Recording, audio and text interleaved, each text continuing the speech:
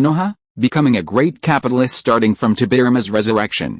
Hello again, dear adventurers of the multiverse. Thanks for joining us once more on this epic journey. Remember, this story is pure science fiction from our wild imagination, so don't go trying to summon dragons in your backyard. The rights of this amazing novel belong entirely to its original author, we are only the narrators. Do you want more adventures? Show some love to our YouTube channel with a subscription and a like, and if you want exclusive content, our Patreon is waiting for you with open arms. Chapter 151 Uchiha Kusunoki, Mass Production of Otsutsuki Plan. Uchiha Kusunoki easily persuaded a noblewoman named Uzumaki Mito to serve as his accomplice within the Senju clan. He intended to raid Momomo Senju's laboratory in a single, unobtrusive move, without the involvement of a traitor. Even with Uchiha Kusunoki leading the team, it would have been nearly impossible. The Senju, after all, were a powerful clan rivaling the Uchiha clan. On a dark, windy night, Uchiha Kusunoki personally led the Anbu team to the outskirts of the Senju clan's territory. Carefully observing the surroundings, he discovered that the guards, supposedly present, had been dispatched by Uzumaki Mito. Having a traitor is a good thing. Then, the Harriers, in unison, entered the Senju compound, their path to the laboratory unimpeded. Hands up, FBI rounds, Uchiha Kusunoki rushed into the lab, and the Anbu around him quickly dispersed, taking over the situation. The few remaining guards in the lab lost their nerve the moment they saw Uchiha Kusunoki. They were Konoha ninjas, and the consequence for attacking the Hokage was execution as traitors. This was a serious matter, the truth had been revealed. The faces of the Senju clan members present were utterly devastated. No one had expected the Hokage to raid the Senju lab, the heartland of the Senju clan. Even the Hokage of Konoha couldn't enter without the Senju clan's permission, so how could he sneak in so quietly now? Were all the guards on duty dead? Uchiha Kusunoki looked around the lab. This lab had cost a fortune. How much money had Momomo Senju made from his cooking the books for the Senju clan to fund this? It truly reminiscent of the old Tobirama Senju. Senju Tobirama took a kickback, and the cost was billions. For the first 20 years of Konoha's financial power, Senju Tobirama was in charge. God knows how much he embezzled. Tonight's raid was a complete success, and Uzumaki Mito played a major role. Send someone to fetch Uzumaki Mito and Senju Momono. Uchiha Kusunoki commanded the Anbu members nearby. He had complete control of the laboratory.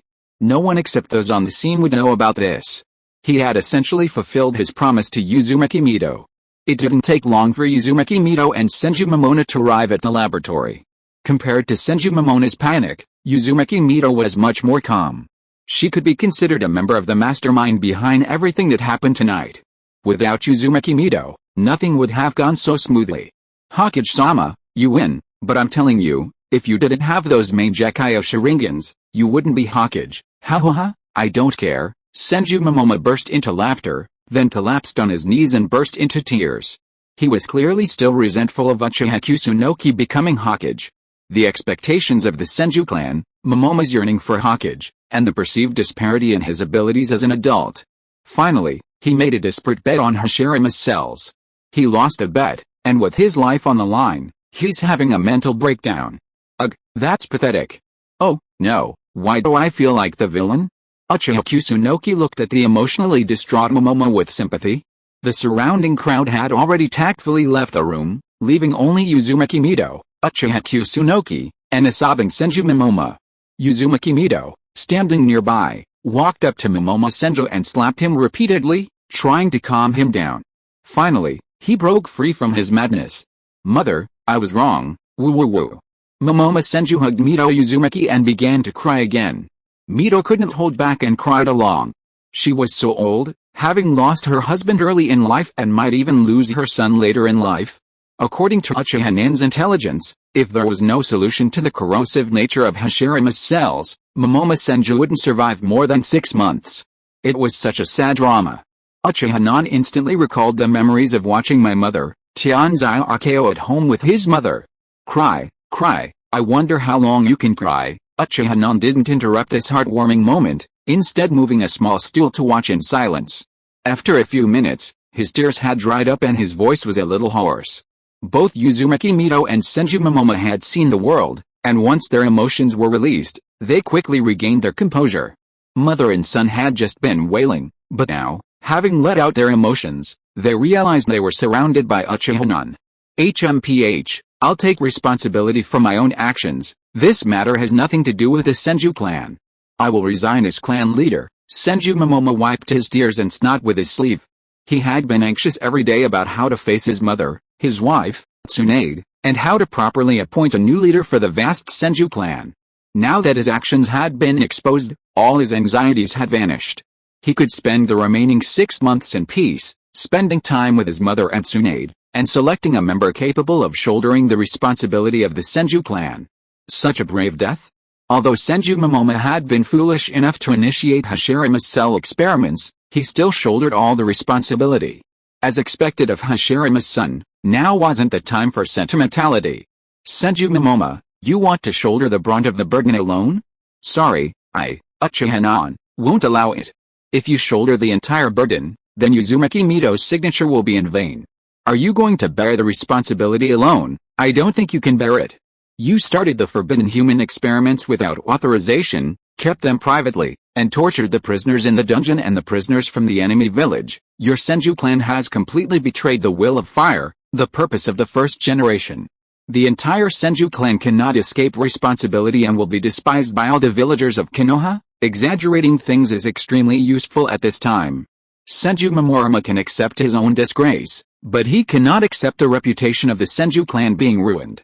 If the matter of Hashirama's cells is further investigated, it will only involve his second uncle Senju Tobirama.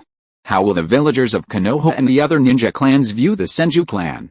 Coupled with Uchiha-nan's deliberate manipulation, the Senju clan will definitely die socially, and they can't even raise their heads in Konoha village. Okay, Uchiha-nan, you promised me to protect Momoyama and the reputation of the entire Senju clan. And you promised me that you would cure Momoma's sequelae. Uzumaki Mito interrupted Uchiha-nan's continuous spellcasting. Uchiha-nan was obviously threatening Senju Momomo, using the reputation and interests of the entire Senju clan to threaten him, forcing Momomo to submit to Uchiha-nan. This method was really despicable. Uzumaki Mito had no doubt that if Senju Momomo continued to be stubborn, Uchiha-nan would really do as he said and completely ruin the reputation of the Senju clan. It really fits his stereotype of Uchiha-nan. No integrity, no morals, only thinking about interests. I almost forgot that Uchiha-nan was also a lustful person. I only promised to let Konoha fully study Hashirama's cells, but I didn't guarantee that I would cure him. But don't worry, I will at least let him live a little longer, and he won't die in half a year. After Uchiha-nan finished speaking, he took out a syringe, walked quickly to Senju Momomo, and stabbed Senju Momoma's arm. Senju Momomo was caught off guard and had no time to dodge. He watched helplessly as a tube of green solution was injected into his body. What the hell is this stuff? It's quite comfortable. The potion took effect quickly, and Senju Momomo could clearly feel the pain in his arm subsided. In the past few days until now, the bandaged arm has tortured Senju Momomo every moment. The feeling is like being stabbed by hundreds of needles. The lasting torture kept him awake at night, and he had to take specific potions to stop the pain. To deal with the first generation's wood release, and even the first generation's body, no one knows better than Uchiha Madara-sama. He left some interesting methods in the clan, just like Senju Tobirama. He left many ninjutsu for your Senju clan against the Uchiha clan. Uchiha-nan said in a mysterious manner. The medicine in his hand was made by himself, Senju Tobirama, overnight. It can quickly relieve the corrosiveness of Hashirama's cells. Senju Momomo had no doubts and used Senju Tobirama as an example. This was too appropriate. Senju Tobirama could leave behind ninjutsu to restrain the Uchiha clan, and Uchiha Madara could also leave behind means against the Shodaime. Uchiha Madara had been fighting against the Shodaime's wood release all his life. Uzumaki Mito showed joy at the corners of his eyebrows. It was good that Uchiha-nan did not lie to him. Although his character was despicable, his strength was worthy of recognition in all aspects. His son is saved. What's the price? What agreement did mother reach with you? There is no free lunch in this world. Uchiha-nan can help me cover up Hashirama's cells and save my life. Senju Momomo doesn't believe that Uchiha-nan is so kind that he doesn't have to pay any price. Uzumaki Mito and I signed an agreement that the Senju clan and the Uchiha clan share honor and disgrace. Uchiha-nan threw a copy of the agreement to Senju Momoyama. This agreement involved all aspects of the Senju clan and the Uchiha clan, such as the most critical family business, which was an important source of finance for the family. One of the clauses was to arrange intermarriage between the two clans. When children from the two clans got married, the first and second children of the family that gave more gifts or dowries would take that family's surname. If you have money, you can show it off. Uchiha Non had forcibly tied the future of the Uchiha clan and the Senju clan together. Whichever clan was stronger, richer, and more powerful could gain the upper hand and slowly eat away at the other. It was actually quite fair, survival of the fittest. It was just that the Uchiha clan had an absolute advantage now. Everyone in Konoha knew that the Uchiha clan had made a fortune in business, and Uchiha Non was still Hokage, so needless to say he was powerful. It was unknown how long he would be in power in the future. If nothing unexpected happened, Uchiha Non would work until he died. After all, the previous two Hokage worked until they died. No one stipulated at what age a Hokage should retire. After reading the agreement, Momoma Senju's eyes blazed, and he angrily tore it into pieces. What kind of a shitty agreement is this? Is it about competing for wealth? The Senju clan was even playing that game. Mother, how could you sign such an agreement? Momoma Senju turned to look at Mito Uzumaki, completely confused as to why his mother would betray the Senju clan. Everything that had happened tonight, how Uchiha Non had been able to break into the Senju clan so easily and find his own laboratory. If Uchiha Non said it wasn't Mito Uzumaki's help, he wouldn't believe Momoma Senju, even if he beat him to death. Because I wanted to save your life. I already lost my husband, do you want me to lose my son too? Such a simple reason left Momoma Senju speechless. Anyone in the Senju clan could blame Mito Uzumaki, but not him. Why are you so opposed to this agreement? It involves a lot of cooperation between the Senju and Uchiha clans, which is beneficial to both clans. The two clans will intermarry, and the children of the Senju clan and the Uchiha clan will become one family. This is one of the original intentions of the first generation to establish Konoha. The fighting of the past 1,000 years can be ended in our generation and will completely become a thing of the past in the future. I don't think this agreement will make the relationship between the two clans worse, nor will it make the Uchiha and Senju clans become weak. It will only make them join forces and become the most powerful existence in the ninja world. Uchiha Non skillfully painted a big picture. All of this was indeed not made up by Uchiha Non. This agreement made the Senju clan and the Uchiha clan become one family. Where would the loss come from? In the future, Konoha might even have an Otsutsuki clan, which would be extremely powerful. Senju Momoma admitted that what Uchiha Non said was very beautiful, but when he thought that all of this was dominated by the Uchiha clan, he felt as uncomfortable as eating a piece of dog shit. Momoma, you don't think that if you don't sign this agreement, none of this will happen? The fusion of the bloodline ninja clans is a trend. Whether it's the Uchiha clan, the Senju clan, the Hyuga clan, or the Uzumaki clan, I will definitely work on promoting this matter. Whether you agree or not, I don't really care, because I am Hokage. I will become a greater Hokage than the first Hokage. I will use 30 or 40 years to make this happen. Now almost all the children of the ninja clan have been sent to ninja schools by me. I don't believe that 30 or 40 years of education can't do this. Uchiha Non clenched his fists and vowed to make this happen. Senju paired with Hyuga, Senju paired with Uchiha, Uchiha paired with Hyuga. Both are of the Otsutsuki bloodline, and when mixed together, they will definitely give birth to children with special bloodline powers. It is a waste of the Senju clan's bloodline to let the Senju clan intermarry with civilians like the first generation did. This is a world that pays attention to bloodline flow, and only by combining the strong can powerful descendants be born. Senju Momoma's face was clearly filled with surprise. Astonished by Uchiha Kusunoki's ambition. It wasn't just the Senju clan, but even the Hyuga and Uzumaki clans. Uchiha Kusunoki had his eye on it. Only children born from the union of powerful bloodline families can possess even more powerful bloodline limits. Besides, you're not at a disadvantage with this agreement. If you don't sign, not only will your life be in jeopardy, but the Senju clan's reputation will plummet, and Konoha will spurn you, and you don't think that after you die, the new head of the Senju clan you choose will be able to stop me, do you? Uchiha Kusunoki said, and Senju Momoma fell silent. The Anbu members waited outside for a long time, only to see Uchiha Kusunoki emerge from the laboratory first. He held a copy of the agreement, with Senju Momoma's name added to the signature. Chapter 152, There are only 3 things to do when you come to the land of grass: fairness, and it must be fair. It was a simple evening. Uchiha Kusunoki took control of Momomo Senju's laboratory. All the expensively purchased lab equipment was confiscated, each one dragged away by Anbu members. Momomo glanced at the lab with a wistful look before leaving. It wasn't that he was still thinking about the Hashirama cell experiments.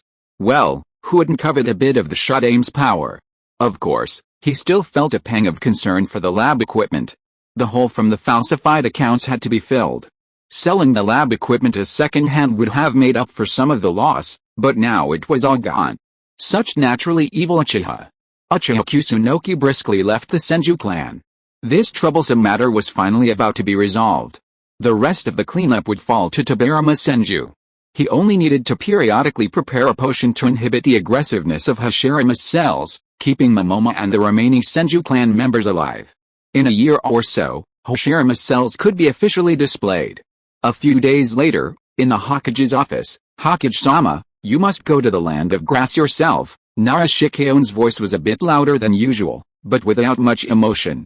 Uchiha Kusunoki had always played by the rules. Since becoming Hokage, he'd done things few normal ninjas could imagine, yet the results were surprisingly good. Narashikeon had no power over what Uchiha Kusunoki decided. Perhaps the Hokage was secretly plotting something he couldn't reveal just yet. Of course, it wasn't as complicated as Narashikeon imagined. Uchiha Kusunoki had simply been exhausted lately. He'd been working on Sage Mode to prepare for Uchiha Madara's arrival, dealing with the unbalanced Tobirama Senju, cleaning up after Momomo Senju, and dealing with the daily grind of paperwork. He really needed a place to unwind. That's right. The land of grass is surrounded by the land of fire, the land of earth, and the land of rain. External forces are formidable, and internal chaos is rife. Spies are swarming here, intent on completely turning the land of grass into Konoha's backyard. It's up to me, the Hokage, to personally intervene. However, as the Hokage, going on a spontaneous trip wouldn't be a problem if someone went behind his back and slipped away under the pretext of a business trip. Hokage-sama, I'll compile some intelligence on the land of grass. I'll also be accompanying you. Narashikato thoughtfully prepared everything for Uchiha Kusunoki. Soon, a splendid formation appeared on the training grounds, Uchiha Kusunoki's Hokage Guard. Remember our goal in the land of grass, 2 words, fair, fair, damn fair, let's go. Uchiha Kusunoki and his Hokage Guards raced for hundreds of miles. Each ninja in the guards was a superhero, consuming only a few ration pails per 100 kilometers. They were truly excellent delivery horses. Unfortunately, there are many good horses, but there are few good trainers. The food delivery business hasn't yet reached its peak. A few days later, Uchiha Kusunoki entered the land of grass. All he saw was grass. Yet, the land here wasn't barren, it could be considered fertile. Otherwise, bananas wouldn't be grown on such a large scale. But land that should have been used for crops was now barren, overgrown with weeds. Land of grass truly lived up to its name. In these chaotic times, even the simple thought of being a farmer proved impossible. The internal situation in the land of grass is difficult to describe. People tend to bully the weak and fear the strong. The land of fire is under the protection of Konoha, and the ragtag ninjas, Ronin, and others dare not stir up trouble. Some ninja who struggled in the land of fire found their way to the land of grass. Of course, there are also the land of earth, the land of rain, and the land of wind. The wandering ninjas, the rebel ninjas, and the bandits are practically mass-produced during the war. People always have to struggle to survive. If you've made a big mistake locally and can't make it, then just find your way. There's always a place to go, like the land of grass. Uchiha Non opened a map, which showed the locations of pro-Konoha forces. The grass village was now fragmented, a Schrödinger's equation. The grass ninja, caught in the act of looting, burning, and pillaging, had consciously relinquished the head emblem. With the funding allocated by the benevolent rulers, the grass ninja quickly gained the head emblem, focusing on living freely. Speaking of head emblems, it wouldn't be too difficult to make one. It was hard to tell who the real Kusunin was, truly, who was. Of course, the rulers didn't care, they had the money to hire ninjas to protect their property. The lower-class slaves didn't care either, because they didn't have the money to hire ninjas. Uchiha Kusu didn't care either, the real Kusunin were the obedient and useful ones.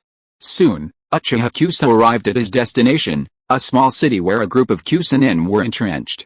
Before he even entered the city, he saw the market outside. It was actually a black market. The insects were known for their unscrupulousness. Merchants who were being ripped off by excessive taxes would rather flee to the outer city and be exploited by the mafia than stay inside. After a month of business, he opened his ledger and found that his earnings weren't enough to cover his taxes. He was constantly making up excuses to make money, but what kind of business was that? The mafia outside the city had a conscience and knew to collect only once a month or twice a month. The black society has a conscience, but they have to pay a share of protection fees to the masters in the city. Their subordinates need to eat, and they also have to show respect to the ninja uncles. Whatever falls into their hands is just a bunch of money. They mainly deal in usury, gambling, and the ninja world is vast and rich. There are even some drugs that can make people feel high after taking them. This business is very profitable. A set of combined punches from the black society can make a living. Uchiha entered the city. The black market is worthy of being a black market. Everything seems so elegant and easygoing. Petty theft is considered conscientious. Debt collectors force creditors to sell their children to pay off their debts. People are stabbed to death in the street, and blood is splattered all over the ground. In less than 5 minutes, someone comes to clean up the mess. The people on the black market have no expressions. They are used to all this. Even the sudden murder of someone close to them is indifferent. Uchiha watched all this with a look of pity. The world outside Konoha was still so cruel. Coming to this world, he had to do something. He was a little sentimental, after all. He was still a kind person. As the group shuttled through the black market, a sudden commotion erupted from the front, followed by a burst of flames. I came here to eat because I think highly of you, and you want money. I'm going to burn your shop down, using fire style. Another little scoundrel. Kill people, quickly notify Kusagaki or Sama. Evacuate this crowd. The clamor filled the air, and the black society's underlings quickly and skillfully formed groups to evacuate the crowd. This kind of thing happened every once in a while. Although Kusagaki or Sama was watching over this place, the wandering ninjas were like leaks. No matter how hard you tried, new ones would always pop up. Who's causing trouble in my place? Otabeo, it's you again. I'm telling you, even if you're a Kusunin, this is too much. Then come on, brothers, shoulder to shoulder. Catch him. Oh my god, it's an internal conflict in Kusunin village. Uchiha gave his men a look, signaling them to follow. Otabeo was quite powerful, having mastered several powerful ninjutsu with great proficiency, a true master of some special skills. Faced with a swarm of Kusunins, he fled and retreated, fleeing to an unknown forest. Humph, Otabeo, run, I'll see how you can run. The leading Kusunin, panting, smirked at the exhausted Otabeo, and approached him with a smirk. I run, you bunch of idiots, you've been ambushed, you are colluding with the Hidden Rock Village and the Hidden Leaf Village, you are all heretics, a group of big ninja villages with bad intentions, all wanting to take advantage of the land of grass. The big ninja villages with wolfish ambitions are not worthy of the trust of the land of grass. I want to unify the land of grass. The land of grass can't go on like this. Otabeo looked proud, and suddenly dozens of ninjas rushed out from the woods behind him, surrounding the land of grass who was chasing Otabeo. You said you would surrender or not. Otabeo tried to persuade the land of grass in front of him to surrender. The land of grass's manpower could not be consumed so casually. Otabeo, I'll fuck your ancestors. Brothers, charge separately. A big war is about to break out. Uchiha hid in the distance and watched everything. Although Otabeo's character was not very good, he used ninjutsu in the crowd and severely bullied Konoha, but Uchiha admired Otabeo very much. He had great ambitions to unify the grass village and revive the grass country. He could try to recruit him as a lackey. But Otabeo needed a little bit of realistic education. The grass country is sandwiched between so many powerful countries. There is no powerful ninja village in the country. There is no way out except to be a fence sitter and become a lackey of a big country. Go! Uchiha waved his hand, and the Hokage guards behind him rushed up all at once. Otabeo was a little special guy, but it was only limited to the grass country. In Konoha, he could barely be rated as a special ninja. The younger brothers under him were even more trash. With just a glance, Otabeo and his younger brothers were defeated. Tell me where the money is hidden. If you can't tell me before the alarm rings, your head will be chopped off. Otabeo's brain hasn't reacted yet. He had clearly taken the advantage just now, but a group of bandits suddenly appeared out of nowhere and robbed him. It's time to cry. Faced with a crisis of life and death, Otabeo reluctantly confessed the information. Although the process was a little dishonest, with a Sharingan illusion, all secrets could not be hidden. Otabeo, the 1250th registered ninja of Kusagakure village, studied in a private school for 2 years, knew a few words, participated in the First Ninja World War, and served as a vassal army in the troops of Konoha, Iwagakure, and Sand Village. After plagiarizing a few ninjutsu and becoming stronger, he had a group of younger brothers under him and formed a force. Later, he changed his career and became an intelligence dealer, specializing in providing false, intelligence to be verified to Konoha and Iwagakure. The resume is quite impressive. Kusagakure village is now divided into pieces. When they gather together, they are a pile of shit, and when they scatter, they are scattered all over the country of grass. They have different propositions. Some want to defect to Konoha, some want to defect to Iwagakure village, some want to defect to Rain village, and some advocate killing all these heretics and forming a new Kusagakure village. Sir, are these people going to be dealt with? A member of the guard team walked up to Uchiha and asked for his opinion. It was a crime to oppose Konoha, and it would be better to be humiliated. No, the grass country must have grass ninjas after all. Konoha directly interfered in the internal affairs of the grass country. If this matter were to spread out, the impact would be very bad. The daimyo of the grass country and a group of grass ninjas are doing evil things in the grass country, making the people of the grass country miserable. Konoha came to the grass country to restore order at the strong invitation of the people of the grass country and the grass ninjas who have come to their senses. Uchiha expressed his plan. Otabeo on the side was angry and dared not speak. This Konoha ninja was really shameless. Comrade Otabeo, are you willing to come to your senses and invite Konoha to wipe out the rebellion in the entire grass country, rebuild a new grass ninja village, and then make the grass ninja village prosperous and strong? I don't want to.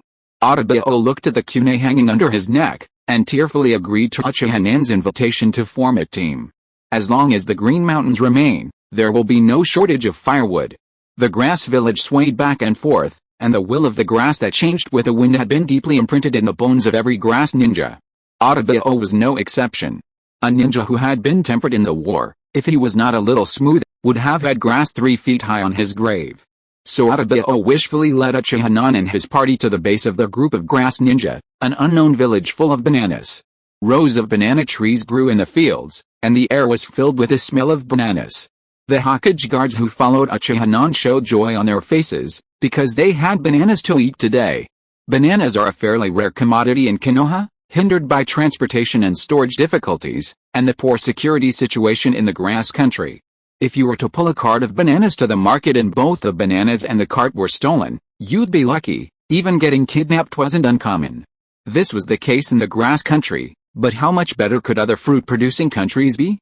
The price of fruit at its source and at its destination would have made even Uchiha, in his previous life in the rabbit country, shake his head. Let alone in the Naruto world, where even luxury foods like fruit are ridiculously expensive, the average person might go through most of their lives without even eating a banana. This reminds me of my dad, who only saw oranges in college.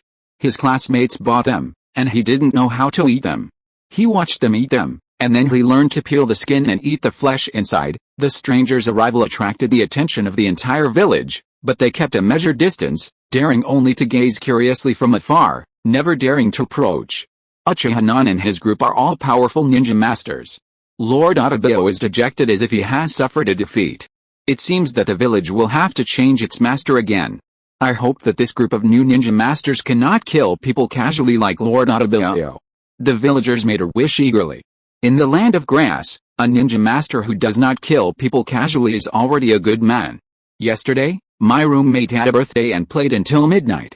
Chapter 153, Bao has been wandering for half his life without meeting a wise master, so he is willing to take Lord Hokage as his godfather. Ninja-sama, our small village doesn't have any precious food, only these bananas. Please don't disdain them. At lunchtime, a gaunt old man, a fawning smile on his face, wrinkled by years of hard work, carefully offered the bananas, his eyes fixed on Otabeo, who had been tied up like a caterpillar. Otabeo was dishonest, leading Uchiha to a room in the base.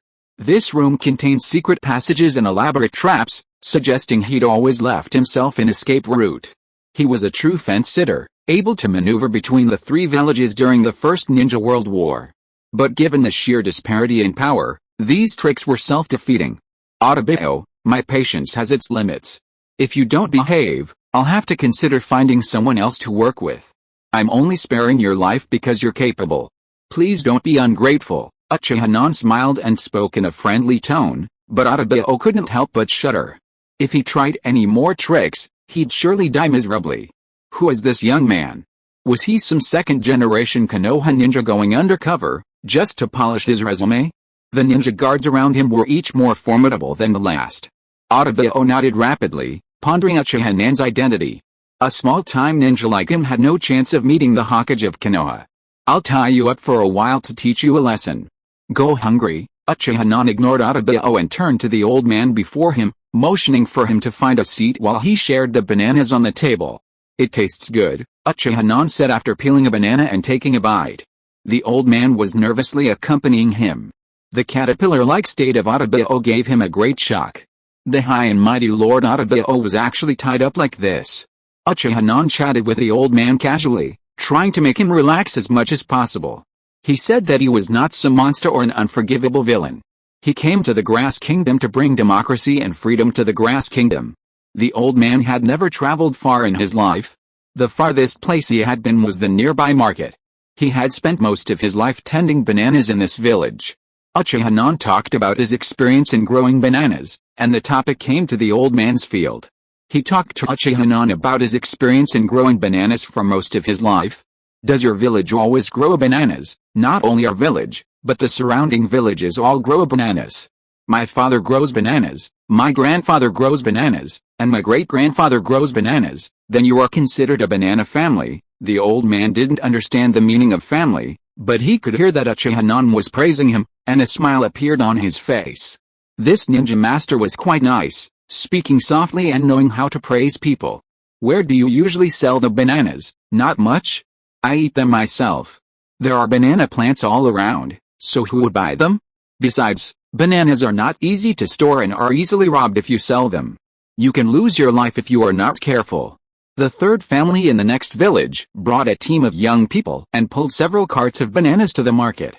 In the end, only a few people escaped back. The old man was full of sighs as he spoke. It was not easy to survive. He didn't expect to make a fortune by selling bananas in this lifetime. Have you ever considered selling bananas to the land of fire or the land of earth, Ninja-sama? You're joking. How could that be possible? The old man shook his head, baffled by Uchiha Kusunoki's words. The land of grass was already vast to the old man. Selling bananas to other countries beyond its borders was simply too far-fetched. That day will come, Uchiha Kusunoki promised the old man. After a brief exchange, the old man walked out the door. After so much exposure to the elements, Uchiha Kusunoki planned to stay in this village for a few days to recuperate and plan his upcoming trip. The grass ninja villages were scattered throughout the land of grass, and Uchiha Kusunoki planned to conquer them one by one. It would simply take more time. The most important thing was to establish a trade system for the land of grass. Since the land of grass was suitable for growing bananas, then why not plant them everywhere? Whether it was new factories, livestock farming, or anything else, these industries were all heretical. A massive market, stable sales channels, and convenient transportation. Uchiha Kusunoki locked himself in his room and wrote down the key words on a piece of paper. These combined would revitalize the grass country. Konoha alone wouldn't be able to do it. This was the grass country, with a massive population and vast territory. Konoha couldn't possibly handle so many bananas. It seemed they needed to bring in more people, the fire country, the earth country, the wind country, the hidden rock village, the hidden sand village. They all needed to get involved. Good things had to be done together. It was difficult to accomplish something, but it was all too easy to ruin it. Rather than guarding against these major ninja villages causing trouble, they could bring them along. With the support of the three giants of the ninja world, the rest of the smaller ones wouldn't be a concern. Konoha's influence could also be radiated to the national level through this opportunity. Until now, Konoha's industrial products still needed connections with a daimyo to secure sales channels and the opportunity to export abroad. The daimyo's reputation was far more valuable to the ninja world than Konoha's. The insects, with years of experience in various industries, possessed a strong foundation. Konoha was committed to transformation, aiming for economic independence, perhaps even dominance over the entire Fire Nation economy, and ultimately, the entire ninja world. Combining military power and economics would naturally facilitate the rest of the transition. Relying solely on one pillar would inevitably lead to stumbling. There was still time, no rush. Uchiha Kusunoki scribbled on a piece of paper, and a brand new contract emerged. Konoha United Fruit Products, a company that would dominate the Grass Nation for many years. Invading the Grass Nation by force was a weak strategy. Not only would Konoha gain a negative reputation, it might even spark unnecessary war. A company that harmed no one and profited together with everyone seemed less intimidating. However, the decision-making power for this company must belong to Konoha, and this required the support of the Kusagakure village. Konoha and Kusagakure both worked together to establish the company, leaving no room for gossip. Uchiha Nan gazed at his masterpiece, smiled, and slept soundly. The next day, Nan brought a contract to Atabeo, who was still enjoying his tortoise-shell bondage. He had forgotten to untie him before bed the previous night. Now Atabeo was wriggling on the ground like a caterpillar, exhausted, cold, and hungry. Atabeo, your luck has arrived. I wonder if you want to be a hero. No, freed. Atabeo flexed his wrists, then shook his head repeatedly in response to Nan's question.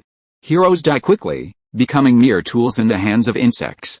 Okay, another question. Do you want endless wealth, supreme power, and beautiful women? Nan felt he should discuss practical matters with this rough-around-the-edges man. Noble sentiments couldn't fill a stomach. Atabeo nodded repeatedly. He'd fought so hard in the land of grass for just this. As for rebuilding the Kusagakure village and strengthening it, everything he did needed a compelling reason. Excellent, now you have the chance to change your destiny. Do you want to seize it? Uchiha Nan pulled out a contract and handed it to Atabeo. Atabeo carefully read it over. I don't understand. Even though Atabeo was already a minor leader in the Kusagakure village, he couldn't understand the complex contract Uchiha Nan had written.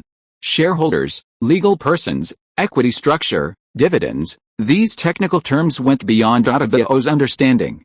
He was semi-illiterate. His only advantage over his peers was that he'd attended private school for 2 more years and hadn't been sent to the battlefield as cannon fodder too early. Don't understand. Excellent. That's good. No problem, just sign it. Of course, Atabeo wouldn't sign so easily, until Uchiha Nan revealed his identity, Konoha's third Hokage. Atabeo cursed the great ninja village, but if the great ninja village's higher-ups truly took a liking to him and wanted to train him, to make him a traitor in the Kusagakure village, Atabeo would have undoubtedly pledged his loyalty. Unfortunately, with his humble origins, he hadn't found a single financial sponsor before meeting Uchiha Nan. He'd be damned. He wasn't that bad, after all. Why hadn't any sponsors been willing to support him? He hadn't heard the saying, kill and burn, and receive amnesty, but he understood the principle. He had to rally a group of followers and gain recognition before a sponsor would invest in him. I pledge my loyalty to the Hokage. Atabeo surrendered with remarkable speed. After a lifetime of wandering without a true leader, he pledged his loyalty to Uchiha Nan. Uchiha Nan rejected the unbearable fellow. His previous defiance was obviously a facade, but that didn't matter anymore. An obedient Kusagakure was a true Kusagakure. Atabeo quickly signed the contract and humbly asked Uchiha Nan for his opinion. Uchiha Nan was naturally generous with his advice. This contract was a win-win cooperation. Even the people of the grass country would make a lot of money. Well, at least for the next few years, maybe the dividends would last for more than 10 years. Uchiha Nan couldn't guarantee the long-term benefits. Uchiha Nan drew a blueprint for Atabeo to sell bananas from the land of grass to all parts of the ninja world. The land of grass is fertile, and the bananas grown there have a unique flavor. There are also a large number of farmers who are skilled in growing bananas to sweep away the trash and rebellious ninjas who are like trash fish in the land of grass. The land of fire, the land of earth, and the land of wind will collectively fund the construction of roads and centrally purchase bananas. To put it simply, it is a company with various shareholders. They are Konoha, the Sand Village, the Iwagakure Village, and you. The people of the land of grass only need to focus on growing bananas that they are good at, and they don't have to worry about the rest. They just have to wait to count money in sacks. Atabeo was confused and only remembered what Uchiha Nan said about counting money in sacks. He was one of the shareholders of the company. Atabeo, who had not read for many years and had never run a country, naturally would not consider how terrible it would be for a country to have only one industrial pillar. But that's all over a decade away. Why think so far ahead? Who knows how much productivity will have increased by then, perhaps even expanding beyond Earth and growing vegetables on the moon. Uchiha believed his future self would find a way to solve the problem. The people of the grassland, suffering right now, wouldn't consider life a decade from now. Perhaps by then, grass will have grown 3 feet high over their graves. The average life expectancy in the grassland these days hasn't even surpassed 30, or even 25. Yesterday's old man looked old, but Uchiha asked, and he was like, hell, he's not even 35, hard work really does age people. Will that work? Tobirama wondered. Bananas were commonplace in his life, and he'd never worked in any related fields. He was a ninja, all about fighting and killing, completing missions for money, and occasionally working as a bandit in a black gang to earn some extra cash. Tobirama, you're a rough-hewn man. You have no idea how expensive transportation, storage, and security are these days. Once these problems are solved, just selling bananas will be incredibly profitable. For the grass country, it's a nearly unlimited market, just wait and see, Uchiha said confidently, and Tobirama nodded repeatedly. Surely Konoha's third Hokage wouldn't deceive a small-time leader from the grass village? He considered himself lucky. The grass country would prosper under his leadership. Thinking this, Tobirama confidently acted as Uchiha's guide, revealing all the grass village strongholds scattered across the grass country. He then offered non-advice, detailing which locations were weakly defended and which were difficult to capture due to their large populations. Uchiha was delighted, declaring that he had been right about Tobirama. He was exactly the talent he was looking for, a man of great understanding. While resting in the small village, Tobirama had been helping Uchiha with his strategy for the grass country. Uchiha also inquired about the Six Paths Noble Phantasm, the Box of Bliss, a legend that had long been circulating in the grass country. Tobirama had heard of it, but couldn't quite put his finger on it. The story of the Box of Bliss had long been circulated in the grass country, with various versions claiming that obtaining it promised world unification, the fulfillment of wishes, endless wealth, and eternal life. It was as omnipotent as Aladdin's lamp. But Uchiha knew that the box contained a powerful monster named Sadara, capable of withstanding the combined fire of Konoha's top fighters, including the Eight Tails and Naruto in Sage Mode. In the final scene, Sadara was only resealed after a plot-destroying incident. Damn it, Uchiha didn't want to face such a monster. Who knew what it would cost to defeat it? This evil weapon of mass destruction must be kept safe by Konoha. Just one more reason to destroy the old grass village. The Ghost Lantern City has not been built at this time, and no one knows where the Box of Paradise is now. Uchiha plans to take the opportunity of clearing out the forces of the grass village to thoroughly plow the grass country and find the Box of Paradise. Chapter 154 The kindness of Konoha's loving father finally spread to the land of grass. In just over a month, with the help of his guide, Tobirama, the Kusanagi within the land of grass were defeated by the guards led by Uchiha Kusunoki.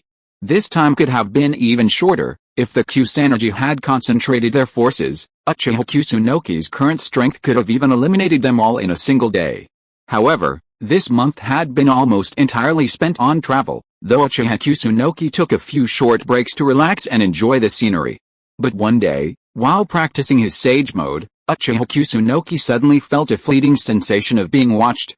A rat was secretly watching him. This was the conclusion Uchiha Kusunoki had drawn after using his custom-made perception jutsu while in Sage Mode. However, the rat was cautious and kept a safe distance. Had Uchiha Kusunoki not known the rat's identity in advance, he would have dismissed it as an illusion. To avoid alerting the enemy, Uchiha Kusunoki pretended not to know. But sooner or later, he would catch the rat. The Kusagakure village was fragmented and scattered across the land of grass, its fighting power scattered and its will weak. The moment its leader fell, the remaining soldiers would surrender instantly. Later, Uchiha Kusunoki discovered that his status was more valuable than his physical prowess. The Hokage's divine robe held immense influence within the ninja world. With a Hokage personally attacking Kusagakure village, there was no need for a fight. This wretch of a Kusagakure village had become such a mess, receiving only a few dollars a year from the higher-ups. Why would they even fight? Uchiha Kusunoki had completely overestimated the small ninja village's fighting power and will. The soldiers were incompetent, the generals were incompetent, and even Otabao was just as bad. The underlings were even more rudimentary than he'd imagined. Perhaps he could take a bigger step. Uchiha Kusunoki, always cautious, discovered that the world's amateur troops were more rudimentary than he'd imagined. The protagonist, performing on stage, simply had to be a normal person, and they'd already won most of the battle. All good things, all good things. The process was smoother than he'd imagined. Uchiha Kusunoki was now somewhat worried. Could these cowards truly put pressure on the Rain Village? Perhaps he should establish a Konoha ninja base in the Land of Grass, specifically to protect it. The cost would have to be funded by the Land of Grass, and the proceeds from their banana sales would more than cover the cost. Of course, this was all a matter of the future. News of Uchiha Kusunoki's Shadow Guard's victory over the Rain Village, which had taken over a month, quickly spread throughout the ninja world. With a powerful gesture, he once again asserted Konoha's might. Everyone assumed the Rain Village, while weak, wasn't that bad, and they hadn't expected it to be defeated so quickly. But that was the reality. The aftermath quickly escalated, and tensions around the Rain Village grew noticeably tense. After all, the Rain Country's location was so prominent, and no one knew what Uchiha Kusunoki would do next. But the tension didn't last long. Konoha and the new Kusa village soon issued a joint statement, declaring it all a misunderstanding. It was Chief Otabao who had invited the third Hokage of Konoha to the Land of Grass to quell the rebellion. It was the third Hokage who had brought peace to the Land of Grass. Meanwhile, word of the Konoha United Fruit Company spread rapidly throughout the Land of Grass. Led by the third Hokage of Konoha and the daimyo of the Land of Fire, they initiated formal negotiations with the rulers of the Land of Grass regarding the Konoha United Fruit Company's plans. The rulers were merely greedy, not seeking death. Konoha's swift and decisive attack on the Kusa village left no one prepared for such a setback. With no time to react, they reluctantly participated in the discussion. Uchiha Kusunoki presented a business plan that analyzed the grass country's banana production, domestic banana prices, and per capita GDP. After special field research, he discovered that the price of bananas sold at ordinary markets in the grass country differed significantly from that in the fire country, earth country, and wind country. The difference was as much as 7 or 8 times, and in some areas of the wind country, it could be over 20 times as much. Cheap bananas could be shipped out of the grass country and sold to neighboring countries, generating huge profits. The market was enormous. Konoha United Fruit would give the Rinjuns shares. Their mission was to ensure that all the land in the grass country was planted with bananas, consolidate human resources, and unify sales channels. At the symposium, the Rinjuns, looking at the PowerPoint presentation presented by Uchiha Kusunoki and the grand blueprint for the future, were like hungry wolves, their eyes gleaming red. This plan sounded promising. Hokage, your plan certainly sounds appealing, but you know, the huge price difference between fruit production and sales is due to the bulk of the costs being concentrated in transportation and storage. Unless these issues are addressed, this plan is nothing short of a pipe dream. Someone with a modicum of common sense raised their concerns, but Uchiha Kusunoki had already figured out a solution. Storage issues could be addressed by building large cold storage facilities at the sales outlets. Air conditioners are already mass-produced in Konoha, and with the rollout of production lines, the cost is no longer as high as it was initially. Konoha United Fruit Company has ample cash flow and can advance the funds, repaying them later when the company becomes profitable. Since these air conditioners are all Konoha produced, they can be sold at cost while also reducing inventory. It's the best of both worlds, and this problem is easily solved. As for transportation safety, Uchiha Kusunoki smiled cruelly. It's no secret that Konoha loves peace and wishes to bring peace and prosperity to the Land of Grass. However, peace presupposes a stable social environment. I detest those active in society who loot and pillage. Whether they're bandits, wandering ninja, or even rebels, they should all be wiped out. Within 2 months, I want them all dead. I want to see rivers of blood. At Uchiha Nan's command, the grass ninja, clad in their new, uniformed uniforms, frantically swept through the Land of Grass to eliminate the scourge of society. With the financial backing of Konoha United Fruit, they were fully equipped with equipment and logistical support. Their morale was high, their fighting power at peak performance, completely belying their recent defeat, a month of devastation from Konoha. Like locusts, they harvested the lives of the grass ninjas' troublemakers, earning them a fortune with each head they killed. Their display of fighting prowess stunned the grass ninjas' benevolent rulers, who began to suspect they were traitors intent on deliberately targeting them. We're exposing the Kusagakure village's collusion with Konoha. Even the emperor has his soldiers hungry, they'll sell their lives for whatever money they're paid. Kusagakure are invincible if they were underpaid, and they're invincible if they're fully paid. Before the Fourth Shinobi World War, the fighting power of the Naruto world hadn't collapsed. Money and ninja power were always directly proportional. And Uchiha Kusunoki was always generous to his enemies, so these Kusagakure ninjas caught up, finally enjoying the kindness of Konoha's father. In less than a month, the social environment of the Kusagakure village was completely transformed. The Kusagakure ninjas who entered the Kusagakure village's territory dared not show their faces, fleeing in panic like birds and beasts. Unable to stay in the Kusagakure village, they decided to move on. The only thing that bothered Uchiha Kusunoki was the roads. The Kusagakure village's roads were truly terrible, and this wasn't a short-term project. But this was the Naruto world, and the ninjas were masters of ninjutsu. They had nothing to do anyway, so they had to maximize their ninjutsu skills. After all, they weren't being unpaid. The land of grass could temporarily cope with the situation by building roads with earth escape techniques. If they couldn't build a high-end, upscale cement road, ordinary roads would do, as long as they could run electric scooters. This was another large order, and it would also boost the development of Konoha's power grid. Caravans flew Konoha flags along the roads to and from the Land of Fire. Any blind thief who dared to disrupt Konoha's business in the Land of Fire would be ordered to rape and murder throughout the ninja world. Soon, the reputation of the Konoha United Fruit Company was well known. Bananas fetched high prices in the Land of Fire, bringing down the high price of bananas there a bit. Soon, ordinary people would be able to enjoy delicious and affordable bananas. The Land of Grass got the little money they had been longing for, and banana farmers earned more in a month than they had previously earned in a year.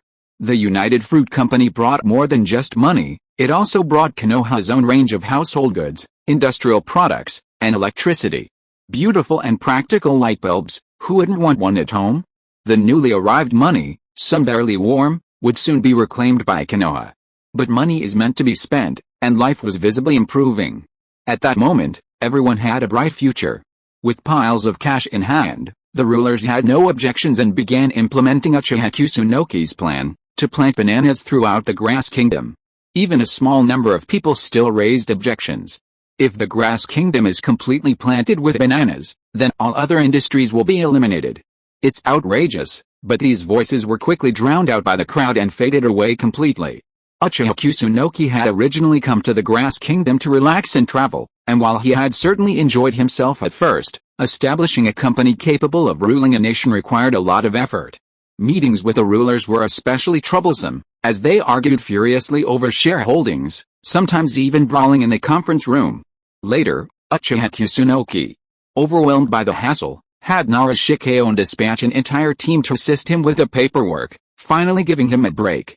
Inoki's desk sat an invitation to Iwagakure, the Land of Earth. It sincerely invited Iwagakure to join Konoha United Fruit Company.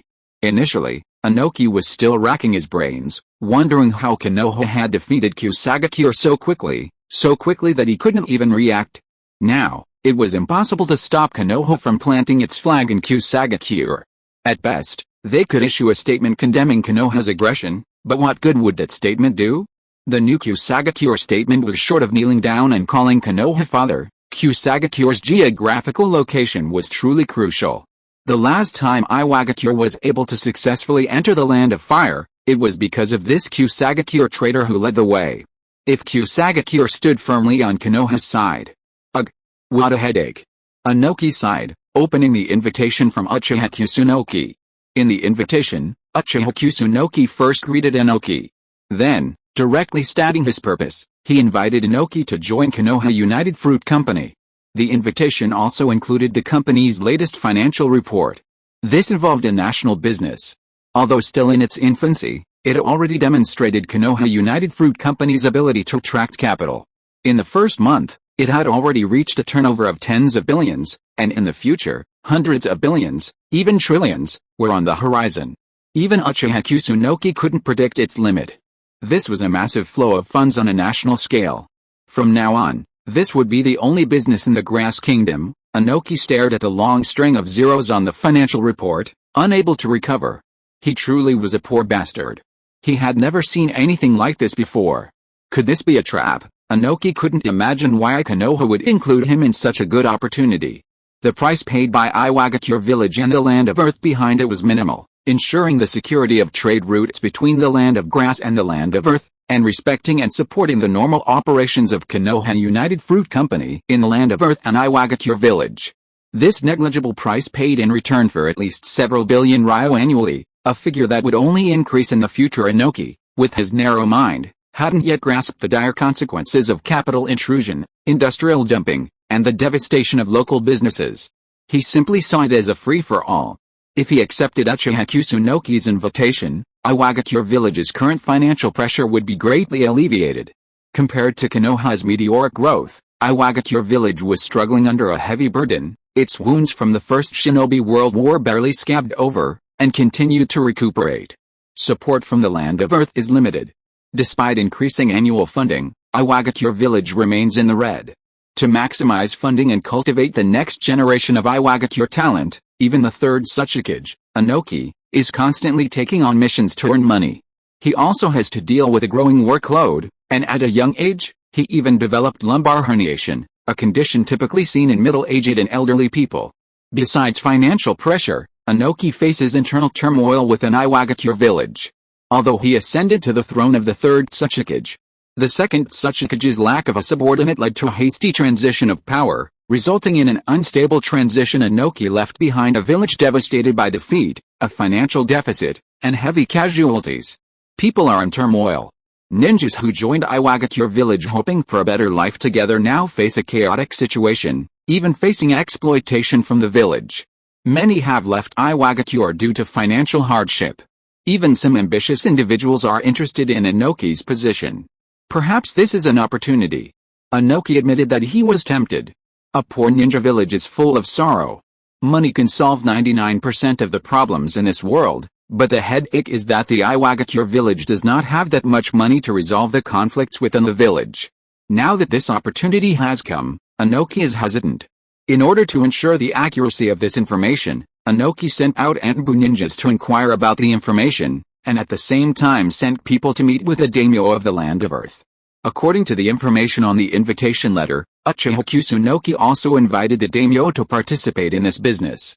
There has always been communication between the daimyo, and perhaps the daimyo of the land of earth has already discussed it with the daimyo of the land of fire. Compared to Inoki's hesitation, the third Kazakage Masa, who received the invitation letter, was simply overjoyed. Konoha is indeed the best ally of the Sand Village, and they always think of themselves when there is something good. Although the Sand Village and the Wind Country were extremely poor, they were still a nation's business. No matter how poor the Wind Country was, it was still one of the 5 great nations. Even a broken ship still had 3,000 nails, so they could always participate in this trade system and get a piece of the pie. The impoverished Sand Village couldn't miss any opportunity to make money. As soon as Masha received the invitation, he rushed to the grass country with his men. Chapter 155, Uchiha Tane broke the seal and wanted to destroy the world, but failed. Uchiha Non had recently been searching for the chest of paradise. Otabao had marked all the suspected burial sites within the land of grass. These areas were rarely visited and extremely secluded. It was said that ninjas from the Warring States period, or even earlier, had used sealing techniques to bury treasures there. For example, dangerous ninjutsu, ferocious beasts, and other dangerous objects were sealed away for future generations instead of being properly destroyed. What a shame. Uchiha Non dispatched a ferocious monster, cursed, and marked a spot on the map before heading to the next burial site. Although he had been traveling all day these days, he decisively chose the former over sitting in the office processing documents. Soon, Uchiha Non arrived at a valley. Why is there the Senju clan crest here? After searching, Uchiha Non found a sealed site. The prominent Senju clan crest caught his eye. A treasure left behind by the Senju clan? Uchiha Non, filled with anticipation, forcibly broke the sealing technique and approached the center of the seal. In the pitch-black environment, a scarlet eye appeared. Fire style, great fire evasion technique, unfair and a surprise attack. A giant fireball erupted, catching Uchiha Non off guard and forcing him to retreat repeatedly. Uchiha Non immediately withdrew from the small sealed area. Fighting here was not a wise choice, as the space was small and the terrain could easily collapse, burying him alive. The thick smoke gradually dissipated, and Uchiha Non was lying in ambush outside the cave. An Uchiha clan member wearing classic Uchiha clothing and with Madara's hairstyle walked out. Uchiha? And a girl? Wait, there's a misunderstanding. I'm Uchiha Non, the current head of the Uchiha clan, and I've come to rescue you. Uchiha Non immediately introduced himself. The Senju clan's sealing technique sealed an Uchiha. It made sense, absolutely perfect. But I'm also an Uchiha, and Uchiha don't fight Uchiha. Go to hell. Uchiha and Senju, both deserve to die. The strange Uchiha girl attacked with ruthlessness, clearly intent on killing him, and continued to curse. The ninja world is too cruel. I will destroy it all. Kill, kill, kill, die Uchiha, and Senju too. I've seen the ninja world clearly. Destroy? Oh no, a world of hatred has been unleashed. Such a classic quote has been revealed, and it would be a shame not to open the main Decay Sharingan. Holy crap, there really is a main Decay Sharingan. Uchiha Non quickly successfully defeated the strange Uchiha girl's second stage. Amazing. The Uchiha girl, her main Decay Sharingan activated, launched a fierce attack on Uchiha Non. Uchiha Non immediately seized an opportunity to enter Sage mode and used the Sage Ice release, Ice Age, restricting the Uchiha girl's position. Miss, can we talk? Uchiha Non responded with a burst of black flames, completely dissolving her ice release. The black flames then formed a massive tornado that hurtled towards her. Amaterasu's flames. I haven't even mastered this level of control. Who is this girl? Uchiha Nan's face lit up with surprise, and she quickly dodged the attack. Everyone had been mocking Amaterasu's inability to burn people, but the fleeing Uchiha Non thought it was all nonsense. He truly couldn't withstand a fire tornado of this magnitude. Uchiha Non tried to recall the plot of Naruto. Shippuden didn't mention this either. Had he started an if game? No. Think about it again. Boruto. Oh, I remember. It's Uchiha Tainan from Ultimate Storm IV. Uchiha Hikaru, your name is Uchiha Hikaru, right? The moment Uchiha Non called out her name, Uchiha Hikaru clearly reacted, but it was useless. A young girl trapped in a dark, narrow space for who knows how long, what a psychological toll that must have taken. Expecting someone to regain their sanity just by calling out a name? Don't dream. Uzumaki Boruto had to first build up his favorability, then take a beating.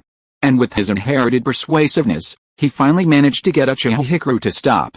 It seemed the Uchiha way of communication was the solution. Uchiha Non no longer held back, attacking with all his might.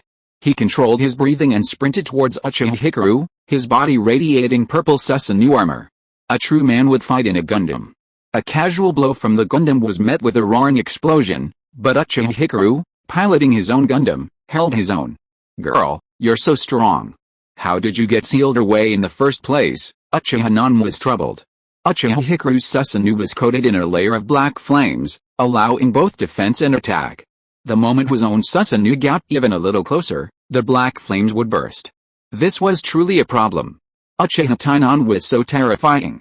But this little girl couldn't hold out for much longer. The drain on Susanoo was more than an ordinary main Decay Sharingan could handle. Although Uchiha Hikaru's main Decay was truly extraordinary, possessing 4 techniques, Senjutsu, melting release Rasen Shuriken, a massive orange-red shuriken condensed in Uchiha Nan's Susanoo and hurled it at Uchiha Hikaru's. Uchiha Hikaru dodged with incredible speed, but the massive explosion still affected him. Charge. Uchiha Non prepared for a war of attrition, using ninjutsu to counter the wave. His endurance was immense. After a fierce battle, the surrounding terrain had completely collapsed. Lava energy flowed across the ground, leaving behind charred earth. Deep craters dozens of meters wide lay scattered across the area, leaving a devastated landscape stretching for miles. Uchiha Non wins. Uchiha Hikaru fought to exhaustion, lying limp on the ground, awaiting death. Having spent his entire life as a weapon, Uchiha Hikaru knew the consequences of defeat would be death. Uchiha Non rubbed his eyes distressedly. Blood still clung to the corners of his eyes, he'd overused them. As an Uchiha, he must protect his eyes, they were already blurry. Is it necessary to fight so hard? Uchiha Non stood before the fallen Uchiha Hikaru, extending his hand, gesturing for him to seize. Please seize the future like Setsuna. Kill me, but Uchiha Hikaru looked resigned to his fate, not even glancing at Uchiha Nan. His tone was filled with relief. Why should I kill you? You were the one who, as soon as you appeared, unleashed such a dangerous fire-style jutsu. How could Uchiha Tainan be killed? This was the power of a Mangekyo. Turn him back, he had to turn him back. Uchiha Nan pulled out 2 bottles of potion. These were healing elixirs that Uchiha Nan had asked Senju Tobirama to make. They contained a certain percentage of Hashirame's cells to quickly restore injuries, chakra, and lost eye power. Hashirame's cells were truly omnipotent. But they were so expensive. Even this small bottle cost 7 figures. But considering the goal of capturing Uchiha Hikaru, money had to be spent wisely. First, he'd take a bottle for himself, then for Uchiha Hikaru. Uchiha Nan uncorked the cork and poured a green oral solution into Uchiha Hikaru's mouth. It's minty and a little sweet. It tastes good, right? Uchiha Nan also specifically requested for flavors. In addition to mint flavor, there is also orange flavor. These 2 flavors have been made so far. Uchiha Nan also wants a watermelon flavor, but Senju Tobirama has already criticized Uchiha Nan's unreasonable request. If Uchiha Nan is not really willing to give the funds, Senju Tobirama will definitely not bow his head to help Uchiha Nan add flavors. Orange flavor is the last time. But Senju Tobirama's temper. Haha, maybe the watermelon flavor has been made now. Delicious. Uchiha Hikaru hadn't tasted sweetness in centuries. The excitement of escaping, the despair of defeat, the fear of the future, his exhausted body somehow began to warm. The sugar in the recovery fluid was rapidly broken down by the body. The midbrain's limbic dopamine system was activated, stimulated to secrete dopamine mixed with an extremely complex mix of emotions. Gradually, an inexplicable feeling emerged. The little Uchiha girl, desperately starved for love, sees her favorability soar at the slightest kindness, perhaps a trait of the Uchiha. But then again, this bottle of recovery fluid is worth 7 figures. Giving a 7-figure gift to any girl in the ninja world would surely boost her favorability. Shiazu didn't like money, but every touching moment cost money. To be loved, you have to spend money. That's the truth. Uchiha Nan saw Uchiha Hikaru's eyes welling up, but he was still trying hard to hold it back. She was about to burst into tears. It's settled, it's settled. This is what that tsundere Uchiha Tainer looks like. So cute. Uchiha Nan helped Uchiha Hikaru up from the ground and began formal negotiations. Many years have passed since the Warring States period. The Uchiha and Senju have reconciled, bid farewell to a 1,000-year-old hatred, and jointly founded the ninja village called Konoha. Your name is Uchiha Hikaru, right? Although I accidentally undid your seal, I have read your story in the family history books. Will you return to Konoha with me and start a new life? Uchiha Nan extended his hand again, sincerely inviting Uchiha Tane to join Konoha's Mangekyo Sharingan. With the ability to use 4 Mangekyo techniques, Uchiha Tane's version was far more advanced than this version of Uchiha could possibly match. Although Uchiha Hikaru hasn't activated his eternal Mangekyo Sharingan, some unidentified Uchiha from the Warring States era must have tinkered with some kind of advanced technology. Not only has he added 2 Mangekyo Sharingan techniques, but his eye power is far greater than Uchiha Nan's, far more powerful.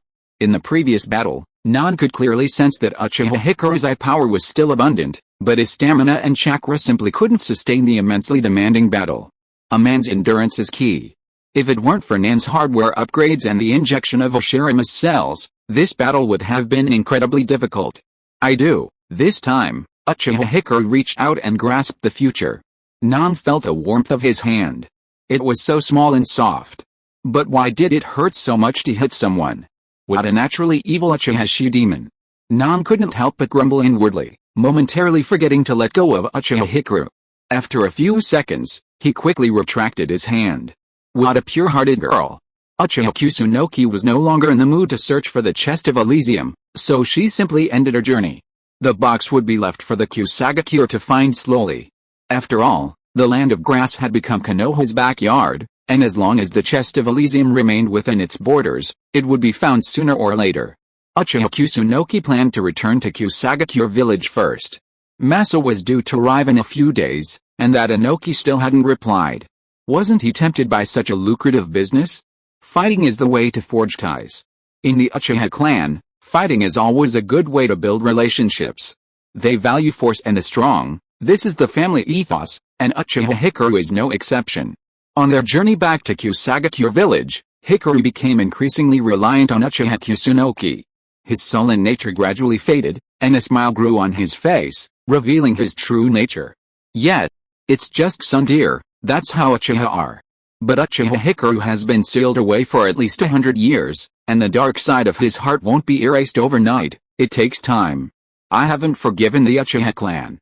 I'm just going back to Konoha with you. This ninja world isn't worth my lingering in. Uchiha-nan was also constantly trying to gain favor.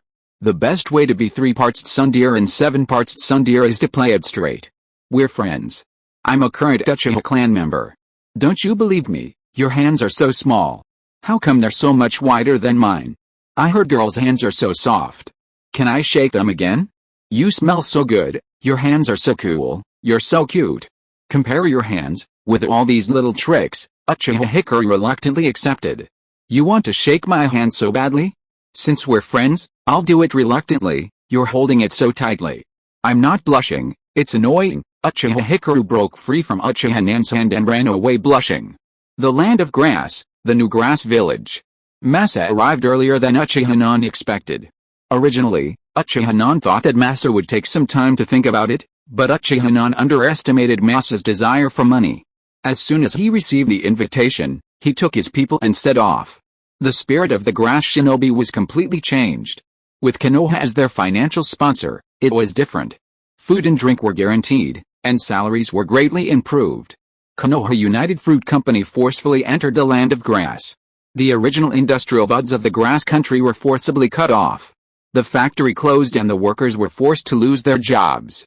Soon, they were organized by the Konoha United Fruit Company and returned to their roots, banana farming.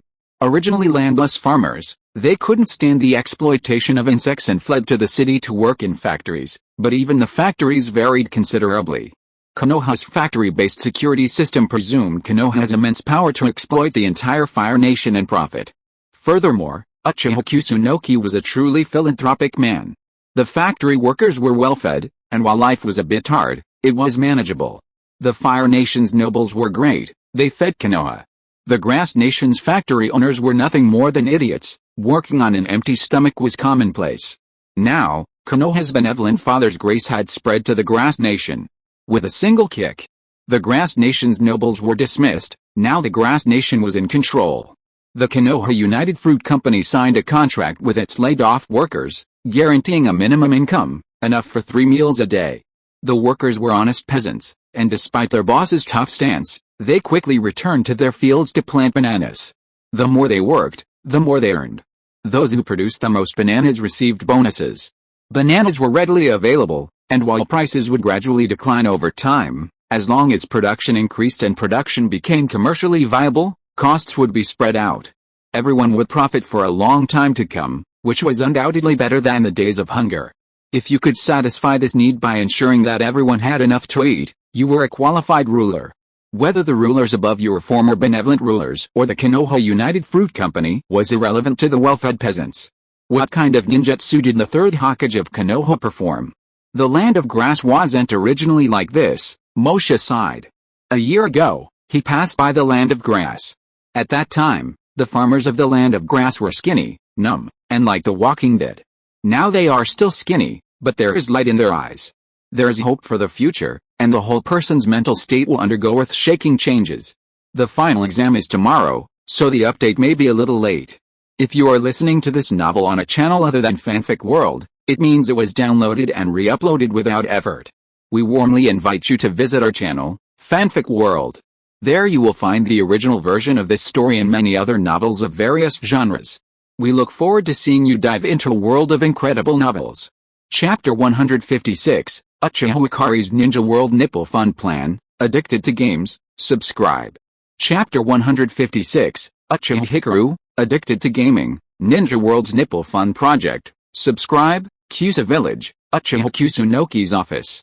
Senjutsu, wood release, Sheen Thousand Hands, super special move, die. Kusunoki's left hand twitched the controller, his right hand continuously clicking buttons, the 3 Magatama in his eyes spinning wildly as he stared intently at the game screen.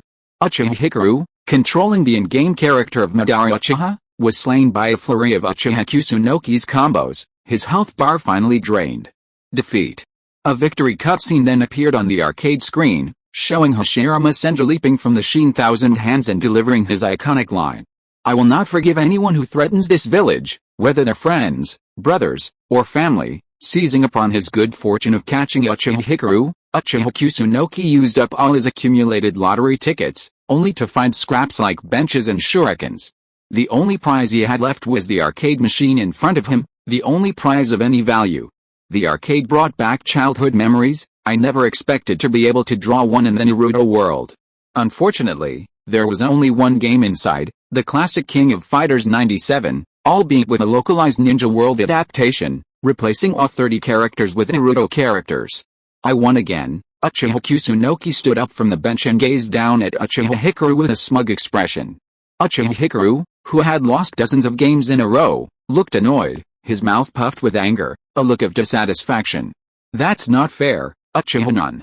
You're so skilled, you must have been playing this game for a long time, while I'm just getting started. Losing to you is normal. Sooner or later, I'll definitely beat you." Uchiha-nan chuckled and raised his hands high. "If you're a noob, practice more. If you can't handle it, don't play. You, just wait. Sooner or later, I'll win. Come again." Uchiha Hikaru was furious at Uchiha-nan's words and vowed to practice his skills diligently and defeat Uchiha-nan. "I'm waiting." In his previous life, Uchiha-nan had been playing arcade games since elementary school. The classic King of Fighters 97 was a must-play game every time. He was known as the King of Fighters bully in the arcade and even won first place in the King of Fighters tournament held there. He had memorized every character's skill combo, the ultimate combo technique, the timing of blocking. His strength was self-evident. Although Uchiha-nan hadn't played this game in a long time, the moment he touched the controller, "I'm back. That familiar feeling is back." Taking on a novice Uchiha Hikaru is more than enough. With no one to teach him, he's been decimated by his own limitations. He hasn't even mastered the combo for Uchiha Madara's ultimate yet. At this stage, Uchiha Hikaru can only defeat him if he's completely outmatched. But that's impossible. Uchiha-nan is a staunch advocate of gender equality. Even if Uchiha Hikaru were a girl, he wouldn't hold back. "Go ahead and practice against the bots first. I need to take a break." Uchiha-nan waved her hand. She'd mostly quit gaming back in college.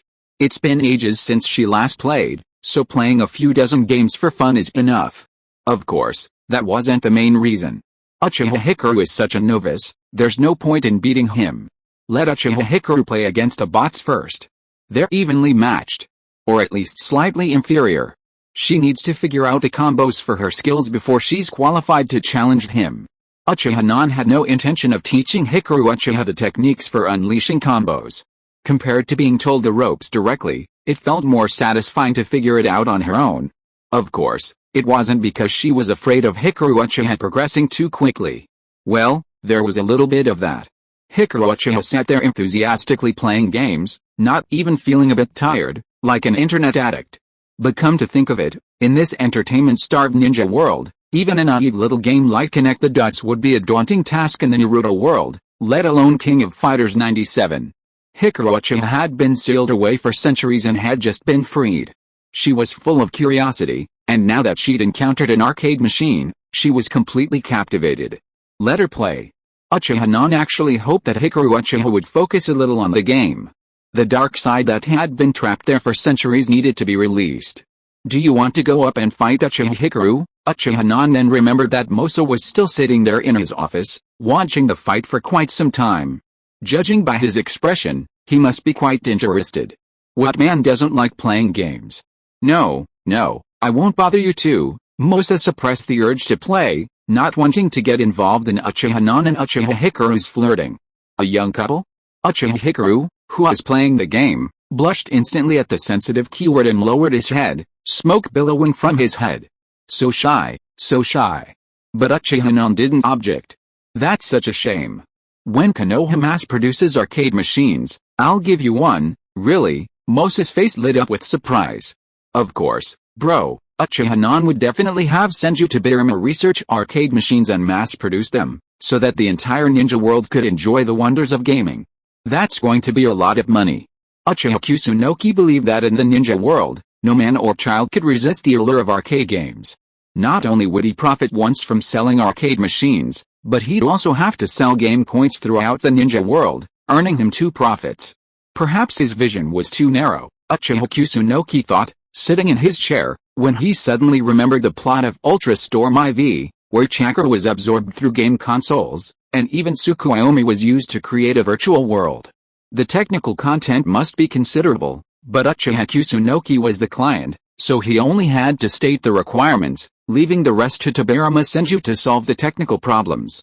However, the technological gap between them was decades, even in the Naruto world, so it would probably take a long time. Would the future ninja world plan a different kind of infinite Tsukuyomi? Uchiha Kusunoki sat there pondering his future plans, while Masa beside him focused on Uchiha Kusunoki's plan for the three kingdoms of fire, wind, and earth.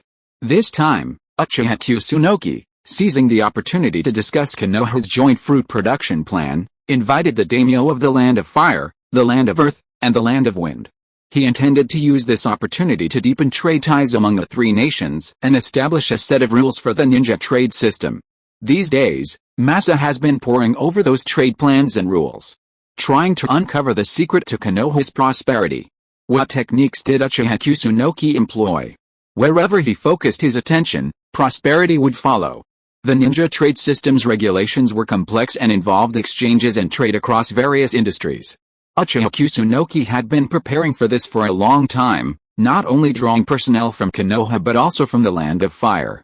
The complex business intelligence, data, personnel, and laws of various countries involved were too much for Konoha to handle alone. The Fire Nation's daimyo had accumulated centuries of legal documents and archives, a treasure trove Konoha lacked. Naturally, the daimyo was reluctant to share them, but after a friendly exchange between them, Uchiha Kusunoki voluntarily handed over all these valuable materials. The Fire Nation would undoubtedly benefit the most from this trade system agreement. As the Fire Nation's daimyo, he would undoubtedly profit handsomely by handing over these valuable archives, making it a good deal. However, the daimyo was displeased with Konoha's growing dominance and repeated overreach.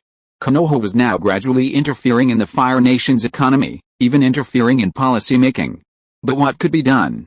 So be it. At least Konoha had consulted with him and hadn't directly invaded the Fire Nation to seize all these resources. Let's just make do. After all, Konoha had the upper hand. The so-called ninja trade system may seem complex, but its core lies in one thing. Open the door, free trade. Uchiha Kusunoki held high the banner of free trade, committed to breaking down trade barriers between nations. Commerce is free, capital is free, and capital knows no borders. Open your doors. Let Konoha's advanced productivity help you live a happy and beautiful life. Ninjas are a bunch of brainless men, reckless men who only know how to cut people down, completely oblivious to these deadly economic issues. The daimyo, however, may be weak in military power, but their brains are still sharp. The Fire Nation's daimyo may have recognized Uchiha Kusunoki's intentions, but as the Fire Nation's daimyo, he already has a vested interest. Uchiha Kusunoki even held his knife to the Fire Nation's lower back, so he certainly wouldn't object. But the daimyo of the Wind Nation and the Earth Nation are less certain. The new ninja trade system certainly won't benefit the Fire Nation alone. It will enhance commercial exchanges and promote economic development among nations. The benefits are self-evident, but the risks are also obvious. The unchecked, massive impact of the capital and industrial products of powerful nations on their home turf will have unpredictable, but certainly unpleasant, consequences. Initially, the daimyo might not object to you if the risks were minimal. However, over time, the daimyos of the land of earth and the land of wind would inevitably oppose the trade system advocated by Uchiha Kusunoki. Uchiha Kusunoki's rules would only allow the Fireland's growing capital to expand unchecked within the ninja world, exploiting it. In the ninja world, a signed contract could very well be nothing more than toilet paper. Uchiha Kusunoki must prepare for the worst. But if the Iwagakure and Sand villages supported him, the situation would be different. As for the secret that Masa had been obsessed with, the key was simple: attack the wealthy and divide the pie. If the distribution was uneven, then replace those greedy and inaction-seeking idiots. Masa, with typical Warring States ninja thinking, remained steadfast in his quest for a solution. After a long period of contemplation, he remained at a loss, awaiting Uchiha Kusunoki's guidance. Hokage-sama, Tsuchikage-sama has arrived. Otabao pushed open the door, His expression hurried. A small-time ninja from Kusagakure, he had never seen such a scene before. The leaders of the 3 great ninja villages gathered in Kusagakure. The long-awaited guest has finally arrived. Come on, Kazakage, let's go meet the 3rd Tsuchikage of Iwagakure. Masa smiled and nodded. After such a long wait, the Tsuchikage of Iwagakure had finally arrived. The 3 daimyo had arrived before the Tsuchikage. At last, the formal negotiations were about to begin. Kusagakure reception hall. Inoki sat in a chair, surrounded by lavish furnishings. This was not only the reception hall of Kusagakure, but also the reception hall of the Konoha United Fruit Company. The company that truly held sway in Kusagakure was now the Konoha United Fruit Company. All Kusagakure ninjas in Kusagakure were employees of the company. Konoha's United Fruit Company signed a long-term employment agreement with all Kusanin. Old-style ninjas were indeed reassuring in some ways. They would serve whoever provided the biggest financial support. The Kusanin had long since forgotten the benevolent rulers of the Kusan ninja. They considered them unlucky to even look upon. How could such a meager payment earn their loyalty? Only Konoha's Hokage was truly worthy of our homage. However, the comfortable surroundings didn't relax Inoki. Instead, he seemed troubled. The power displayed by Konoha was truly formidable. Inoki knew all too well what the Kusan ninja had been like in the past. It had only been a short time since the Hokage arrived, and yet, the Kusanin had revitalized the country. Even the Kusanin had become more sophisticated. Inoki could actually see the aura of a fierce and elite Kusanin in the Kusanin. How could that Kusanin, a hopeless Kusanin, who had been decimated by Konoha for a month, possess such aura? All I can say is that the allure of money lies in this. It can make people sacrifice their lives, transforming themselves. Uchiha Kusunoki happily pays his subordinates. Money is fighting power, and it's not wasted. It effectively controls a nation's ninja villages, its economy, and even its entire political power. Konoha's United Fruit Company is only just beginning to establish itself in the grass country. In a few years, when it fully encompasses the grass country, its benevolent rulers will officially become history, their decrees as irrelevant as toilet paper. No ordinary grass ninja, will obey their orders. Konoha, already the most powerful ninja village in the ninja world, has now developed abilities it cannot even comprehend. Inoki, like Masa, cannot comprehend Uchiha Kusunoki's methods, but instinctively fears them. Masa, as Konoha's ally, doesn't react as strongly as Inoki. The stronger the ally, the more support they receive from the Sunagakure. Konoha's current poverty alleviation program is constantly being implemented in the Sunagakure village. A significant number of shops in Sans village have already closed, replaced with Konoha signs. But this is fair competition. Masa has personally investigated and found that Konoha isn't using any means other than commercial tactics. Nor does it need to. Konoha provides special subsidies to merchants traveling to Sans village. Don't worry about losing money. Konoha will subsidize you. We want the villagers of Sans village to enjoy high-quality, affordable goods. Konoha's merchants are honestly doing business in Sans village, so why should Masa interfere with fair competition? If they can't compete, just close down, that's the natural course of things. Masa doesn't see anything wrong with this. Life is getting better for the villagers of Sans village now. But Inoki is different. He's agreed to an alliance with those dark savages from Kumagakure. During the First Shinobi World War, the Kumagakure renegade ninjas Kinkoku and Jinkoku killed Konoha's Hokage. The hatred is immense. Uchiha Kusunoki praised this. Should he cut it lightning speed? Inoki hesitated. I've been reading this book so fast lately. I understand what everyone wants to read. They all want to see the story between Tobirama and Madara, but there are some plots that I have to write. I have to push the story forward. So can you give me some time to keep reading? Woohoo. Chapter 157, Uchiha-nan, want to make money? Learn about the Ponzi scheme. Lord Inoki, long time no see. Uchiha Kusunoki walked into the reception hall and saw Inoki sitting in a chair. He was still so short, showing no sign of growing taller. If he didn't have a second chance at growth in this lifetime, 1.3 meters would be his limit. Inoki sat in the chair, his feet barely reaching the floor. Hokage, Kazakage, long time no see. Inoki leaped off the stool and sprained his back.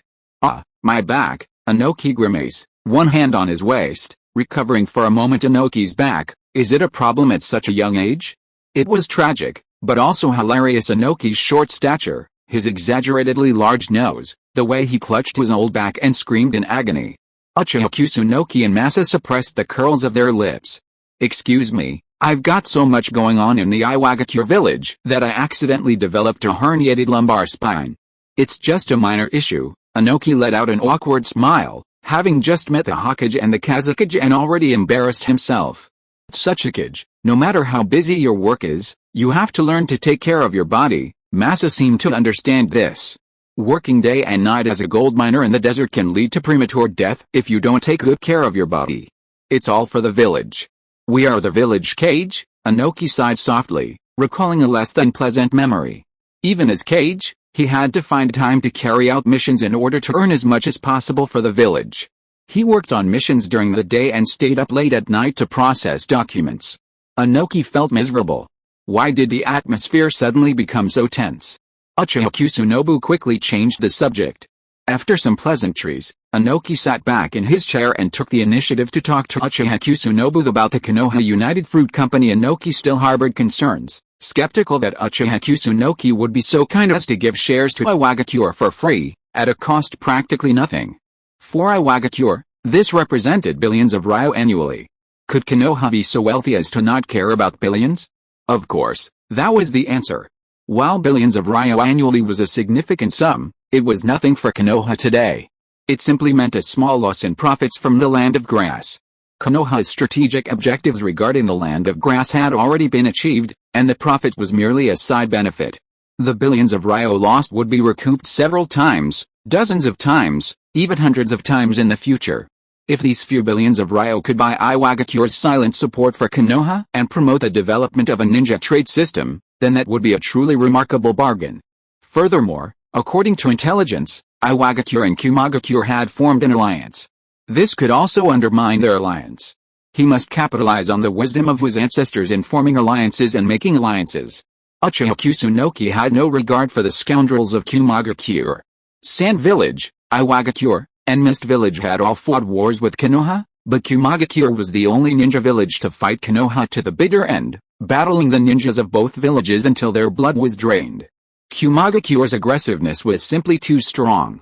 The alliance between Kumagakure and Iwagakure must be broken up, and Kumagakure must be isolated as much as possible from the ninja world. Someday, economic sanctions against Kumagakure might even be a possibility. Lord Inoki.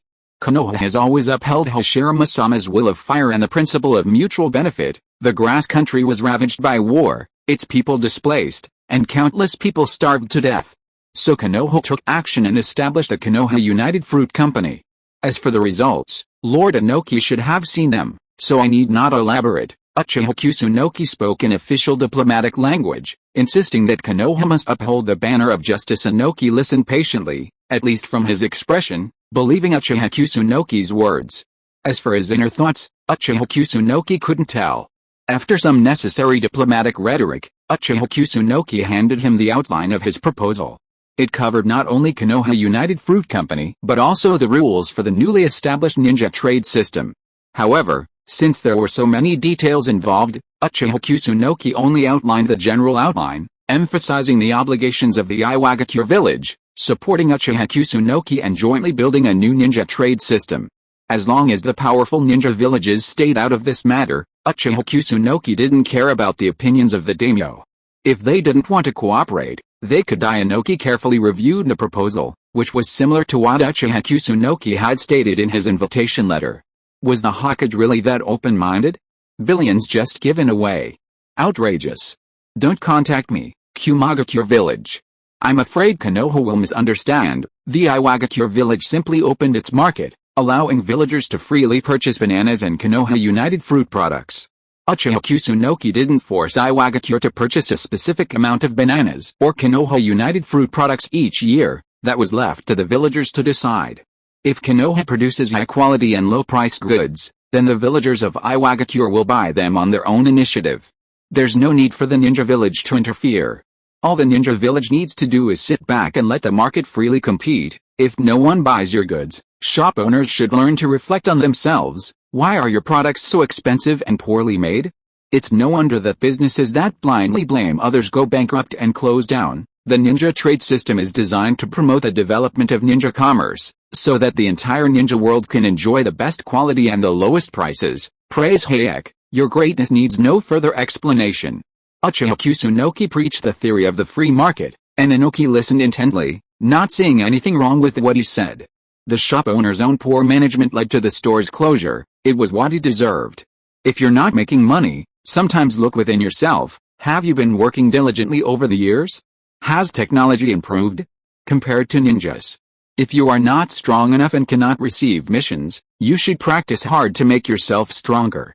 In this Naruto world, ninjas are almost all staunch socialists. Being weak is a sin. A talent like Hashirama Senju may not appear for hundreds of years. As for the so-called escort mission, how much does it cost? Just plant the flag of the hidden rock village on the caravan, and chop off any claws of the land of earth that dare to reach out. Thank you, Hokage. Inoki finally smiled.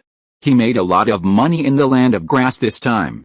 The income of several billion taels a year can make him much more relaxed. Everything is going so smoothly. Uchiha Nan also smiled. The bosses have agreed on the terms, and the matter is done. The atmosphere was peaceful and joyful. Tsuchikage, the Hokage has always had the entire ninja world in mind. Look at the grass country now. It's changed so much that I can't even recognize it. It's truly an incredible method. Indeed, the Hokage's methods are simply incredible. Thank you, Masa praised Uchiha Kusu generously. Inoki nodded repeatedly beside him. Uchiha Kusu remained humble, but he was secretly pleased. Only flattery from people of the same status and level is the best flattery. The Hokage has a way of making money. Can you share some of your experience? Inoki looked at Uchiha Kusu with a burning gaze. Everyone knew that Konoha had made a lot of money in business in the past 2 years. The Iwagakure village really wanted to improve. But business wasn't the ninja's forte. Inoki hadn't yet made up his mind to use village funds to develop some businesses. After all, Iwagakure was still in the red, and business was risky. If they rashly entered the fray and lost money, ulterior motives would likely stir up trouble within the village. For traditional ninja, serving in the military and earning a salary was par for the course. To abandon their duties and pursue business was sheer treason.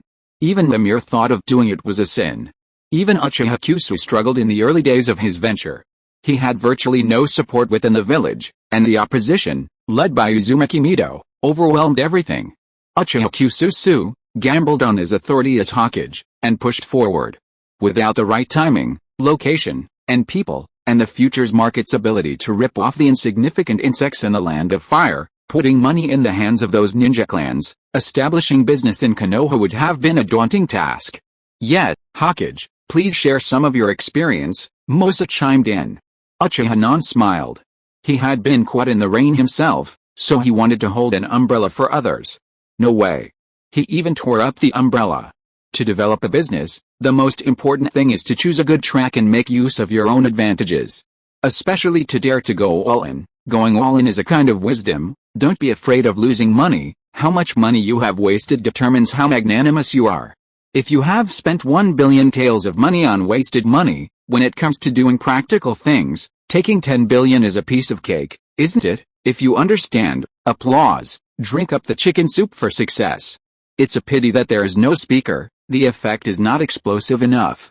Mosa and Inoki didn't quite understand Uchiha Nan's chicken soup, but they still couldn't help but applaud Uchiha Nan. Hokage, you're so bold, 1 billion taels of money wasted just like that. Inoki sensed something. No wonder Uchiha Kusunoki was so wealthy, so generous to Iwagakure, giving away billions of taels without a second thought. When would he be so lavish? An S-rank mission only paid a few million taels, and required the village's top fighters to carry it out. The funds he'd accumulated, risking his life, were now being lost on a business venture, not used to nurture the village's children. Let alone spending 1 billion taels on trial and error, choosing a path to success. A loss of 100 million taels, tens of millions, would cause an uproar among the village's leaders. Masa remained silent, retreating from the venture. Business was a complex business. The Hokage had already wasted 1 billion taels, so he'd surely lost far more, 1 billion taels. Just thinking about it made his heart ache. It was better to continue working as a gold miner in the desert, keeping it safe. Sand Village needed stable development. A risky all-in gamble could easily lead to ruin. Uchiha Kusunoki sighed inwardly at the two men's bitter faces. You're military leaders, aren't you? How can the military lose money in business? You're just clueless. Just forget it, the village's current economic situation makes doing business too risky. Inoki didn't dare lose 1 billion ryo, let alone take the village's funds all in. He planned to give the village a break, at least until the debts were paid off and there was some financial surplus before considering business. Masa, standing by, nodded repeatedly. It's really hard to raise the initial startup capital. I took a big risk back then. Uchiha Kusunoki resonated deeply with this point, understanding Inoki and Masa's hesitation. The original capital accumulation was bleeding from every pore. Those who lost everything in futures trading, becoming higher rollers, now had grass 5 feet high over their graves, and their wives had probably remarried with their children. But I do have a way to get through this difficult time. Uchiha Kusunoki suddenly remembered an interesting strategy. The trick to the capital game is to take money from other people's pockets and put it in your own, convincing the fool that you can make money for them, and then the cycle repeats. Eventually, you'll be swindling young models in nightclubs, while the fool will be working as a screwdriver in a factory. Oh, please enlighten me, Hokage. Mosa's expression lit up. He knew Uchiha Kusunoki had a plan. If I had a financial product where you just give me your money and it'll yield a 40% return in 2 months, would you invest? Inoki did some math in his head. Investing 100 ryo and doing nothing, you'd get a guaranteed 40% profit. Such a good deal, he had to take it. Then I'll probably give it a try. Great, there should be a lot of people willing to give it a try. That's not right, Hokage. You haven't said what kind of business it is that promises a guaranteed 40% return in a month. Mosa seized on the blind spot and raised a question. Kazakage, do you think there's any sure-win business these days, and why would you take a stranger like you, instead of your own brother, with you for a chance to make a fortune? Uchiha Kusunoki looked at Masa with an expression that showed concern for a mentally retarded child. What the Hokage means is, Inoki had a slight premonition, instinctively sensing that what Uchiha Kusunoki was about to say would shatter his own worldview. There is no such thing as a stable business in this world. The important thing is to make people believe that you have a profitable business, which requires startup capital. Just now, that Hokage heard about such a cost-effective deal and wanted to invest some money to give it a try. I believe many people have this idea. Just invest a small amount of money and give them corresponding returns on time. Human nature is to like to get something for nothing and be greedy. The most important thing in the early stage is to publicize your ability to make money, attract more and more people to give you their money, and let you make more money for them. Use the money of later generations to fill the deficit in the past. Of course, the development can be accelerated in the middle, and agents can be trained. As long as they can attract people to invest this money, they will be given a commission. I believe many people will be happy to make this money. It's like a snowball. The plate is getting bigger and bigger. A classic Ponzi scheme. Uchiha-nan's voice was magnetic, and he expressed his thoughts. Inoki and Mosa showed shocked expressions on their faces. Without any doubt this model will definitely attract a lot of people to give their money to Uchiha-nan. But there will come a day when this method will no longer be able to sustain itself. I know that by then I can just pick up the bucket and run away. If our 3 ninja villages join forces and find an agent, our ninja villages have a lot of money, powerful intelligence, and unparalleled influence. We can create a god in the investment world. With the strength of our 3 ninja villages, I believe we can implement this plan. It's easy to get a fortune of 100 billion taels. And do you think the land of lightning and the hidden cloud village will be fooled? Uchiha-nan's words were like the whispers of a devil, tempting Inoki and Masa to open Pandora's box. A fortune of 100 billion taels. Inoki and Masa's eyes were red, and they were gasping for breath. Chapter 158 Inoki, I am a good man, but the world is difficult. I am sorry for the hidden cloud village. Kazakage, Tsuchikage, are you interested in working together to make some pocket money, a fortune in the hundreds of billions? Gulp. Inoki swallowed hard, clearly shocked by Uchiha Kusunoki's tone. He'd never imagined making money this way. Pass the parcel, reap the spoils. Who knows how many people would be ripped off and ruined.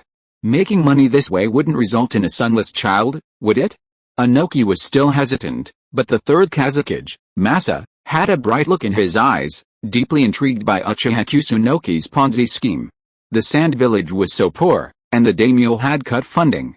Masa was willing to get involved in any business that offered big profits. Of course, it would be best if this Ponzi scheme didn't happen in the land of wind. Even if such a heinous crime were to be perpetrated, it couldn't be perpetrated in one's own country. The land of lightning was quite good, blessed with talented people and a large population, and a prosperous nation. The Hokage wanted to harm the land of lightning, and Masa had no problem with that. Is the Hokage planning to implement this plan in the land of lightning and the hidden cloud village? Of course. Could it be possible to implement this plan on our territory? Futures trading can be considered legal and reasonable. It's all market behavior, simply exploiting information asymmetry to profit. But a Ponzi scheme is pure deception. This harmful, illicit practice must not reach Konoha and harm its thriving business environment. Then I have no objection. As long as we can make money, that's fine. Masa nodded in approval. Uchiha Kusunoki smiled contentedly and turned to look at Inoki. Inoki was still wavering. The Iwagakure and Kumagakure villages had been secretly allied against Konoha, yet now they were secretly joining forces with Konoha to stab their ally, Yao. This was truly a case of Inoki, freshly appointed Tsuchikage, not yet cultivating a dirty heart. If it were Inoki in his later years, seeing the Iwagakure village in such dire straits, he wouldn't hesitate a moment and would have struck a blow against Yao. Hokage, are you sure there won't be smart people who can see through this scam? Of course there will be such people, but people who have been blinded by profit will not take advice seriously. Instead, they will think you are in the way and preventing them from making a fortune. In the previous life in Rabbit Country, the propaganda against telecommunications fraud was already overwhelming, but there were still a lot of people who were deceived. Even when the authorities sent people to persuade them in person, they still believed the scammers' words. It was not until their money really disappeared that they cried and regretted it. Isn't it all because of the word greed? Moreover, maybe those smart people will take the initiative to add fuel to the fire and spread the word about this scam to get a piece of the pie. Seeing Uchiha say this, Inoki thought about it and realized that it was indeed the case. A look of struggle appeared on his face. Konoha is splitting the alliance between the Iwagakure village and the Kumagakure village. Konoha was already the most powerful ninja village in the ninja world. Now with such abundant finances, wouldn't it be even more powerful, like a bird soaring into the sky? If this continued, which ninja village in the entire ninja world could rival Konoha? But this wealth is worth hundreds of billions. If Iwagakure could share a portion of it, the fiscal deficit would be immediately resolved, and there would even be plenty left over to train a new generation of ninja. His position as Tsuchikage would be secure within Iwagakure. It was such a dilemma. Tsuchikage, what are you still hesitating about? You don't want Iwagakure's finances to continue to be in dire straits, do you? Seeing Inoki still hesitate, Masa hurriedly urged him on. That Tsuchikage isn't doing anything bad in your land of earth, so what are you afraid of? Uchiha Kusunoki's mouth twitched at Masa's classic little life speech. This truly is a natural talent of his race. Under the combined urging of Masa and Uchiha Kusunoki, Inoki had no choice but to nod in agreement. I'm a good man, but the world is difficult. For the sake of Iwagakure's future, they had to let Kumagakure down. Since everyone agrees, let's discuss the division afterwards. Konoha wants 4 floors, who's in favor, and who's against? Uchiha Kusunoki looked at Masa and Inoki. This figure made perfect sense. It was Uchiha Kusunoki who proposed the plan, and Konoha would undoubtedly play a leading role in it, contributing the most money and effort. They deserved an extra floor. Okay, agreed. Masa and Inoki didn't object. This split was a fair one. If that's the case, then it's settled. Let's go back and organize our own teams and funds. I wish you all good luck with the plan and prosperity. With everything settled, the atmosphere became joyful again. Uchiha Kusunoki took Inoki and Masa on a tour of the Konoha United Fruit Company, where he introduced Konoha's latest product, the electric 3-wheeled scooter.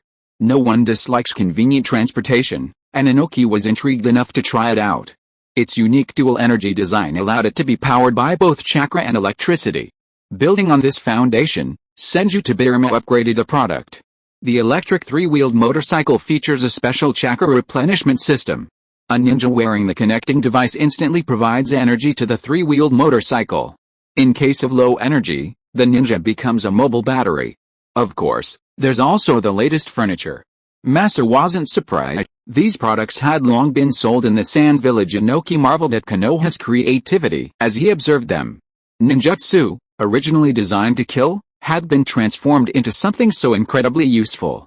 Uchiha Kusunoki was committed to ushering in a new era, bringing ninjutsu into everyday life and fundamentally resolving the fate of ninjas slaughtering each other. The ninja's traditional livelihood, earned through missions, must be abolished. You too, If you want to correct the fate of ninjas killing each other, the way of survival in the past warring states period must be changed. Ninjas can completely change their way of survival. Why should they be willing to be tools? I can't remember when it started, it should be a long time ago. There has been a question that has been bothering me. Why should we ninjas obey the orders of the daimyo and the nobles, when we obviously have the most powerful military force and the most advanced technology, and those nobles are nothing more than reincarnations better than us? Just because of this, you can ride on the heads of us ninjas and act arrogantly. Inoki and Masa remain silent. This issue is very sensitive. Even though they are the cage of one of the 5 major ninja villages, they are very taboo to discuss this issue. Hasn't it been like this since ancient times? Hasn't our ancestors lived like this? The daimyo has always been kind to ninjas.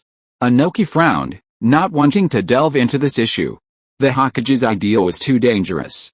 Could it be that the Iwagakure village and the daimyo of the Land of Earth were to break up and fight against each other? The daimyo had always maintained close ties with the powerful ninja families in the Iwagakure village.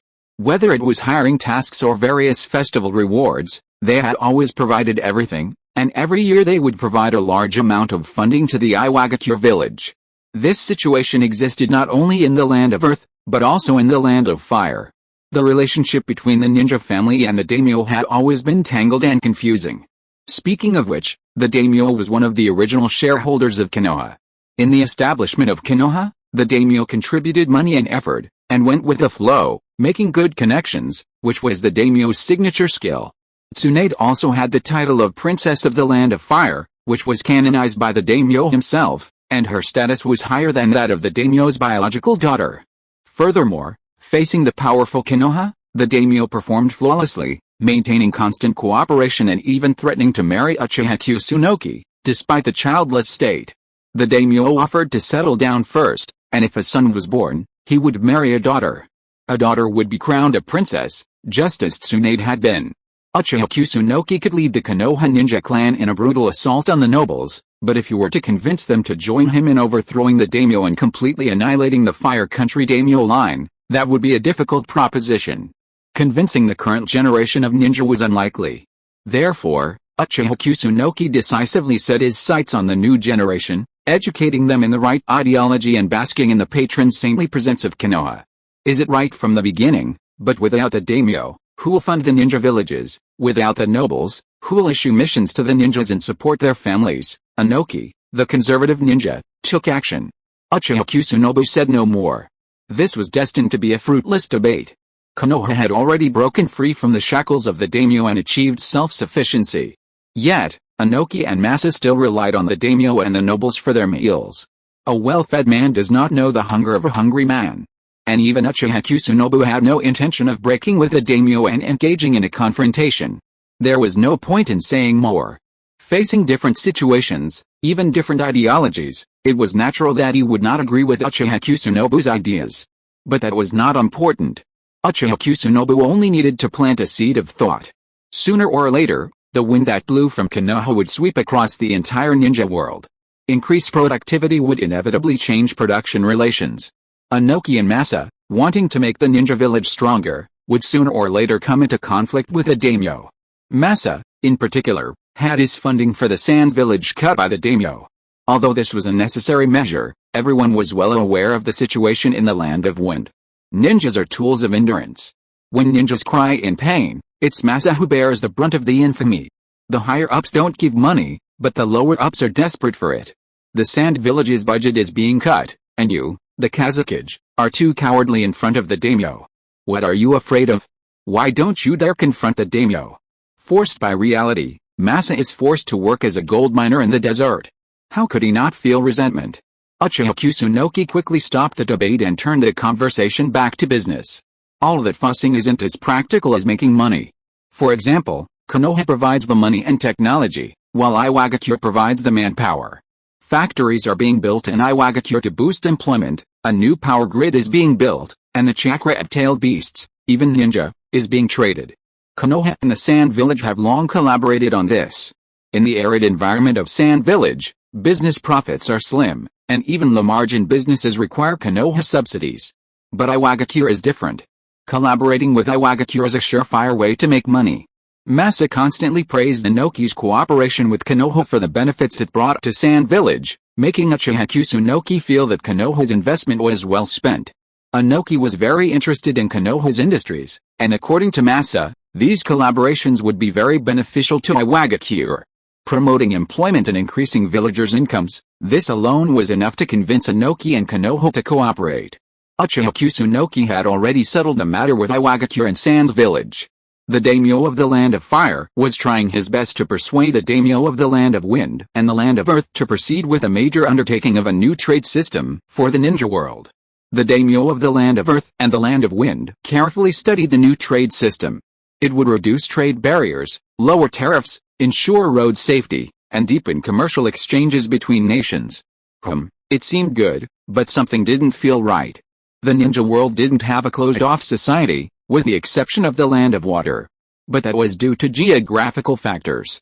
Such a large island nation, isolated from the rest of the world, was far from reachable, making commercial exchanges between nations difficult, and the biggest obstacle was transportation. Ninjas possess chakra, making them capable of almost superhuman chariots, making long-distance raids easy. However, this is not the case for ordinary people. Traveling between countries to conduct business is extremely difficult.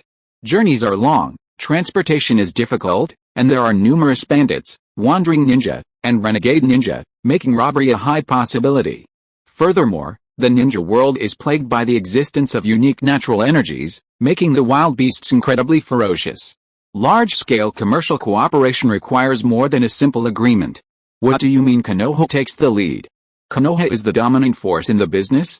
The Sand Village and the Iwagakure Village both agreed, promising to provide personnel to address traffic safety issues? We are the daimyo of the Land of Earth and the Land of Wind, so how could we not know about this? Once ninjas engage in business, it becomes a dimensionality reduction attack for ordinary people. These problems can be easily solved, and costs can be reduced. After several days of negotiations, the daimyo of the Land of Fire finally persuaded the daimyo of the Land of Earth and the Land of Wind to sign a new trade system. The three daimyo agreed to jointly promote this system throughout the ninja world. This trip to the Land of Grass was incredibly rewarding. Uchiha Kusunoki sat in his office, sorting through his haul from this long trip. 2 stacks of photos lay on his desk. The photos on the left featured the most draconian filters imaginable, depicting the plight of the people of the Land of Grass. The photos on the right depicted the aftermath of Konoha United Fruit's arrival. Sunshine hopes the people of the Land of Grass will smile heartily. Publicity must be effective. Uchiha Kusunoki plans to have his professional writers publicize the glorious achievements of Konoha United Fruit. This is a prime opportunity to win over the hearts and minds of the people. Wherever the Konoha Royal Army passes, prosperity reigns. How about making a movie about it? Konoha partners? It's something we can do. The 2 renowned directors Konoha has partnered with should be very interested. A great film could be made based on Otobiao's glorious deeds. The film's theme is simple: as long as you cooperate with Konoha, your future is bound to be bright. Chapter 159 Kakuzu, I am the new generation of investment god, please let me be the trader. Konoha. Uchiha Hikaru followed behind Uchiha Kusunoki, curiously treading the pavement, poking his head to survey his surroundings, occasionally exclaiming in surprise. Konoha was too urban for Uchiha Hikaru's taste. His boisterous movements attracted many glances, which then shifted involuntarily to Uchiha Kusunoki. Hey, isn't that Hokage-sama, back from your business trip, and you have a new girlfriend? Ahem, cough, cough, don't talk nonsense. Hokage-sama is a loyal man, that's right, that's right. Uchiha Kusunoki watched as more and more villagers recognized him, threatening to surround him. Being too popular can be a problem, gossip spreads quickly. Uchiha Kusunoki vented his frustration by patting Uchiha Hikaru's head, ruffling his hair into a mess before taking his hand and swiftly making his way through the crowd back to the Hokage building, a place he hadn't been to for so long. This time, Uchiha Kusunoki had been away from Konoha for far too long. Even Uchiha Kusunoki herself hadn't anticipated that a relaxing vacation, just under the guise of resolving Kusa Shinobi Village's problems, would consume so much time. Konoha was collaborating with the fruit company, attempting to capture Uchiha Hikaru, promoting the ninja trade system, and collaborating with Iwagakure and Sunagakure to implement a Ponzi scheme. Plans can't keep up with change. Uchiha Kusunoki never imagined she'd accomplish so much. Constantly revising and adjusting one's plans according to changing circumstances is a fundamental quality of a Hokage. But it's all good, all good.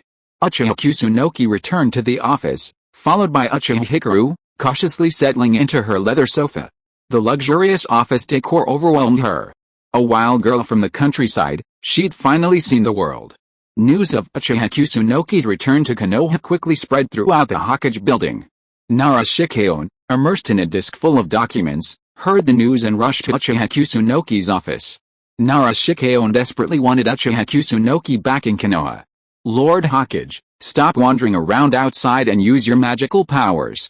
Although Lord Uchiha Kusunoki is not in Konoha, he has been doing one big thing after another outside, and he is only responsible for taking the lead in establishing the project, and never for the specific implementation.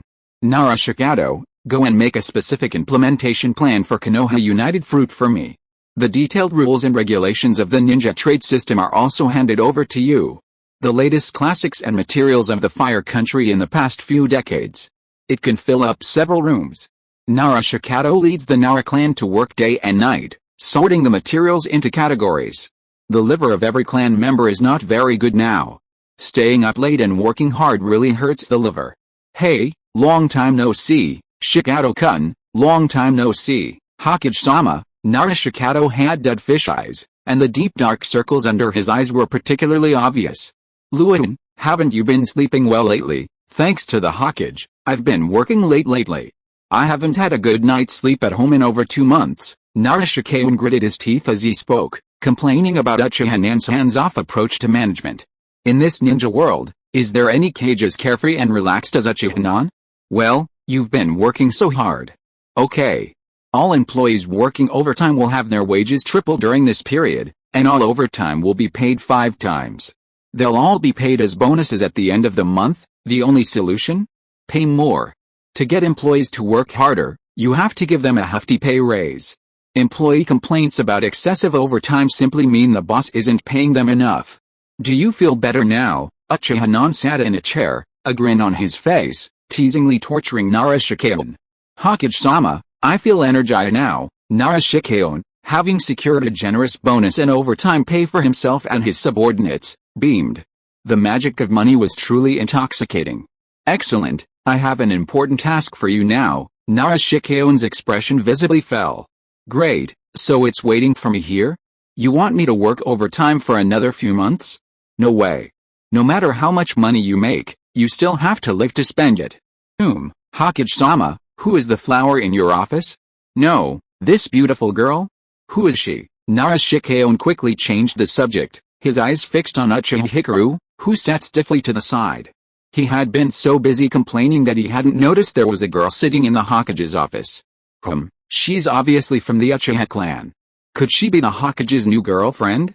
Nara Shikao's mind raced with speculation about Uchiha Hikaru's identity.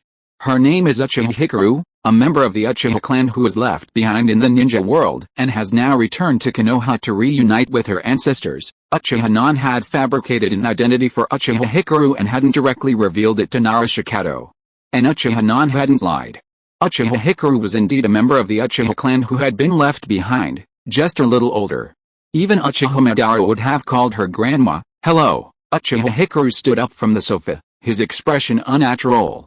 Since breaking the seal, he had spoken almost exclusively to Uchiha Nan, and then he was addicted to gaming. He was withdrawn, shy, and uncommunicative with anyone other than Nan.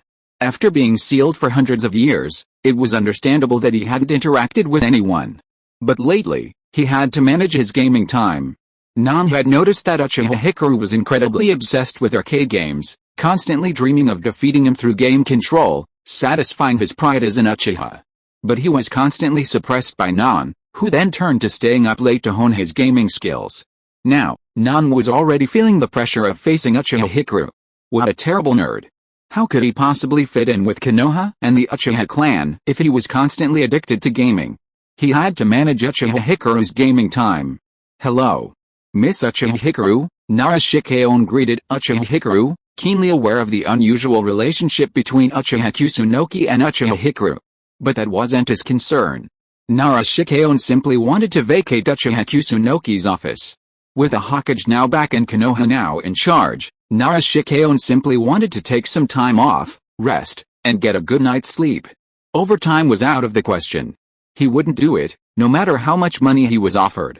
Luan remembered to help Uchiha Hikaru register his identity with Konoha? Yes, Hokage, quick. Nara Shikeon saw his chance and couldn't wait to leave Uchiha Kusunoki's office. Wait a minute.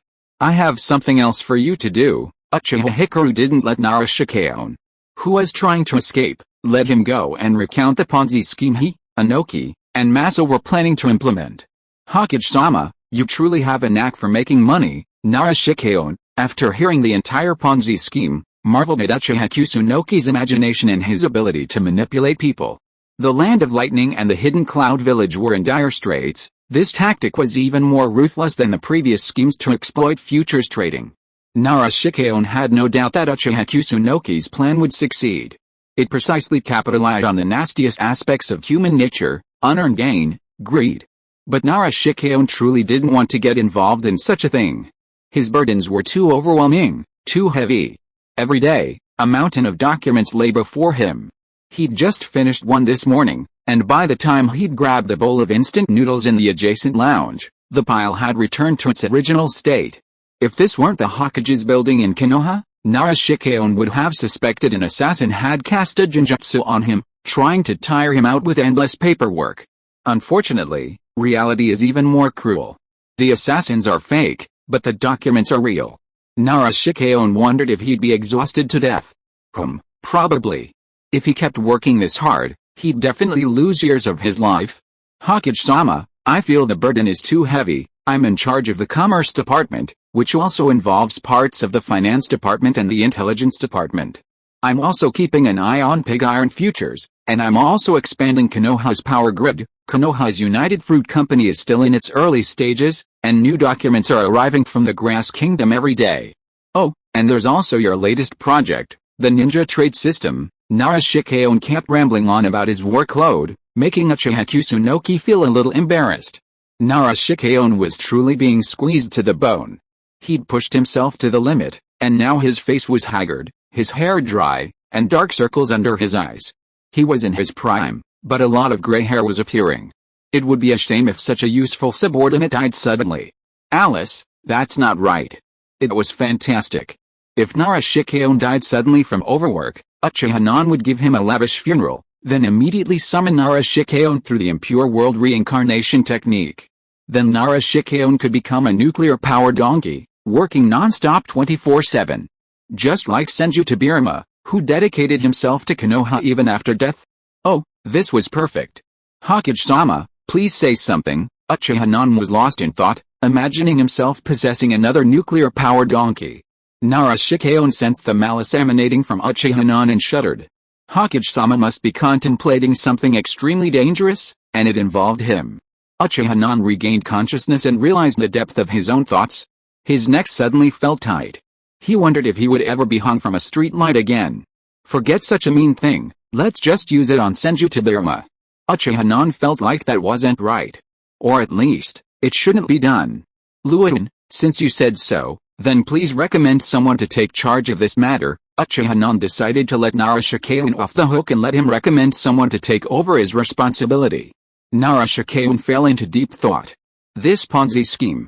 The secrecy surrounding it was definitely Konoha's T0 level, and he had to find someone of status and position to take on this responsibility.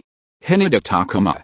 He already had 3 highs and fatty liver from drinking too much, and taking on such a demanding task.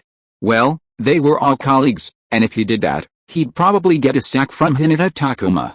Uchiha Tomita, pass. The Uchiha clan wasn't suited for this kind of work. Senju Momoma, pass. The Hokage's attitude towards him was unclear. He couldn't handle such a highly confidential task. Humph. Bandaged up, pretending to be injured. Spending all day in the coffee break room, slacking off on paid work. How envious. Then Kikuzu? Nara Shikeon thought of Kikuzu, the tireless man obsessed with making money. He worked practically 24 hours a day, always discussing projects or on his way to them. 5 hearts, a vibrant energy. When exhausted to the point of sudden death, he'd go to death row and pick a prisoner for a heart transplant, and he'd be full of life again. He'd probably be very interested in this project. He was highly capable and energetic, and he was a high-ranking figure in Konoha. The Hokage held Kokuzu in high esteem. "Hokage-sama, I recommend Kokuzu to lead this project." Nara Shikeon recommended Kokuzu to Uchiha Kusunoki. After a moment's consideration, Uchiha Kusunoki felt that Kokuzu's professional skills were sufficient, so he agreed. "Then go and call Kokuzu over. Keep everything confidential for now. I want to discuss this with him personally." "Yes, Hokage-sama." Nara Shikeon breathed a sigh of relief, turned, and left Uchiha Kusunoki's office to find Kokuzu. Seeing Nara Shikoku left, Uchiha Non went directly to the adjacent coffee shop to get some drinks and snacks, intending to let Uchiha Hikaru try some. In the coffee shop, Uchiha Non encountered Senju Momoma, who was leisurely lounging on a recliner, a teapot in his right hand, enjoying some downtime. After his treatment, Senju Momoma could feel Hashirame's cells gradually merging into his body, and a strange chakra emerged. Using wood release, Uchiha Non had actually mastered his father's power. How did he do it? After being repeatedly beaten down by Uchiha Non, Senju Momoma had completely come to terms with the fact that he would never regain the Hokage position from him. He had been marginalized by the title of Assistant Hokage, and Uchiha Non had even taken control of his tidbits. Lie down hard, and take care of yourself. Have more children, especially sons, give birth to 10 or 8, and then marry an Uchiha girl.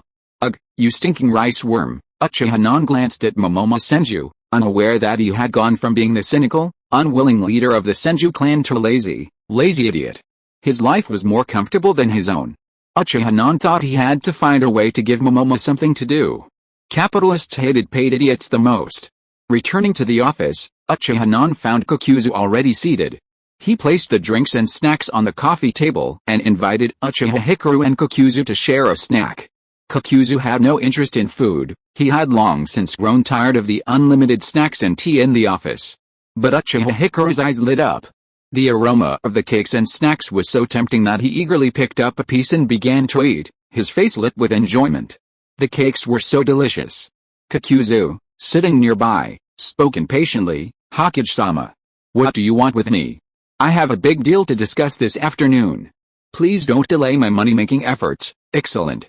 Uchiha Kusunoki admired Kokuzu's natural physique. "Kokuzu, are you interested in becoming the new god of investment?" "Oh." Kokuzu's eyes gleamed, and a gruesome memory flashed through his mind like a revolving lantern. But this time, it seemed different.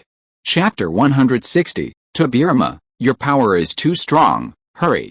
Uchiha Hikaru, use the 8,000 spears on him. "Hokage-sama, what you mean is, I have a plan. Nara Shikeon recommends you as the person in charge.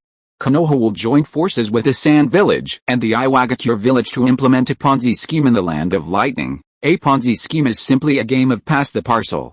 When the bubble collapses, we're the first to run away with the money." Uchiha Kusunoki explained the entire Ponzi scheme to Kokuzu.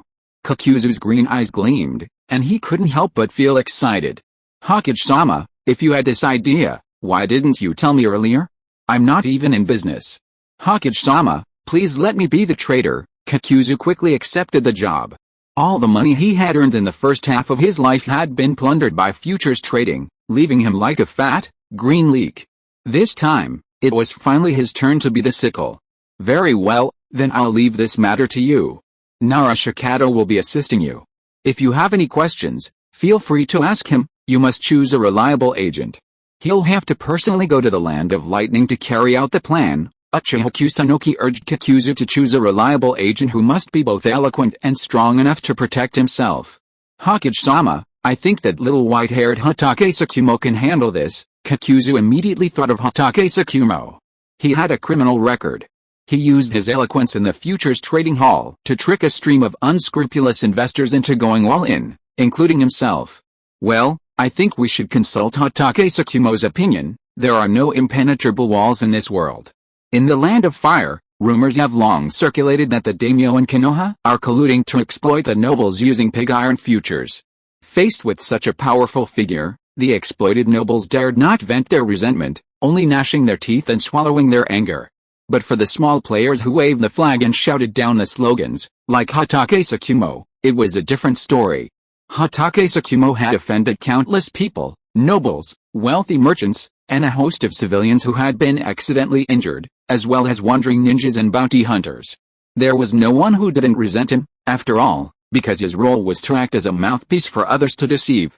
Currently, Hatake Tsukumo's head was worth over a dozen asuma on the Land of Fire black market, and the price was still rising, with victims constantly adding to their bets. Hatake Tsukumo watched his worth rise slightly every day, just like the futures prices, but he was far from happy. Perhaps as soon as Hatake Tsukumo left Konoha, groups of bounty hunters would flock to hunt him as a boss, cutting off his head and exchanging it for the bounty. Even Kakuzu occasionally considered this. Who wouldn't envy the bounties on a dozen asuma? With this one deal, Kakuzu could make a significant profit for his own wallet. Kakuzu, you know Hatake Tsukumo's situation. His reputation in the Land of Fire is rotten. So many people want to kill him that he's afraid to leave the village now. If he's allowed to serve as an agent in the Land of Lightning, even if he conceals his identity and changes his appearance, ninja tactics are unpredictable. Sooner or later, his true identity will be revealed by the ninjas of the Hidden Cloud Village. There will be many who want to kill him in the Land of Fire, and there will be many more in the Land of Lightning. Uchiha Kusunoki felt that Hatake Tsukumo couldn't be left alone. He had to find someone else to serve as a scapegoat and share the burden. Don't worry, Hokage-sama. Just give me your approval. As for Hatake Tsukumo, I'll definitely convince him and see to it. Kakuzu said this with conviction, but Uchiha Kusunoki couldn't help but feel that Kakuzu was deliberately seeking revenge. Could he tone down his gloating expression? So confident in Hatake Tsukumo's abilities? He wasn't afraid of Hatake's death. Whatever you say. As long as you can convince Hatake Tsukumo to carry out the mission, I have no objection. Uchiha Kusunoki didn't bother with a feud between Kakuzu and Hatake Tsukumo. If Hatake Tsukumo was truly unwilling to carry out the mission, Uchiha Kusunoki wouldn't force him.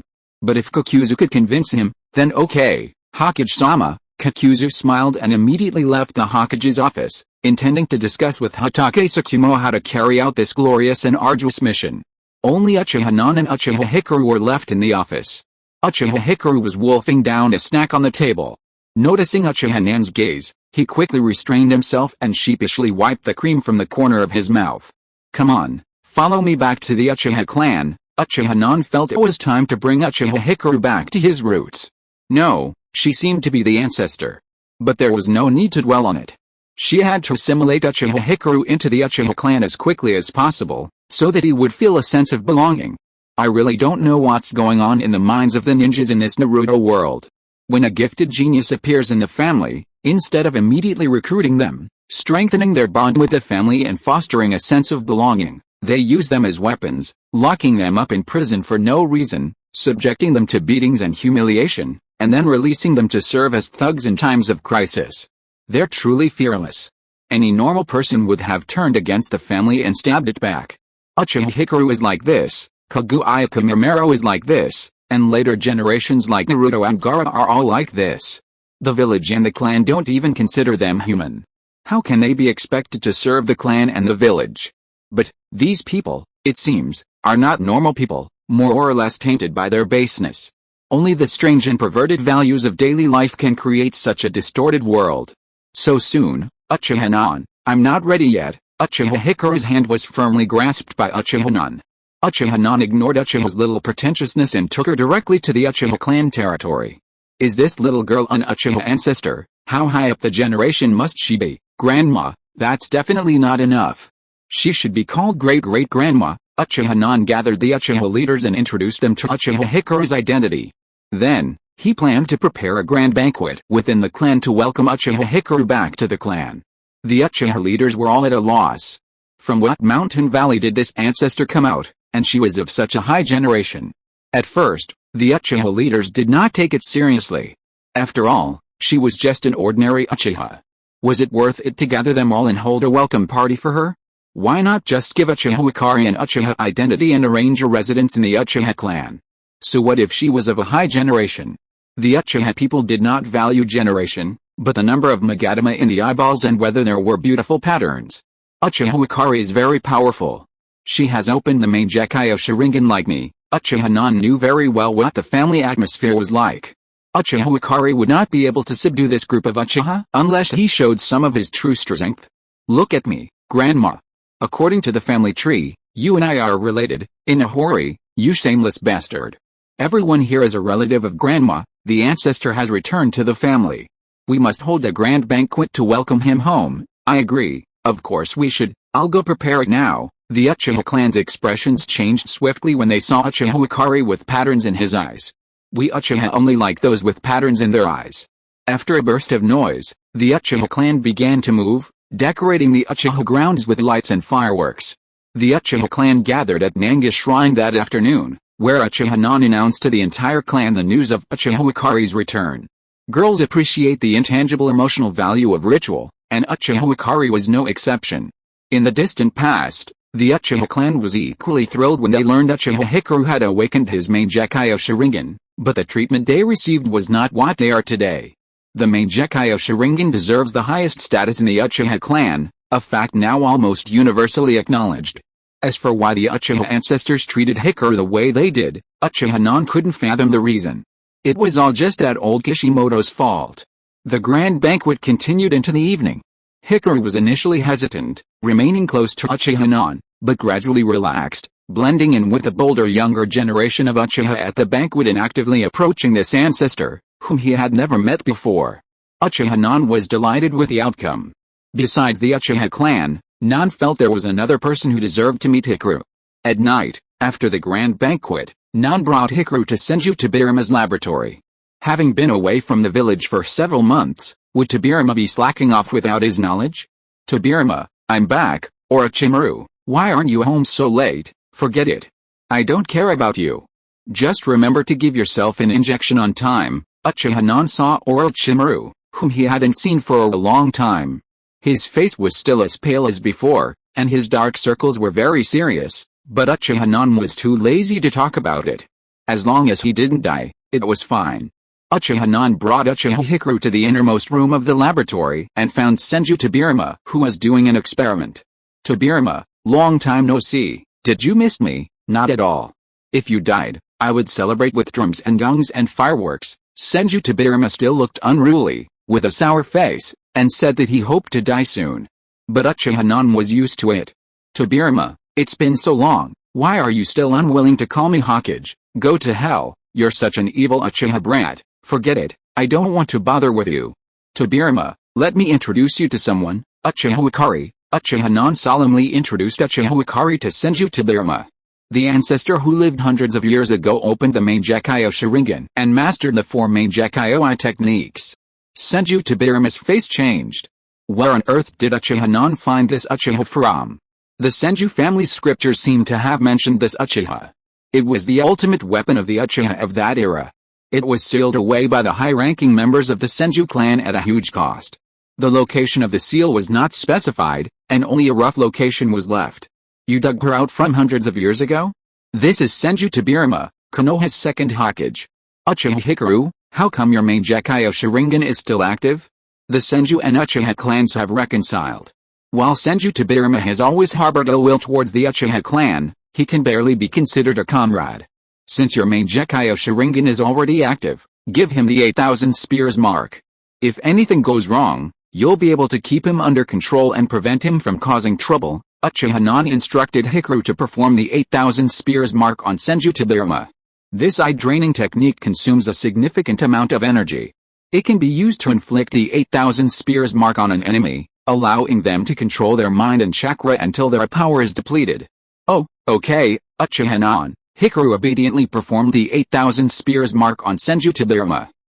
You inherently evil Uchiha brat, what the hell have you done to me? I'm going to chop you to death with my flying thunder god slash. Senju Tobirama screamed like a butcher. He watched as Uchiha Hikaru opened his sinister Mangekyo Sharingan and instantly branded him with a mark, which vanished in the blink of an eye. The experienced Senju Tobirama immediately realized this mark was no good. Senju Tobirama was devastated. This inherently evil Uchiha brat had taken advantage of his inattention and secretly attacked him. This was something even Uchiha Izuna hadn't done. A profound humiliation.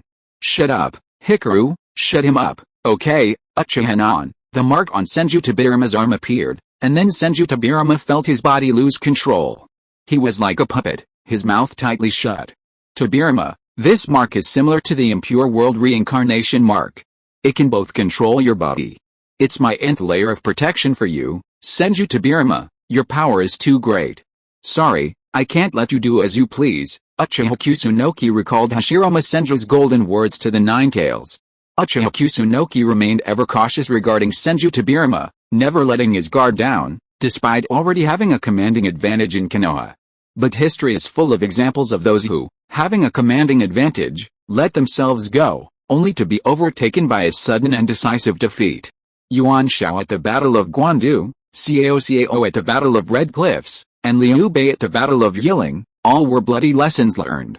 Even with Senju Tobirama's brilliance, finding even a single flaw could land him in serious trouble. Be extremely cautious. Tobirama, you have too many restraints on you. This one won't make a difference. Don't be angry. Oh, I forgot. You are controlled now. Guang, let him go. Uchiha Nan asked Uchiha Guang to release the control of Senju Tobirama. Uchiha Nan, you are a born evil Uchiha brat. I will kill you. The moment Senju Tobirama was freed, he immediately repeated his mistakes. He rushed towards Uchiha Nan with his fangs and claws. Tobirama, why don't you learn from your mistakes? Uchiha Nan was a little helpless. I was too sleepy yesterday and got up very late today. Sorry. Chapter 161, Tobirama, hate your fate of not having the Sharingan. You can't defeat me in the game. The moment Senju Tobirama charged, Uchiha Nan quickly formed hand seals with one hand, wresting control of Senju Tobirama's body. Tobirama, are you calming down a bit? Uchiha Nan suppressed a smile, trying his best to control his expression. How could Senju Tobirama still be so irritable? After a moment, Uchiha Nan felt that Senju Tobirama had calmed down, and he released the restraints on Senju Tobirama's body.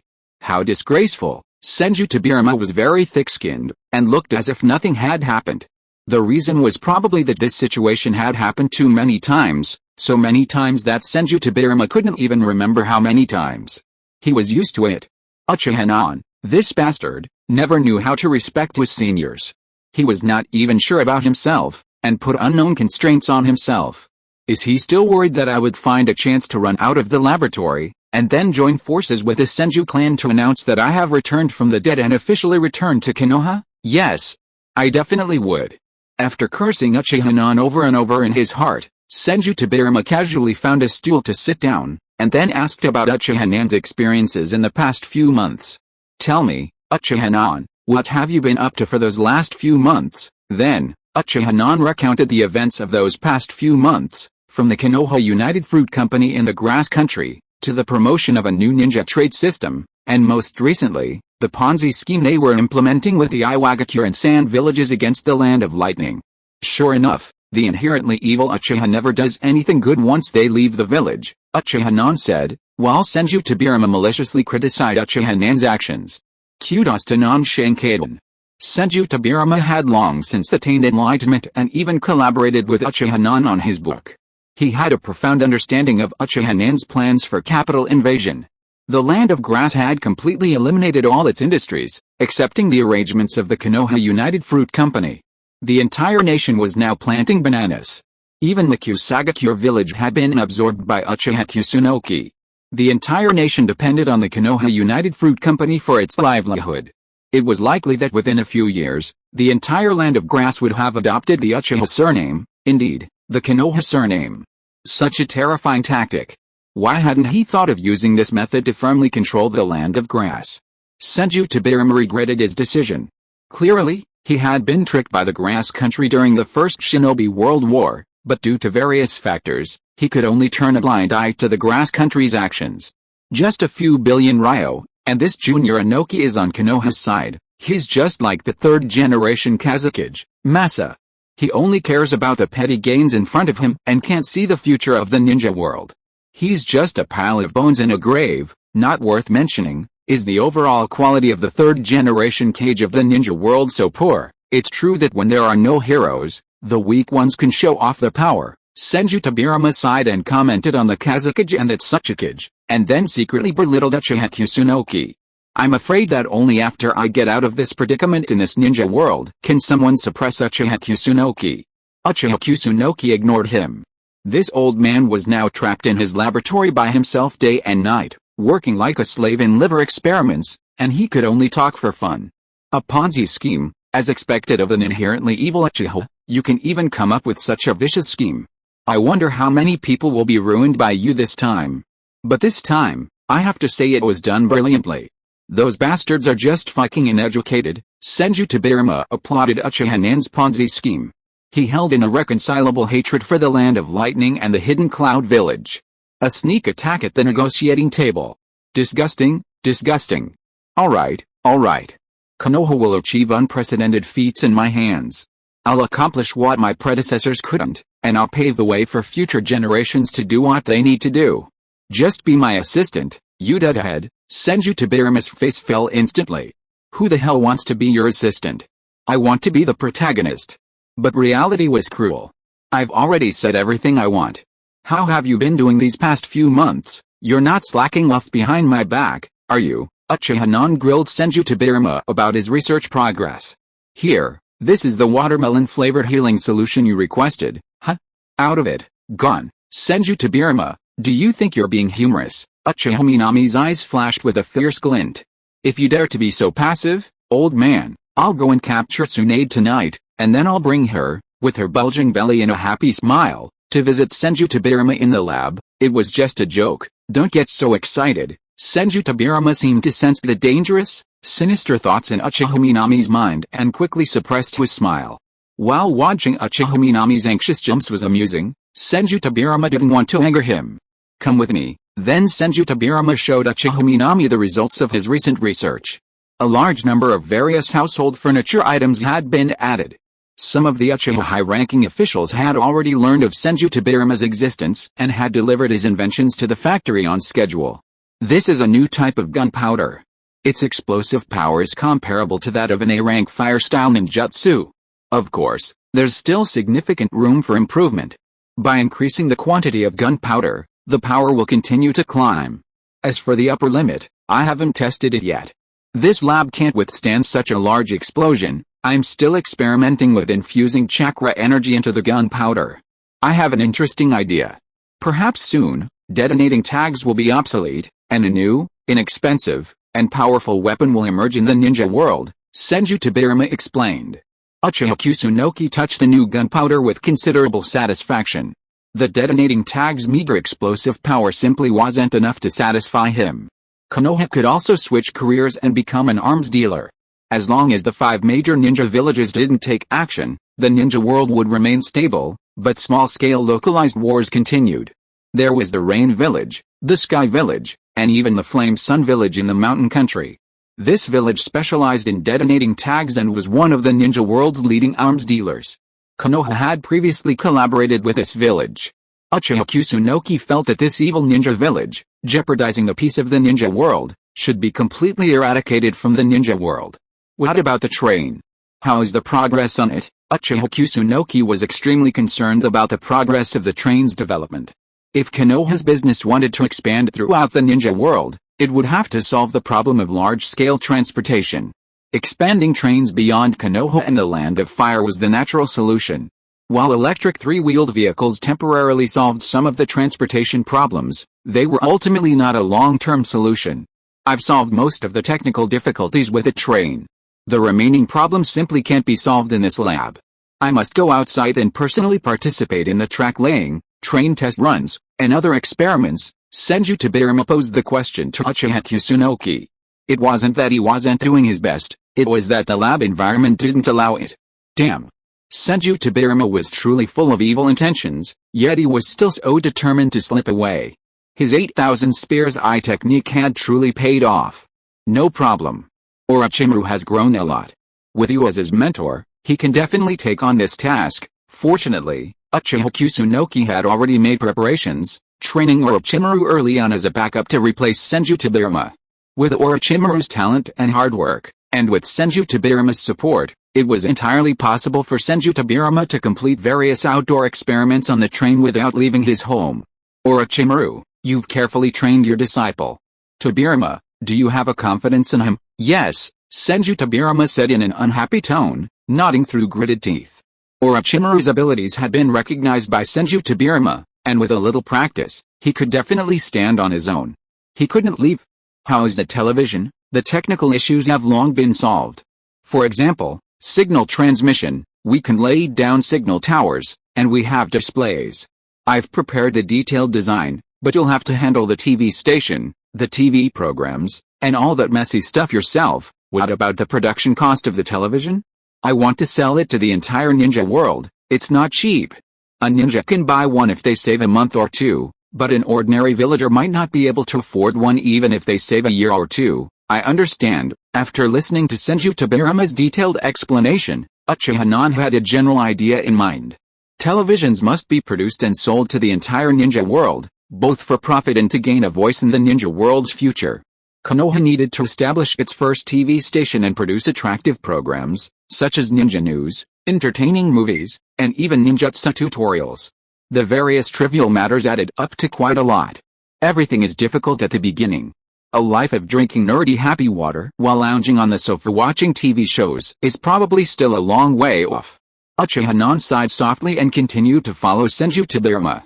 Senju Tobirama hadn't been slacking off these past few months with his new anti-inflammatory and fertilizer technology. These research findings were enough for Konoha to open several new companies and reap huge profits from the ninja world. Tobirama, you've been doing great lately. Chinese New Year's Day is just a couple of months away. I'll let you out for a walk then, as a reward for your hard work this year. Uchiha, if you can't talk, you could just shut up. Senju Tobirama really wanted to punch Uchiha. Let him out for a walk? Are you really treating me like a dog? I don't want to argue with you. Senju Tobirama's fists hardened, but he could only satisfy his desire with words. If he did anything, he would be punished by the impure world reincarnation technique.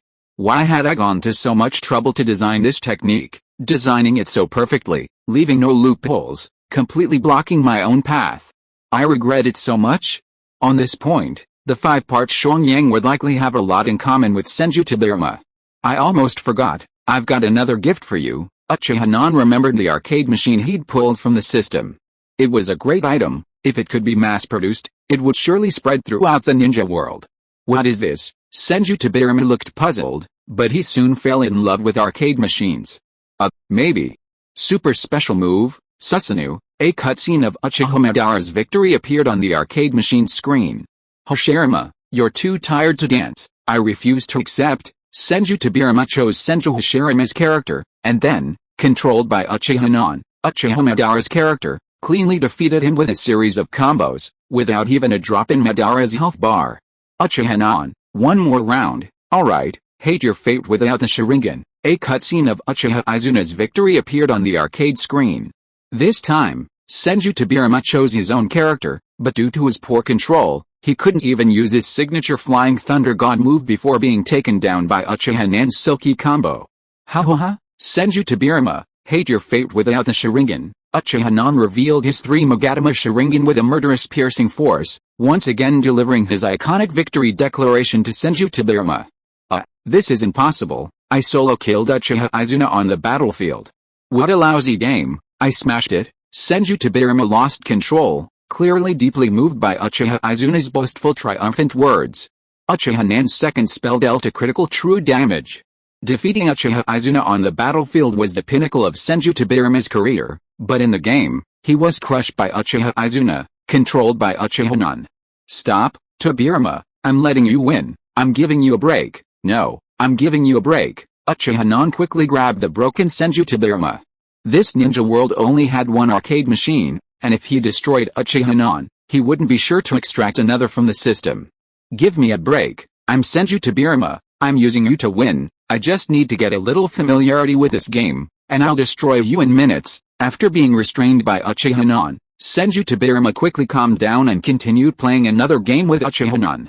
Hate your fate without the Sharingan. Hate your fate without the Sharingan. Hate your fate without the Sharingan. True to form, Senju Tobirama had mastered arcade combos through repeated failures. But Uchiha Kusunoki's superior gaming skills were far beyond the reach of a novice like Senju Tobirama. Furthermore, Uchiha Kusunoki had truly activated the triple Magatama Sharingan cheat, granting him high-definition dynamic vision. Everything Senju Tobirama did was visible to him. Come again, Tobirama, stop playing. You're a dead man. You don't need to sleep. I still want to sleep today. Stop talking nonsense. Senju Tobirama's eyes flushed red. Clearly irritated by Uchiha Kusunoki. Tobirama, You're not going to reveal your Sharingan, are you? Chapter 162 Uchiha, you damn it, it turns out you wanted to attack Tsunade. Tobirama, we possess the Sharingan, making us invincible, ha ha ha. After winning over 20 games in a row, Uchiha Kusunoki felt bored and sent Uchiha Hikaru to play against Senju Tobirama. Uchiha Hikaru was no longer the rookie he once was. He'd been grinding late into the night, diligently practicing his skills, and with the Sharingan's bug level amplification, he maintained his winning streak against Senju Tobirama. He simply wasn't as proficient at unleashing combos as Uchiha Kusunoki did, and he'd even lost a bit of his health to Senju Tobirama. But winning was winning. After Senju Tobirama lost over 20 games in a row, Uchiha Kusunoki couldn't hold back his smile. With an extremely arrogant expression, he declared his victory to Senju Tobirama. One more game, Senju Tobirama was losing, his scalp tingling, but he still refused to give up and wanted another game with Uchiha Hikaru. Damn it. Two naturally evil Uchiha brats. They even used the 3 Magatama Sharingan in a game. They had absolutely no shame. HMPH, forget it, Tobirama, you are too weak. Even if we play another 100 games, you still won't be our opponent, no more playing. I'm going back to sleep. I need to pay more attention in the near future and quickly figure out this arcade machine. I'm anxious to make money with it. After saying that, Uchiha turned around and left. Uchiha Guang glanced at the arcade machine reluctantly. She wanted to play for a while longer. Hard work will pay off. Practicing skills hard is just for the sake of showing off. This has always been the nature of the Uchiha. It's so cool to bully the weak. Especially when you're beating a member of the Senju clan, the feeling of satisfaction is doubled. Uchiha Guang finally found a sense of accomplishment today in the Senju clan member named Senju Tobirama. Arcade machine or Uchiha? Uchiha Guang immediately chose Uchiha and followed him out of the laboratory. Come back, you two bastards, you want to run away after winning? You two just wait for me. Senju Tobirama angrily tried to stop Uchiha and Uchiha Hikaru. He had to win today, or else he felt like ants were crawling all over his body. But Uchiha ignored Senju Tobirama and left the laboratory. The Uchiha clan's land was not dim at night, with streetlights illuminating it at regular intervals. Let's go, Uchiha Hikaru. I'll take you home. Uchiha planned to take Uchiha Hikaru home first. The Uchiha clan had already prepared a luxurious villa for Uchiha Hikaru in the clan land during the day. Uchiha Hikaru said in a whisper, wanting to step forward and hold Uchiha hand. Back in the land of grass, when Uchiha was trying to improve Uchiha Hikaru's favorability, he'd often take Uchiha Hikaru's hand and go to see the moon together at night. Let's go. Uchiha habitually took Uchiha Hikaru's hand and walked towards Uchiha Hikaru's residence. Yes, Uchiha Hikaru smiled and obediently followed on. After sending Uchiha Hikaru home, Uchiha took out several oranges he'd prepared and methodically peeled them. By the time he reached his door, he'd finished eating them all. Rubbing the orange peels on your body will give you a green-orange scent, masking any other odor. Tips for scumbags. After all, Uchiha is a family man, so he must do his best to conceal his feelings. Most people who pursue Uchiha Hikaru are attracted to his fighting prowess. As for his body, it's a little more of a trait. If you can't get caught playing with multiple women, your image will always be flawless. If you're caught, it's because you're naturally beautiful, too good to be true, and there will always be bad women coveting you. And you just happen to have a philanthropic heart. I'm back. Uchiha pushed open the door. The lights were still on. A short absence is like a reunion. Tonight, it's another one on two. The next day, Uchiha clocked in at the Hokage building, full of energy. A mountain of documents piled higher on his desk, all requiring the Hokage's signature. Even if Uchiha delegated power, there were still too many things the Hokage needed to handle. After so many days of delayed work, they had to be made up.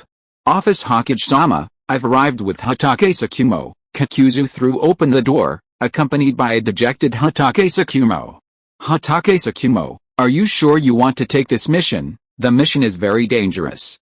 The last futures plan was in the land of fire, but this time you have to go deep into the heart of the land of lightning and get in touch with a hidden cloud village to publicize Konoha's Ponzi scheme. Konoha has no way to protect your safety this time. Uchiha kindly asked Hatake Tsukumo about it. If he was forced, then he should say it boldly, and then there would be no more. Uchiha also felt that Hatake Tsukumo was the best candidate. At worst, after this mission was over, He would never leave Konoha village again. Anyway, Hatake Tsukumo's two beheading business were enough for him to live at home for the rest of his life without worries about food and drink. Hatake Tsukumo wanted to shake his head immediately, and then quickly left Uchiha Nan's office. Whoever wanted to do this kind of mission could do it. But Kakuzu put one hand on Hatake Tsukumo's shoulder. It's okay, Hokage-sama. Hatake Tsukumo would risk everything for Konoha, even his life. Your speech at the Futures Hall was so eloquent and inspiring that even I was fooled. Who in Konoha is more suited to this mission than you, isn't that right, little white-haired boy? Kakuzu dug up old accounts. His own 1 billion yen had been swiped away in one swoop by that bastard Hatake Tsukumo, money he'd painstakingly saved for half a lifetime. Hatake Tsukumo's stiff head turned to see Kakuzu's small eyes gleaming. It was clear that this time he was determined to send Hatake Tsukumo to the land of lightning. Hokage-sama, I agree. But I believe that my own strength is not enough. Kakuzu-sama must accompany me to the land of lightning. Hatake Tsukumo decided to drag someone along, intending to drag Kakuzu along with him to the land of lightning. Kakuzu, the mission leader, led the charge, heading into the most dangerous land. That makes perfect sense. Hokage-sama, I have no problem. Kakuzu agreed to Hatake Tsukumo's request without hesitation. He had always intended to go to the land of lightning to carry out this mission himself. This involved a fortune in the hundreds of billions, and the share Uchiha Minami promised Kakuzu was enough to make him risk his life. As long as the money was in hand, there was nothing Kakuzu wouldn't do. Very good. With your hard work, Konoha will definitely. Kakuzu, I'll have Narashikato assist you with the preliminary preparations over the next few days, and then you and Hatake Tsukumo can pack your bags and head to the land of lightning to complete this mission. Kakuzu nodded in satisfaction, then dragged the dejected Hatake Tsukumo out of Uchiha Minami's office.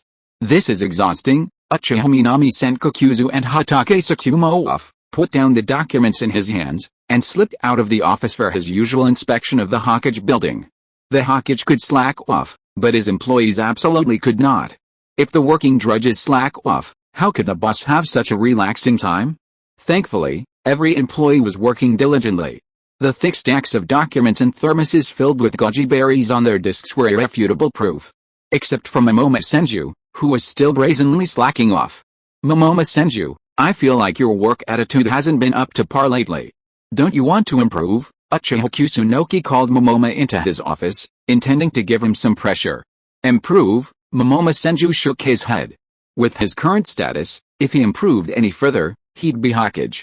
Uchiha Kusunoki, you're just pissed I'm getting paid for nothing, you're jealous of my comfortable life.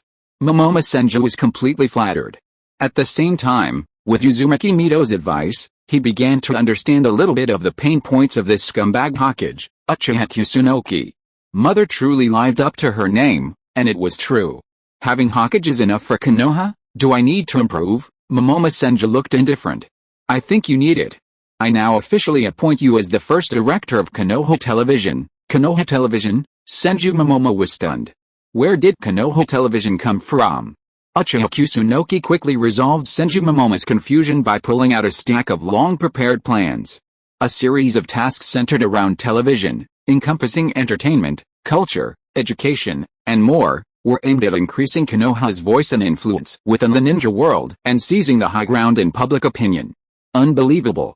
Senju Momoma flipped through Uchiha Kusunoki's plan, clearly astonished by the journalistic techniques employed.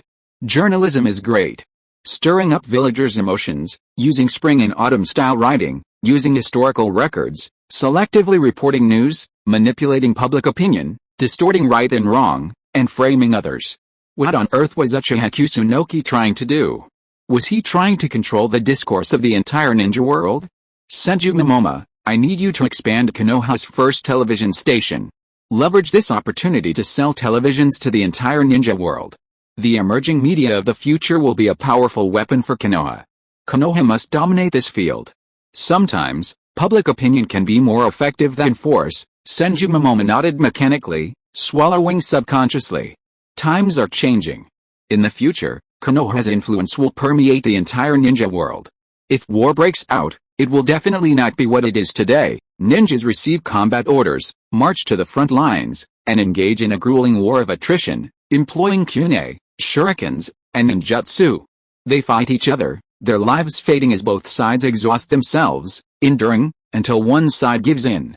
One day in the future, while the ninjas on the front lines fight tooth and nail, high-ranking officials in the rear are exposed to shocking news, leaving the front lines in a tight spot. Or, perhaps, even if fighting breaks out on the front lines, the ninjas in the rear, caught on the first wave of public opinion, will be misled by false intelligence and lose their ability to make sound judgments, not to mention the villagers back home. The mere thought is terrifying. Okay, Hokage-sama, as the head of the Senju clan and the former candidate for Hokage, Momomo Senju keenly saw how much benefit this new track would generate in the future, and the profits would make the Senju clan reap a fortune. Although he didn't know why Uchiha gave him such an important task, he shouldn't miss the benefits that came to his door. Uchiha looked at the expression on Senju Momomo's face and smiled. Hurry up and work hard to fetch water, fertilize, spray pesticides, and catch insects for this seed. When the fruit grows, he will come to eat it. It is not good for the Senju clan to be left out like this. Every ninja family in Konoha is taking shelter under the big tree of Konoha. Uchiha occupies the best ecological niche, and the other ninja families share the rest. Uchiha Kusunoki has given the Nara clan, represented by the Inoshikacho clan, the Hyuga clan, the Aburane clan, the Inuzuka clan, and the Hatake clan, all of which have been given appropriate authority in various departments within Konoha. Of course, with the exception of the Senju clan, Uchiha Kusunoki has consciously marginalized them, only giving them cold, hard cash on a regular basis. To deal with former political enemies, and to maintain a certain peculiar Uchiha mentality, the Senju clan must be sidelined for a while. But now is almost the time. Senju Momomo has already surrendered to the Uchiha clan, signing a series of unequal treaties. It's time for the Senju clan to return to the fold of Konoha's power. Konoha's first TV station needs to establish a reputation. They can broadcast different programs at different times, such as the most important ninja news, and the hottest movies during the 8 p.m. prime time. We can create a special program that reveals gossip about big stars in the entertainment industry. We can also selectively report on the misdeeds of the nobles. Just remember to check with the daimyo. Konoha can also make some money from those insects through this program, and we can hire a dedicated screenwriter. Well, I'm an excellent screenwriter. Konoha's film and television company is already the best in the ninja world. We can start by producing a few TV series to boost ratings. The rabbit country of his past life had countless methods for boosting television ratings. Uchiha casually gave Momomo Senju a few examples. In this entertainment-starved ninja world, they were definitely enough. Momomo Senju nodded, scribbling on a blank piece of paper. By the way, there's less than 3 months until the end of the year. Do your best to get the TV station up and running within those 3 months. I'm planning to have a show at the end of this year. If it's well received, we'll do it every year. It's called Baojiaozha? No, it's called Village Evening Show. Village Evening Show? It's about inviting a bunch of people from the ninja world to perform on stage. We'll focus on humorous plays, duo operas, skits, and anything else that'll make people laugh. At the end of the year, it's all about giving the villagers of Konoha a night of fun. Senju Momomo nodded and chatted with Uchiha Kusunoki in the office for a long time, all the way until noon. Want to go get lunch together? No thanks. My family made me a bento, and Tsunade will bring it to me shortly. Oh, Uchiha Kusunoki looked at Senju Momomo, who was beaming with happiness, feeling a little annoyed. It's just a bento. Keat and Rin would make it for me, too, but they might not be awake yet. Uchiha Kusunoki, empowered by Hashirame's cells, is truly formidable. Momomo Senju, who had profited from Uchiha Kusunoki, smiled as he walked out of his office with her. As Uchiha Kusunoki stepped out of his office, he saw a head of brilliant blonde hair. It was Tsunade. Momomo Senju saw his adorable daughter and opened his arms, ready to give her a big hug. Then Tsunade ran past Momomo Senju and headed straight for Uchiha Kusunoki. Hokage-sama, why have you been gone for so long? You promised to train with me. Momomo Senju is petrified. As Hokage, I'm very busy. If you want me to train with you, well, I should have time soon. Let's go to our usual place. Great. Uchiha Kusunoki stroked Tsunade's hair. A pat on the head really worked. Stop, Momomo Senju roared, as if he understood why Uchiha Kusunoki had signed that rubbish agreement with the Senju clan. Why do graduate students have to take final exams as soon as the course is over? I have another exam tomorrow. The updates are unstable. I apologize for the instability, dear readers. If you are listening to this novel on a channel other than Fanfic World, it means it was downloaded and re-uploaded without effort. We warmly invite you to visit our channel, Fanfic World. There you will find the original version of this story and many other novels of various genres. We look forward to seeing you dive into a world of incredible novels. Chapter 163 Uchiha Non. The shura field between Tsunade and Uchiha Hikaru is just like this. The cabbage I'd raised since childhood was about to be eaten without a word. How outrageous. The relationship between the old father and his son-in-law had always been, not great. The thought of my little cotton-padded jacket being worn by another man was unsettling. This time, it was the yellow-haired guy who kicked the door. Dad, why are you so mean to Hokage-sama? Before Uchiha Kusunoki could say anything, Tsunade stepped in front of him, elbowing Senju Momomo with her elbow. It's okay. Momomo-sama and I had a minor disagreement at work. A few complaints and grumbles are nothing big. I'm the Hokage. I'm used to these things. Uchiha Kusunoki feigned a casual attitude, acting as if any hardship for Konoha was worth it. His acting was perfect. You, Uchiha Kusunoki, you've lost all your dignity. Konoha was now ruled by Uchiha Kusunoki alone, and the Jonin's votes were meaningless. Ever since Uchiha Non became the Hokage, he has basically accomplished everything he wants to do, and no one else can do what he doesn't want to do. Is there anyone who opposes Uchiha Non? Yes, but very few. Unless he doesn't want the official position, the current political ecology of Konoha is that Uchiha Non has almost absolute power. Uchiha Non's instructions must be followed whether you understand them or not. There will be no good end for those who go against Uchiha Non. Who dares to let Uchiha Non suffer grievances? Who can let Uchiha Non suffer grievances? The last family that took the lead in opposing Uchiha Non was directly marginalized by Uchiha Non and sat on the bench for almost 2 years. Until recently, they were caught by Uchiha Non and had to give in to him. Only then did they have the opportunity to return to the power field of Konoha. This family is none other than the Senju clan. It's simply a rebellion against the Cheyenne gang. Hokage-sama, you are truly amazing. Tsunade, having just graduated from the Ninja Academy a few months ago and still practicing on D-rank missions within the village, was clearly unaware of the terrifying power Uchiha Kusunoki held in Konoha. She only knew that Uchiha Kusunoki was as accomplished a Hokage as his grandfather, Hoshirama Senju, and his second grandfather, Tobirama Senju. She hadn't expected that even such an accomplished Hokage would endure so much injustice behind the scenes. Suddenly, Uchiha Kusunoki's image in Tsunade's mind loomed even higher. Dad, you must be more respectful and gentle with Hokage-sama in the future. Tsunade gave Uchiha Kusunoki a look of admiration, then turned and continued elbowing her father, Momomo Senju. Momomo Senju was practically shattered by the elbow. I'm almost bringing the entire Senju clan to kneel before Uchiha Kusunoki. The Senju clan had been manipulated by Uchiha Kusunoki to such an extent that, to gain a modicum of control, he even restarted the dangerous Hoshirama cell experiments, nearly losing his life. Ultimately, he was no match for Uchiha Kusunoki, and had to sign a multitude of agreements with all sorts of conditions, barely reconciling the past. Now Uchiha Kusunoki was the victim? Was there still justice? Was there still law? Could the Hokage do as he pleased in Konoha, distorting right and wrong? Uchiha Kusunoki looked at Senju Momomo, whose expression was extremely complex. Then, an involuntary, arrogant smile spread across his lips. Taking advantage of Tsunade's back, he made a face at her. As Momomo attacked Tsunade with a head-patting blow, Tsunade stood by him and fiercely elbowed her father. It felt strange, like turning into a yellow-haired man, kicking open the door of old Deng's house, stealing 2 bottles of Maute and several packets of huizi, then turning around and hugging old Deng's daughter's slender waist and leaving.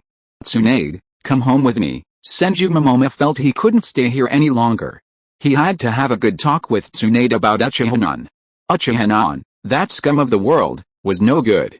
The evil Uchiha, who ate people without leaving any bones, could be the Hokage of Konoha, but as his son-in-law, well, unless Uchiha Non obediently called him dad, Senju Momomo felt he could reluctantly agree to the marriage.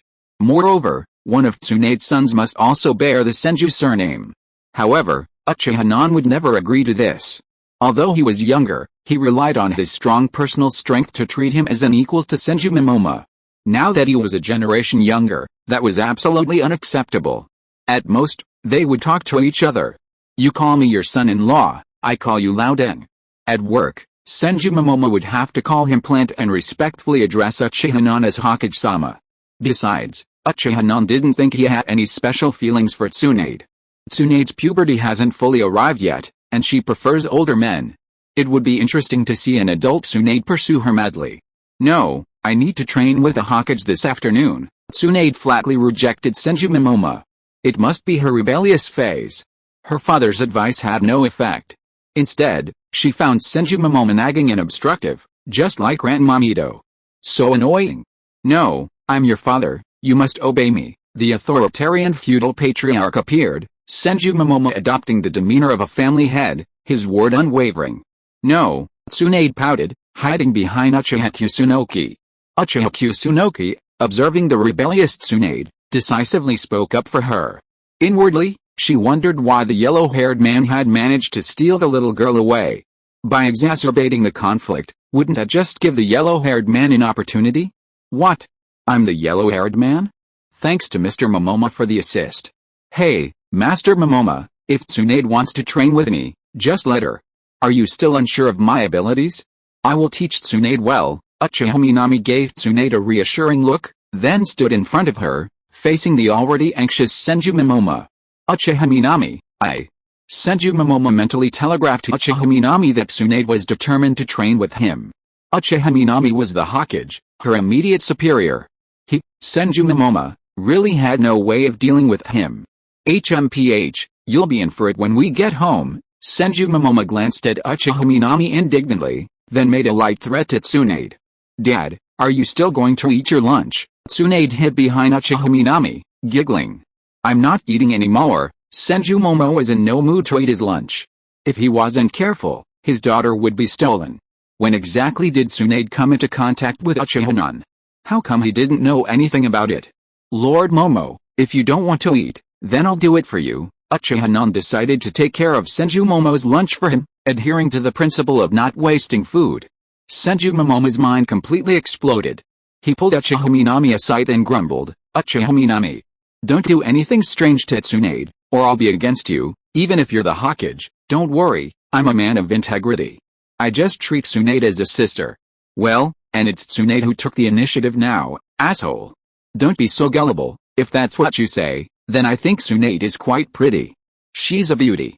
She'll be very beautiful when she grows up. We're only a few years apart in age, so we're quite a match. Uchiha Minami chuckled, broke free from Senju Momomo's arm, and invited Tsunade into his office. Damn it. The naturally evil Uchiha brat. Senju Momomo really wanted to kick down Uchiha Minami's office door, but the crowd downstairs was gathering, clearly attracted by the commotion. A crowd of onlookers crowded the stairs to watch the fun. It was worth the shift to enjoy such a big melon during their downtime. Disperse, what's so good about this? Momomo Senju dismissed the crowd with a sullen face. His lunchbox gone, his daughter missing too. Momomo Senju had no choice but to head home for a quick bite. He also asked his mother how Uchiha Minami had hooked up with Tsunade while he was busy with Hashirame's cell experiments. Hokage-sama, your snacks are still as delicious as ever. Young people should eat more and snack less to achieve a balanced diet. Who made this? Of course I did. You're so amazing. Of course. Uchiha Minami and Tsunade chatted idly, and just as they were about to try Tsunade's cooking, click, the office door opened. Uchiha Minami, I'm here to bring you your lunchbox. Uchiha Hikaru joyfully pushed open the door, clutching the lunchbox she had meticulously prepared. It was the culmination of a morning's hard work. But, as soon as he opened the door, he saw Uchiha Minami preparing to eat the bento prepared by the strange girl. She and Uchiha Minami were engaged in a lively conversation. The atmosphere in the office froze. Uchiha Minami instinctively felt something was amiss, but he didn't panic. It was just a meeting between two girls. What was there to be afraid of? He hadn't done anything. He was completely clear-headed. Oh, Uchiha Hikaru, you're here. This is Tsunade, the daughter of the current Senju clan leader, Momoko Senju. Her father had a poor appetite at lunch, so he's here to avoid waste. So that's how it is. Hokage-sama, who is this girl? I forgot to introduce you. This is Uchiha Hikaru, a member of the Uchiha clan. Oh, the two girls' expressions cleared up, but they exchanged a hostile glance. They must be rivals in love. Try my bento, I prepared it especially for you. Uchiha Hikaru placed his bento in front of Uchiha Minami. At this moment, another gaze came over. Uchiha Nan's expression remained unchanged, as if nothing had happened. It's just 2 bento boxes. I'm going to eat 2. It just so happens that I was really hungry at noon today, and 1 bento box isn't enough. Uchiha Nan opened the 2 bento boxes and ate bite by bite, commenting on the 2 people's cooking skills as she ate. Equally balanced, each with its own merits. Ugh, so full. Uchiha Nan took a sip of water. She felt a little bloated after eating 2 bento boxes in one go. Is it delicious? Uchiha Guang turned her head slightly, her delicate face a little dazzling in the light. She took out the handkerchief she carried with her and wiped the corner of Uchiha Nan's mouth. Uchiha Nan was a little dazed. Uchiha Guang was so aggressive today. Usually, she was passive and would blush just holding hands. It tastes good. Uchiha Minami smiled, praising Uchiha Hikaru's cooking skills. Uchiha Hikaru's lips curved, pleased with Uchiha Minami's response. Tsunade, temporarily at a disadvantage, walked over to Uchiha Minami's side. Hokage-sama, where's the bento I made? It tastes good too, then I'll make it for you every day from now on. Tsunade decided to take it a step further. Mother had said that the skill of making bento should be cultivated from a young age, so lately, Tsunade had been making lunch for Momoka Senju. Mother was so foresighted, now it was being put to good use. What about Momoka Senju's portion? I'll just make him one too. Dad loves my mom's bento. If he gets mad at me when we get home, I won't make it for him. By the way, I won't make it for him. Luckily, Momoka Senju wasn't staying any longer, and Uchiha Minami didn't object. If Tsunade liked it, then she could make it. It's just a bento. Uchiha Kusunoki, I want to do it for you too. Alright. Uchiha Kusunoki maintained his smile. He had sacrificed so much for Konoha. The eerie, savage atmosphere didn't last long. Nara Shikeon hurried to Uchiha Kusunoki's office, intending to report an emergency. Hokage-sama, Shikeon-kun, you're here. Uchiha Kusunoki's voice was tinged with joy. Tsunade was just a little girl. Even if she got jealous or angry, Uchiha Kusunoki wouldn't care. Her destructive power was minimal, practically non-existent. But Uchiha Hikaru was different. If she got jealous or angry, he'd suffer greatly. Ultimately, though, things were under control. Uchiha Kusunoki had boosted Uchiha Hikaru's favorability. Furthermore, the world of Naruto didn't embrace monogamy, so it wasn't uncommon for a powerful Uchiha clan member to have 2 or 3 girlfriends at once. As long as he was strong and handsome enough, he'd be the one to fall for her. The same is true for the entire ninja world. Hundreds of years ago, during the Warring States period, the era of Uchiha Hikaru, the atmosphere was even more brutal than it is today. A minor issue, nothing serious. Uchiha Kusunoki was even bold enough to invite the 2 girls to watch the moon together, with a nice excuse, to promote friendly exchanges between the Senju and Uchiha clans and further resolve the millennia-old feud between the 2 clans. This was a contribution to Konoha as a whole. The 3 swords, 6 holes achievement shouldn't be obtainable. The system hasn't even refreshed the quest, and Uchiha Hikaru doesn't look like a girl driven crazy by love, is it? Hokage-sama, are you busy now? Nara Shikeon felt he had arrived at the wrong time. One was Tsunade, and the other was Uchiha Hikaru, the Uchiha clan member Uchiha Kusunoki had brought back from outside. Yesterday, the Uchiha clan had held a grand welcome party to celebrate Uchiha Hikaru's return, clearly demonstrating his high status within the clan. Nara Shikeon didn't want to get involved in the Hokage's personal affairs. No, Luin-kun, you've arrived just in time. Uchiha Nan saw that Nara Luin was about to retreat, but it was obvious that he couldn't let Nara Luin leave at this time. I'm not in a hurry. Konoha's big things are more important. You must have something very important to report to me if you ran here so anxiously. Who will the heroine choose? I'll listen to the readers. Chapter 164, Senju Tobirama's holy relic must destroy the inherently evil Uchiha. Alright, Hokage-sama. Nara Shikeon stood there helplessly, regretting why he had chosen this hour to visit Uchiha Kusunoki. The Hokage of Konoha had serious business to discuss, so he couldn't leave Tsunade and Uchiha Hikaru, 2 outcasts, messing around here. Hokage-sama, remember to accompany me to practice this afternoon. Uchiha Kusunoki, you have to accompany me to watch the moon tonight. HMPH, double the volume. Uchiha Kusunoki watched the 2 little ancestors leave the office. These 2 little girls were quite formidable. But it wasn't a big deal. Tsunade was just a little girl, full of admiration for him, with a hint of teenage rebelliousness playing a role. It was easy to deal with her, and she wasn't very lethal. Uchiha Hikaru, while powerful, was essentially a tsundere Uchiha girl.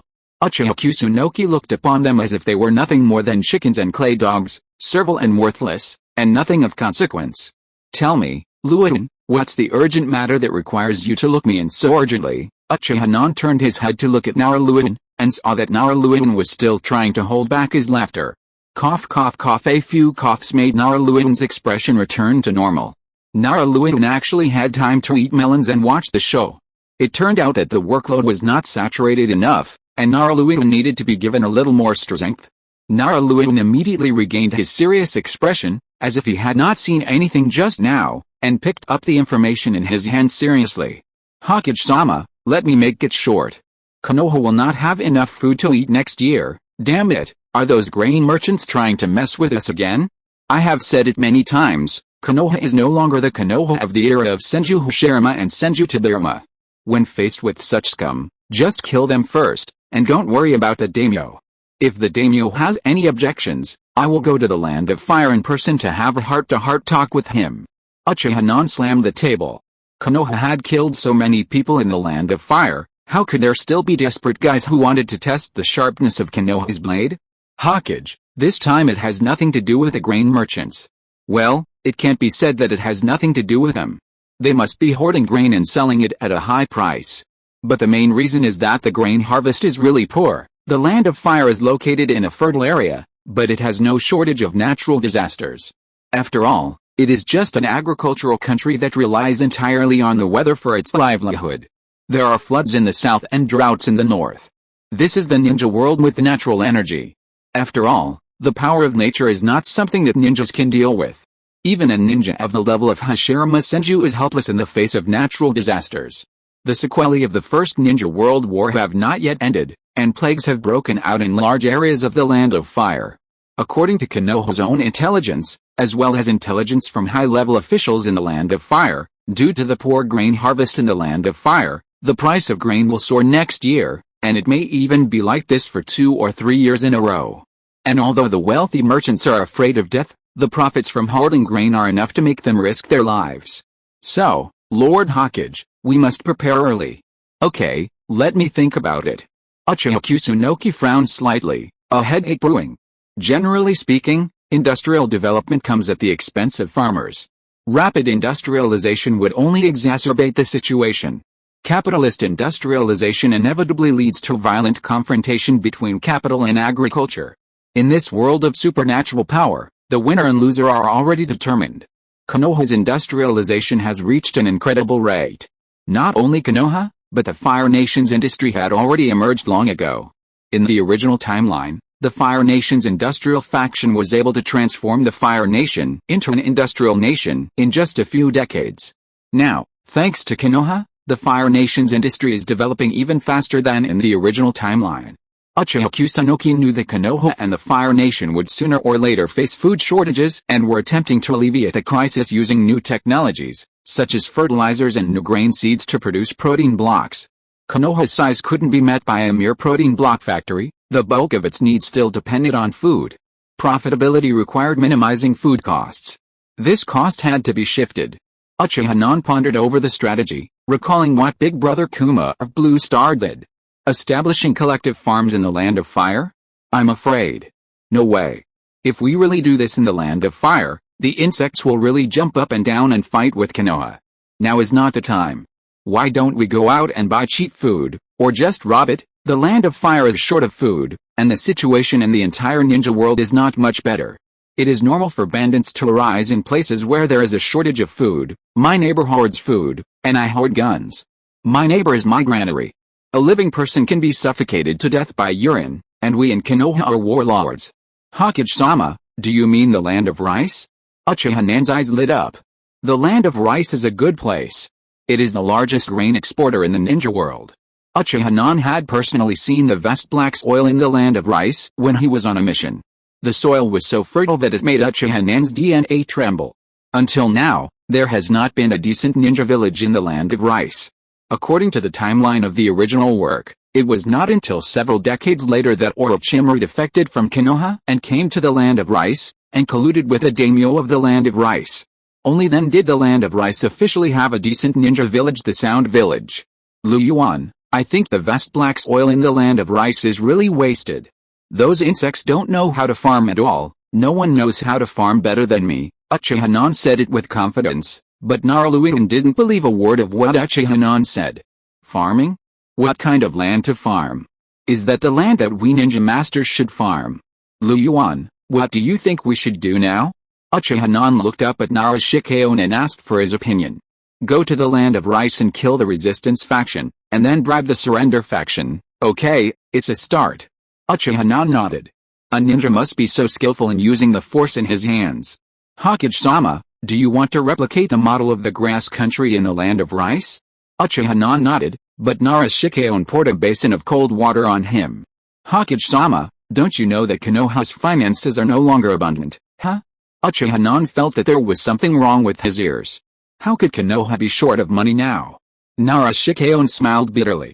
Although Konoha earned a lot, the money it spent was like water.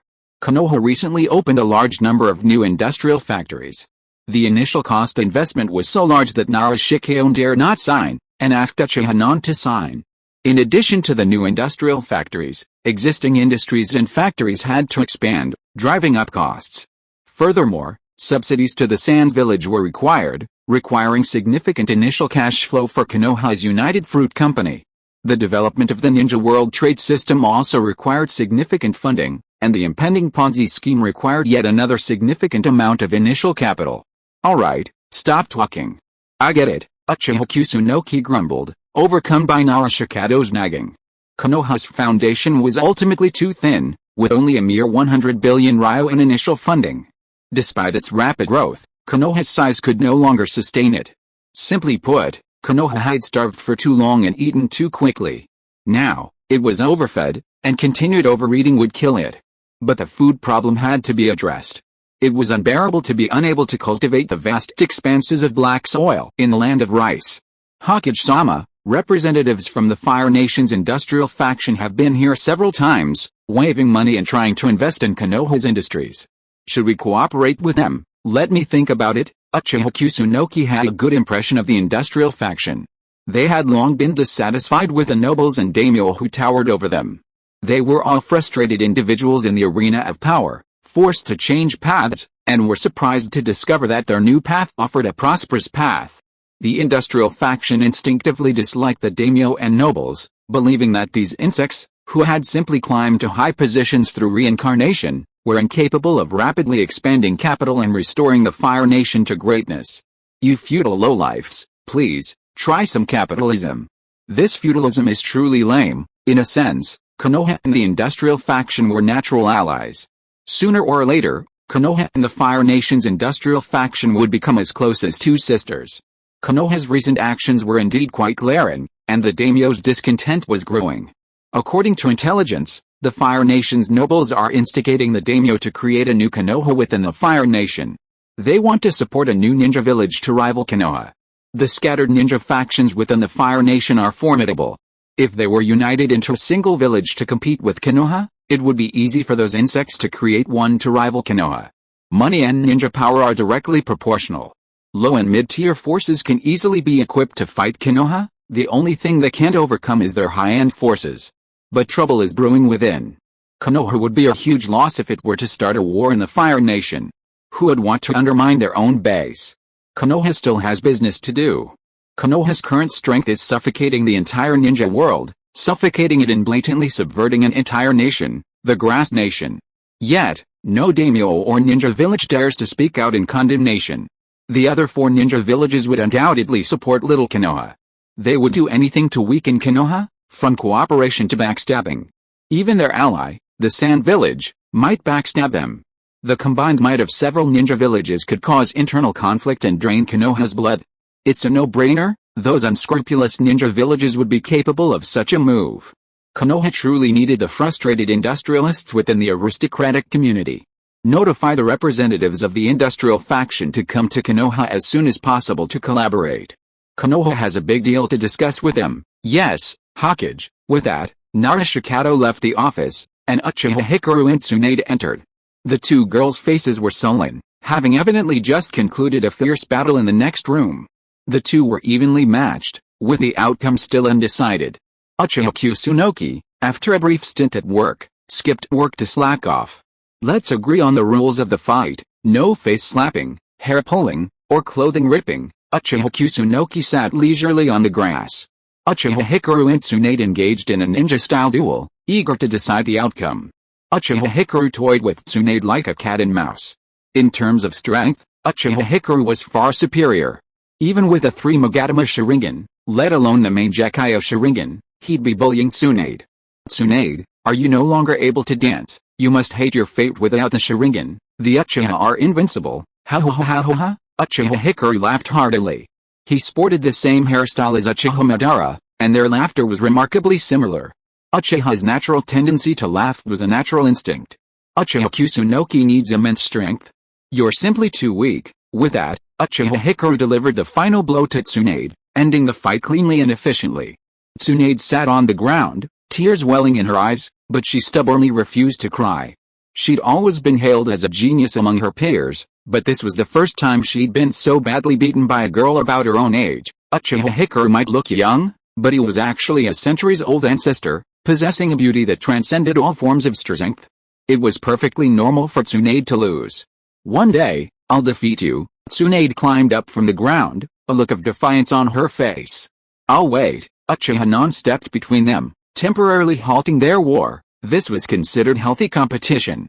Tsunade was truly complacent, lacking a goal to strive for. A genius in her own right, with unparalleled family influence, she could afford to waste her energy on gambling techniques. It would be fine if she'd figured out some tricks, but Tsunade's luck was a complete glitch. She usually lost every time she gambled, but when faced with a major setback, her luck turned. Uchiha Minami spent an afternoon training with Tsunade. Despite a significant setback, Tsunade became serious and made rapid progress. After a busy afternoon, Tsunade found her target and vowed to defeat Uchiha Hikaru. She returned to Uzumaki Mito and planned to train harder that evening. Tsunade's sudden dedication and focus on training delighted Mito. But when she heard that Tsunade was jealous of Uchiha Minami and working so hard to defeat her rival, Uchiha Hikaru, Mito was less pleased. Or rather, furious. She grabbed her cane and threatened to settle the score with Uchiha Minami.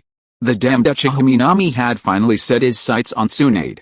However, Tsunade stopped Mito, determined to train hard and not waste a single moment. Tsunade, Grandma will help you become stronger. Mito tearfully accepted the reality.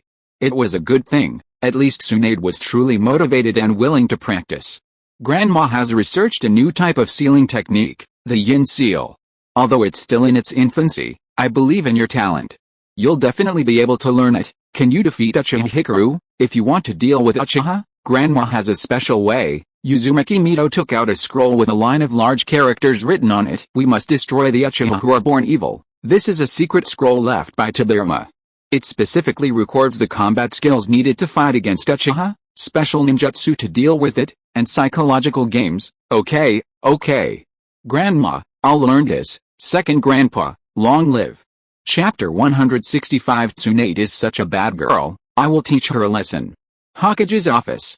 Respected Hokage, it's a pleasure to meet you. Upon receiving Uchiha Kusunoki's invitation to collaborate, the industrial faction representatives immediately accepted and set off without delay. After a long and arduous journey, they finally arrived at Konoha village. The industrial faction had long suffered discrimination in the land of fire. The nobles of noble birth treated them like dirt, using their power to oppress them and plunder their wealth. But they were helpless. Barred from power and lacking a strong military force, their interests were not protected by the daimyo. The daimyo, however, valued the nobles of noble lineage more than anyone else. In the past, Konoha, the land of fire's most powerful military, had always served as a protective shield for the nobles. Under this double protection, the industrial faction could only profit from their knees. Then, Uchiha Kusunoki emerged, carrying the banner of industry. He established factories, respected technology, and expanded capital, all political aspirations long pursued by the industrial faction. The industrial faction had long desired complete integration into Konoha, becoming a part of it. I pledge my loyalty to the Hokage. Konoha possesses unparalleled military might, its most powerful shield, more powerful than hereditary power through bloodline, allowing the industrialists to proliferate their capital unchecked throughout the ninja world. Today, Konoha has finally extended an olive branch to the industrialists. No need to be polite. Konoha has a major deal in mind for you. Are you interested? I'd love to hear from you, Hokage. Uchiha Kusunoki detailed his plan to the industrialists. Shall we invest in the land of rice together? Let me think about it carefully. The grain in the land of rice is indeed very tempting. The land is so fertile that you can even squeeze out oil. If we can control the land of rice, then in the land of fire, we will have a lot of autonomy, and we can even influence the price of grain. The representative of the industrial faction laughed, but did not agree to Uchiha Nan's cooperation right away. Although this is an investment with extremely lucrative returns, there are still many obstacles that need to be solved, such as the ninja organization in the land of rice and the nobles. Hokage, we are very interested in this deal, but the obstacles to controlling the land of rice are not small. Don't worry, the armed forces in the land of rice are nothing but scabies in Konoha's eyes. It will be easy to eliminate them. What you need to solve are the subsequent funding, management, and other issues. Konoha still needs your skin.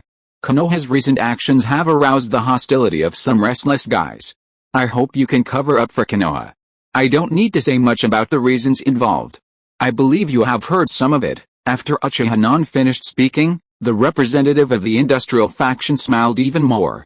While the industrialists were frustrated and exploited by the powerful, they were nonetheless part of the Fire Nation's profiteering. They had naturally heard of the actions of the Fire Nation's powerful figures.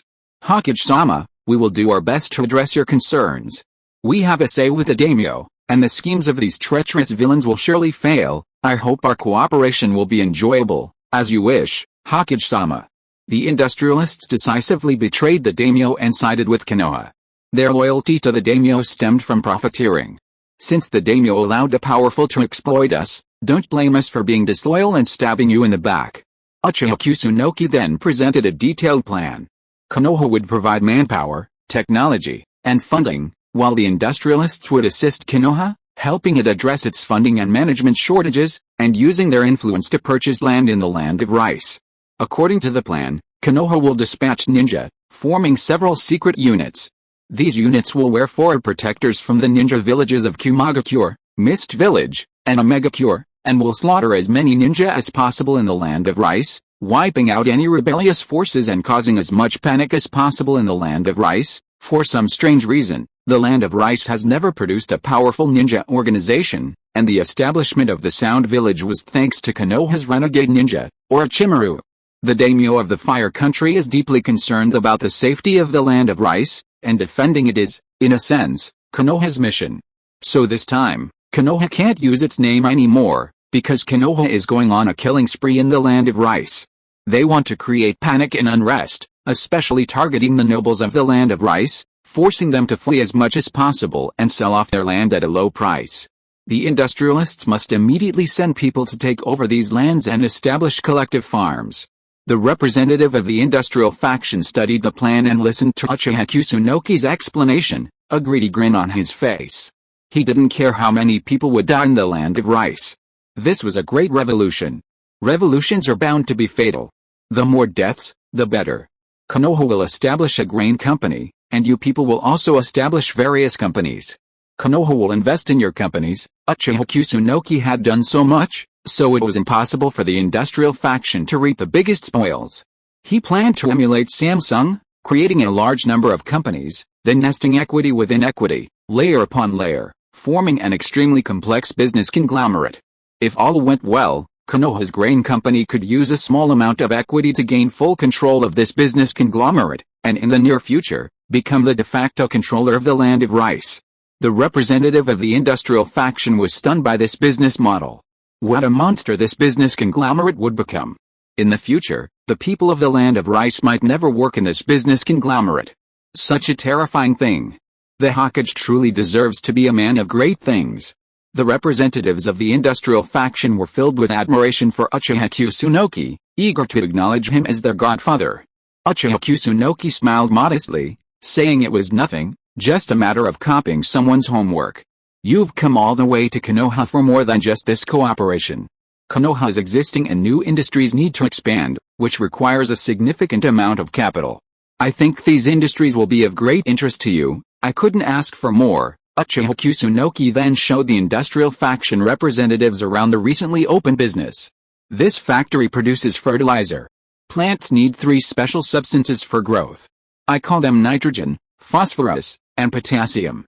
Different ratios have different effects, accelerating plant growth and increasing yields, especially by enhancing soil fertility.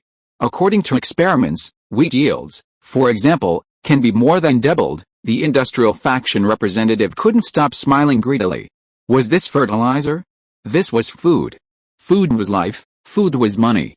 The entire land of fire, the entire ninja world, this massive market, made him tremble at the mere thought. Besides fertilizers, there's also the latest drug I call penicillin. It's anti-inflammatory and analgesic. It's effective against scarlet fever, suppurative pharyngitis, diphtheria, syphilis, gonorrhea, various forms of tuberculosis, septicemia, pneumonia, and typhoid. The industrialist representatives were speechless. This was a godsend. How could those impoverished people afford medical ninjas? A simple cold could kill them. Mass production of penicillin would not only bring endless profits but also immeasurable merit. The importance of public opinion goes without saying, even ninjas couldn't ignore it. Otherwise, Uchiha Kusunoki would have killed those daimyo long ago. In the ninja world, ninjas' reputation among ordinary people was as infamous as sewer rats. Ninjas had little say. Ninjas who only knew how to carry out their missions, let alone speak out, were unaware of their predicament and content with the status quo. They were killing tools, executioners. Why should they dwell so much on this? Ordinary people should fear them. This group version was truly outdated, requiring Uchiha Kusunoki to gradually steer the backward and stubborn old-school ninjas toward the newer version. Konoha's power grid, electric 3-wheeled vehicles modified into tractors. And then there was the train, which Uchiha Kusunoki would have to invest vast sums of money to promote in the future. The industrial representatives were dazzled. Boom! Uchiha Kusunoki led the industrial representatives to a testing site where Orochimaru was frantically conducting measurement experiments. With Uchiha Kusunoki's appointment, Orochimaru had full control of Konoha's resources. He simply needed to complete the train experiments as quickly as possible, and he immediately assembled a large team. This was the first time Uchiha Kusunoki had entrusted Orochimaru with such a major project. Excited, Orochimaru couldn't sleep all night, vowing to complete it as quickly as possible.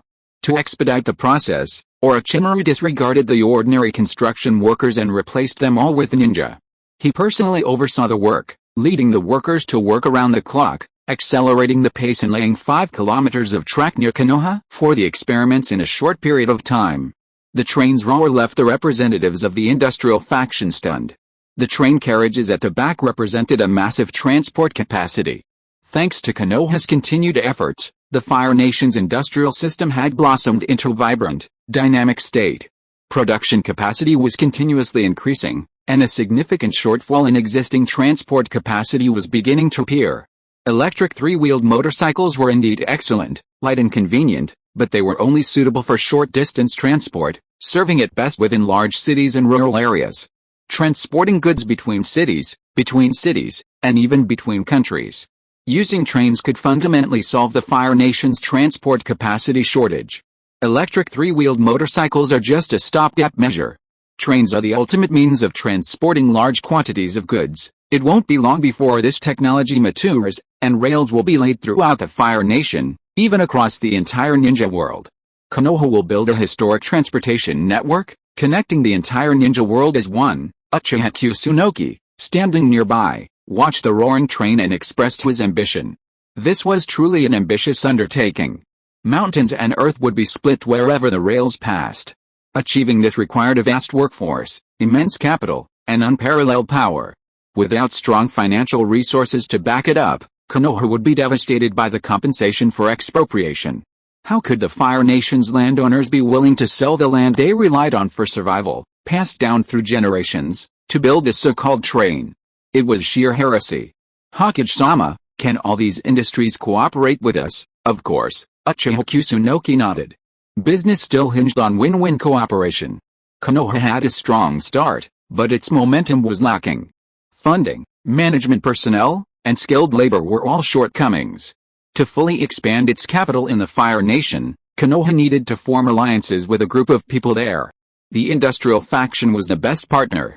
Konoha will provide the technology, you provide the people, land, and capital. Let's build a joint venture. Konoha respects technology, and I'm sure you will too. Uchiha Kusunoki fixed his eyes on the industrial faction representative, offering a kindly smile. Of course, Hokage, what we value most is technology and innovation. Without it, we wouldn't be where we are today. The industrialist representatives nodded respectfully. Konoha's new industries, without exception, would generate enormous profits and prestige, enough to skyrocket their assets. Konoha naturally couldn't just give them all this for free. They'd have to pay a price, which was perfectly reasonable. Hokage, we hope to establish a patent protection organization in the Land of Fire. There are always those annoying people who see themselves as superior and have no respect for technology. The industrialist representatives wanted to go a step further and establish a patent protection organization within the Land of Fire, leveraging Konoha's supreme military might to protect their interests. The industrialist scientific researchers were no less capable. In the original world line, without Tobirama Senju, these industrialists were able to advance the Land of Fire's technology at an incredible pace, a truly formidable achievement. But there were always those nagging, self-righteous, and pesky individuals who sought to seize the new technologies the industrialists had invested so much money in. Konoha's respect for technology was truly wonderful. Good idea, I'm very interested, Uchiha Kusunoki nodded. A patent protection organization would indeed be beneficial to Konoha's interests.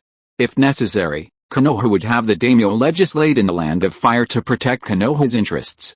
Since the industrial faction had proposed it, they could handle it. Konoha could provide military support. After everything was settled, Uchiha Kusunoki personally organized a meeting to introduce Konoha's top brass to the industrial faction representatives, allowing both sides to have in-depth discussions and deepen their relationship. The delighted industrial faction representatives toasted each of the Konoha leaders at a large restaurant in Konoha.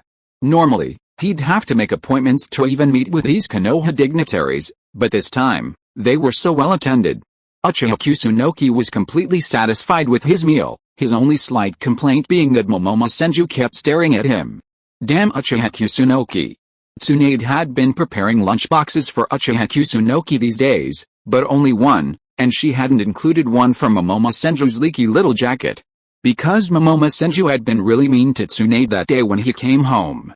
Tsunade kept her promise and didn't prepare a lunchbox for Senju Momomo. After Uchiha-nan learned the reason, he immediately said that Tsunade was a bad kid. Don't worry, Momomo Leoden, I will definitely teach her a lesson in the future. Chapter 166, Uchiha Madara, the rebel ninja of Konoha, would puff out his chest when he saw Konoha's achievements. According to relevant intelligence, the Land of Rice has recently suffered attacks from related ninja villages such as the Hidden Cloud Village, the Hidden Mist Village, the Hidden Rain Village, and the Hidden Sky Village. The Land of Rice suffered heavy casualties. Konoha firmly condemns and resists the evil deeds of the related ninja villages, and calls for the formation of consensus in the ninja world, to jointly build and share a path of harmonious development, and to build a community of shared destiny for the ninja world. The following is the live report of the host ninja yesterday. Hello everyone, this is the Land of Rice. Our Konoha rescue team has just rescued someone from the Hidden Cloud Village ninja.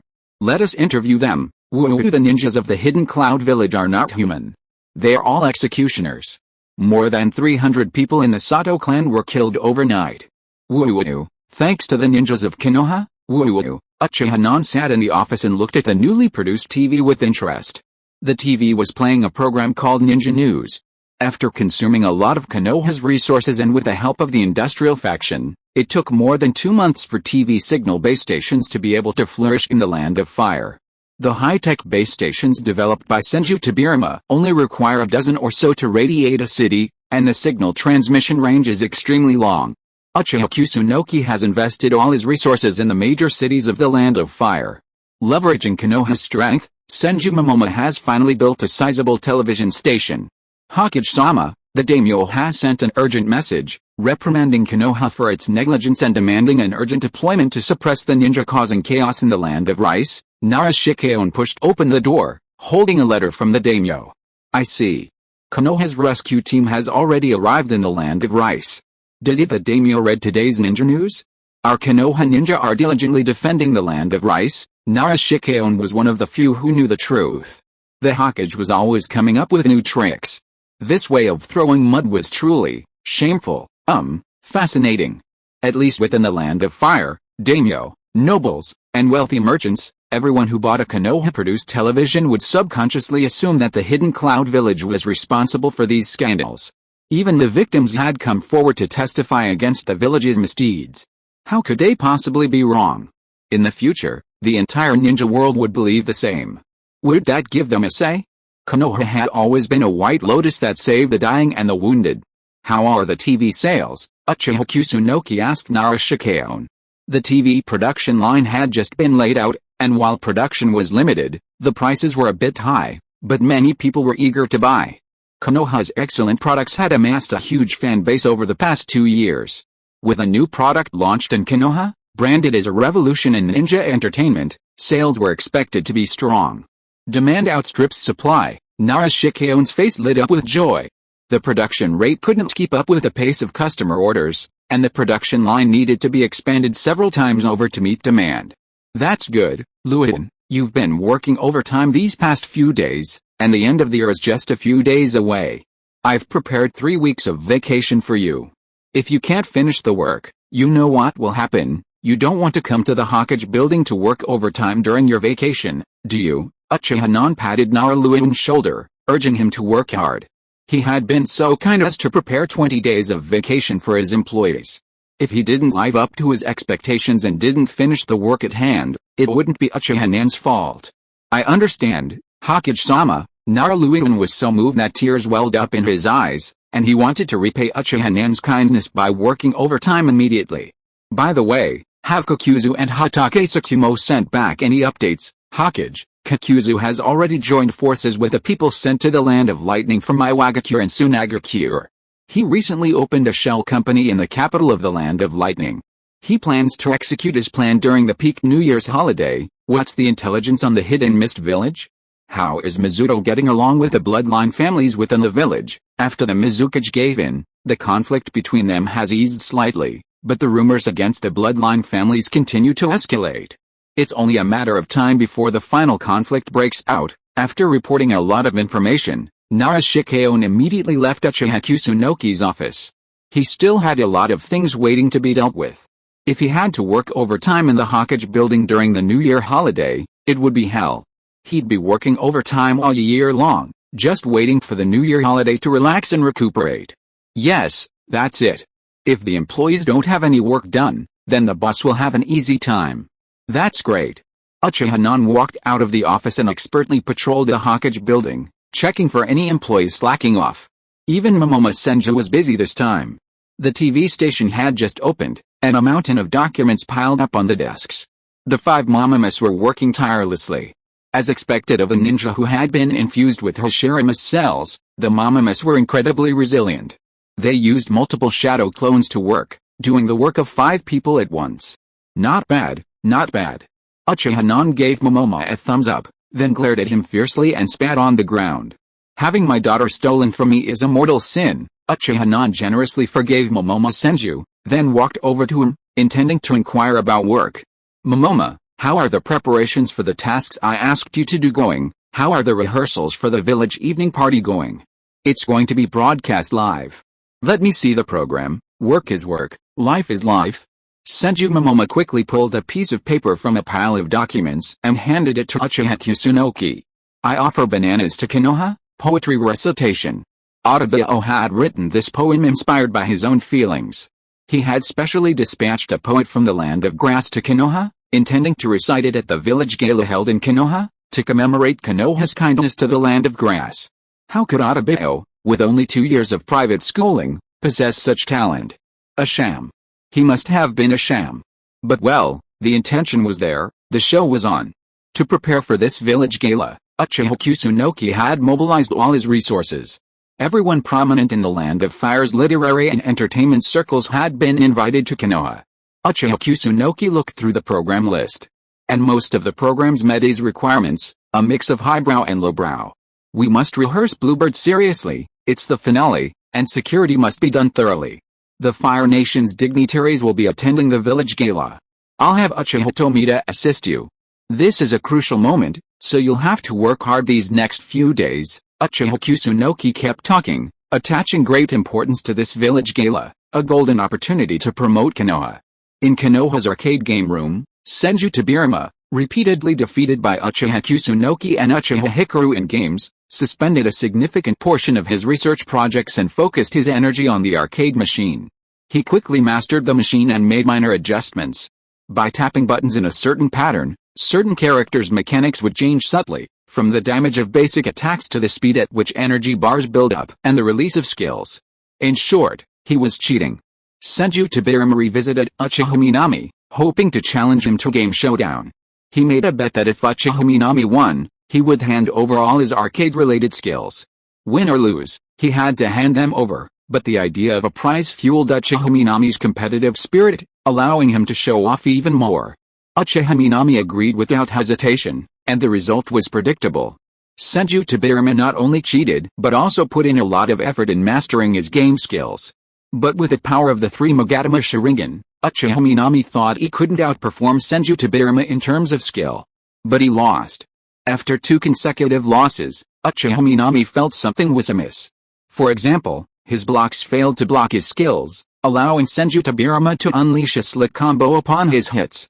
Initially, Uchiha Minami thought it was a game error. In the 3rd game, he was convinced it wasn't his fault. Senju Tobirama must have been on a roll. Uchiha Kusunoki uncovered Senju Tobirama's scheme and expressed his determination to resist this abomination. But Senju Tobirama roared with laughter, exclaiming, "This is the power of technology. Hate your fate of not having a genius." Furious, Uchiha Kusunoki attacked him with a Tensei seal, triumphing mightily and returning with his spoils. The arcade had just opened, and this novel game had captivated a large number of Konoha residents. The arcade was packed daily, poised to take the entirety of Konoha by storm. Here it comes. That's Uchiha Hikari, the most powerful woman in the arcade. Uchiha Hikari arrived on the arcade's opening day, and Uchiha Kusunoki bought her an annual membership pass. With the power of the Sharingan and her diligent training in gaming techniques, Uchiha Hikari had become the arcade's undisputed leader, with few able to snatch her life from her in secure a second. Tsunade, let's change the rules today. If you lose a round, you'll disappear from Uchiha Minami's sight for a day. Since you're a newbie, if you can knock off even 1/10 of my health, I'll count you as the winner. Would I be afraid of you? Tsunade agreed without hesitation, not realizing the devastating consequences that would follow. Hashi hot mom, you're no longer able to dance. Victory cutscene. Ho ha, you lose. Uchiha Hikaru easily won, his laughter savage. The feeling of crushing his rival was simply exhilarating. Oh, the contrast. Uchiha Hikaru was always soft and delicate. A timid tsundere in front of Uchiha Minami, but when he met Tsunade, his style changed. His attitude towards his lover and his rival was like 2 completely different people. And Tsunade hated both of these sides of Uchiha Hikaru the most. What a naturally evil Uchiha she-demon. I don't accept it. Let's fight again, one more day, okay? Hashira, you're too tired to dance. Hashira, you're too tired to dance. You've been losing for a week straight, and you still want to keep going. Uchiha Hikaru's face lit up. She was kind of liking Tsunade's stubborn personality. And Tsunade's gambling habit was naturally beyond measure. She was the future of the ninja world. Tsunade's face was grimacing. She hadn't expected Uchiha Hikaru to be so strong in the game. It was truly abhorrent. She couldn't beat Uchiha Hikaru in real life, and she couldn't beat him in the game either. No more nights to practice gambling. Gambling was Tsunade's lifelong passion. Even though she devoted countless hours and energy to training, she would always roll the dice and dig out her long-cherished gambling collection when she returned to her room at night. To defeat Uchiha Hikaru, Tsunade decided to temporarily abandon her gambling skills and focus on practicing her gaming skills. Uchiha Hikaru, remember this, you're the boss today, but you can't be the boss forever. 30 years in the East, 30 years in the West. Don't bully a poor girl. Tsunade put aside her grandiose ambitions and went to buy a bunch of game coins, intending to diligently hone her gaming skills. Meanwhile, Uchiha Madara strolled the streets of Konoha. He had become accustomed to life there, waking from his apartment every day, grabbing breakfast at the breakfast shop, and then heading to work at the factory. Uchiha Madara was no longer just another factory worker. He rose through the ranks quickly, earning titles like Individual Advanced Model and Outstanding Team Leader of the 3rd Production Line. Noticing the attention of an unknown VIP, he was promoted from Team Leader to Workshop Supervisor. Soon after, due to his outstanding work performance, he was once again recognized by an unknown VIP and officially appointed Factory Director, reaching the pinnacle of his life. That's wonderful. Uchiha Madara, newly promoted to Factory Manager, now had more leisure time. He watched Konoha prosper day by day. His employees, though exhausted, were happy. They had plenty of food and clothing, and with staff dormitories, they didn't have to wander around and starve. The hidden cloud village was truly damned. As he watched the prosperity of Konoha, Uchiha Madara couldn't help but think of the ninja news from this morning. The ninja world remained rife with instability, with evil ninja villages wreaking havoc everywhere. Sooner or later, Konoha would eradicate these destabilizing elements, allowing the entire ninja world to benefit from its blessings. Seeing Konoha's latest product, a television, Uchiha, with his wealth, immediately bought one. He could get all the latest news from the ninja world without leaving Konoha. Uchiha was fascinated by the ninja news program and watched it every day. Uchiha Kusunoki, that kid, had quietly traveled to the land of grass, bringing the kindness of Konoha's father to the land. It's normal for fruit to experience a significant price discrepancy between its origin and its destination. The bulk of the cost is in transportation. And poor logistics mean much fruit rots before reaching its destination. Furthermore, some unscrupulous buyers exploit it. With Konoha's help, all of this was finally resolved. To publicize his achievements, Uchiha Kusunoki dispatched numerous ninja-turned-journalists to villages and cities across the grass country. The farmers' previously numb and bewildered expressions vanished, their eyes filled with hope. Bananas, once worthless, could be sold abroad for small, sweet coins, which could then be used to purchase a variety of goods at Konoha United Fruit Company's stores. Families could buy extra bags of rice, and women could make extra sets of clothes for their families. Konoha wasn't interested in profiting from the poor, insects were far more juicy. In the push to plant bananas throughout the grass country, too many unwise individuals sought to obstruct the cause.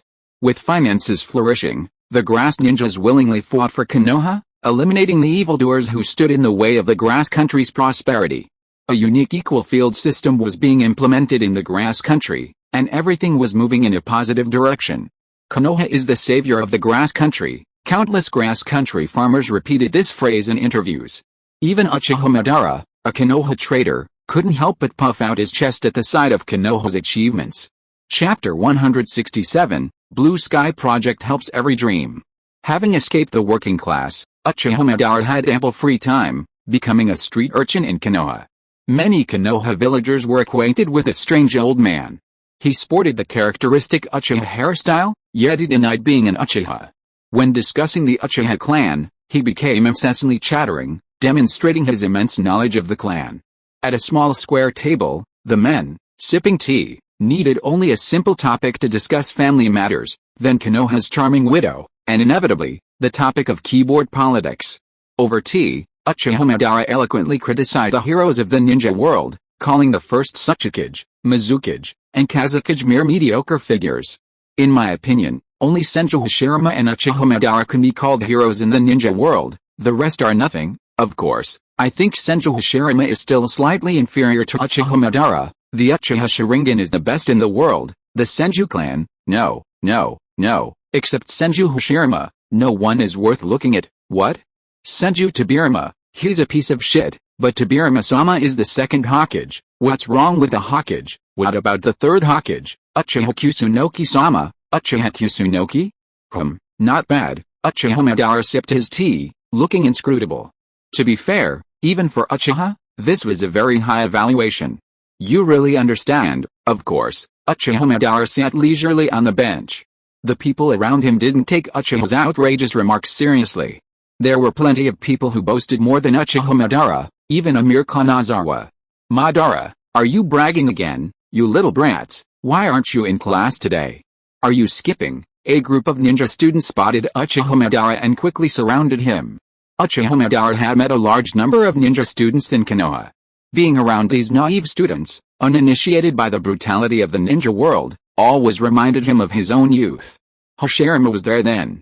School let out a few days ago, it's break, Uchiha Madara muttered, Then a smile spread across his face as he pulled a box from his pocket. Are you still playing flying chess today, or maybe Ninja Slayer? The students shook their heads.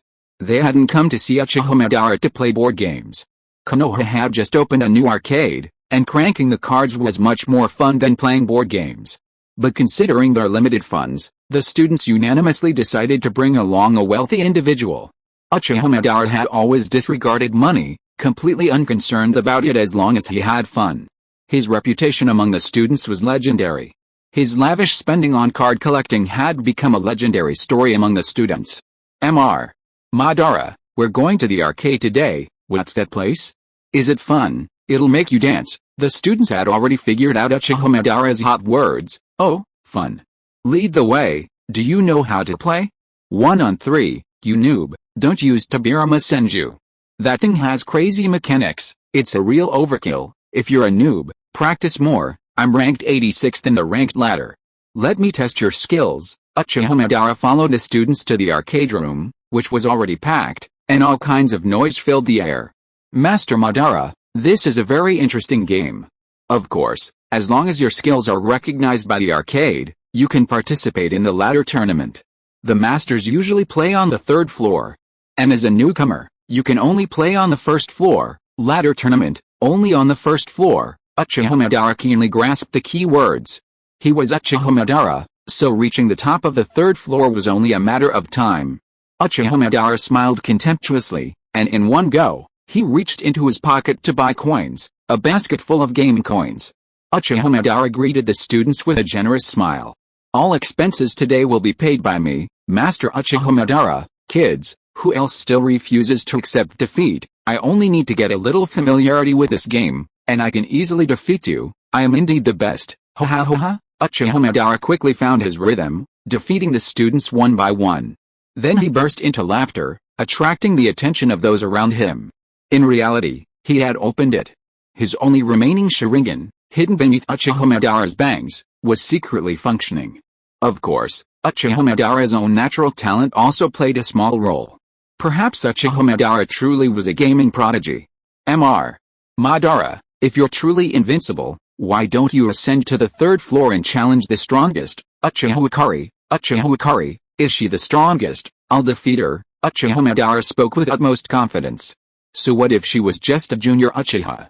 He was the ancestor of the Uchiha clan. Not only could he outsmart her based on strength, but his seniority alone could crush her. The only thing he lacked was a modicum of proficiency.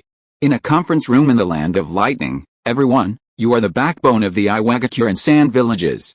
Do you know what we're doing in the Land of Lightning? The ninjas seated below nodded. They were coming to the Land of Lightning to execute a Ponzi scheme, to make a quick buck and then run away. Then tell me, Kakuzu casually pointed at a ninja from the Sands village.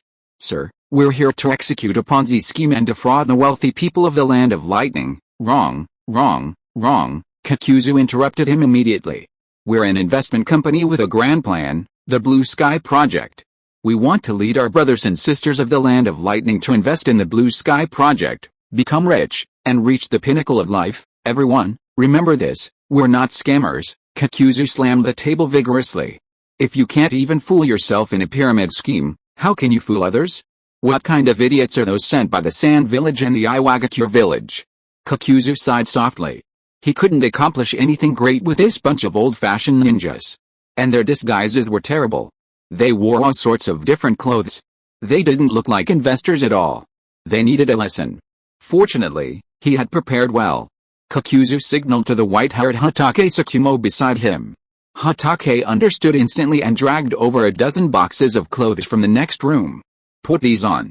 I need to give you intensive training, otherwise the company won't even attract an investor. Soon, the ninjas were dressed in their uniforms, in the standard suits and ties.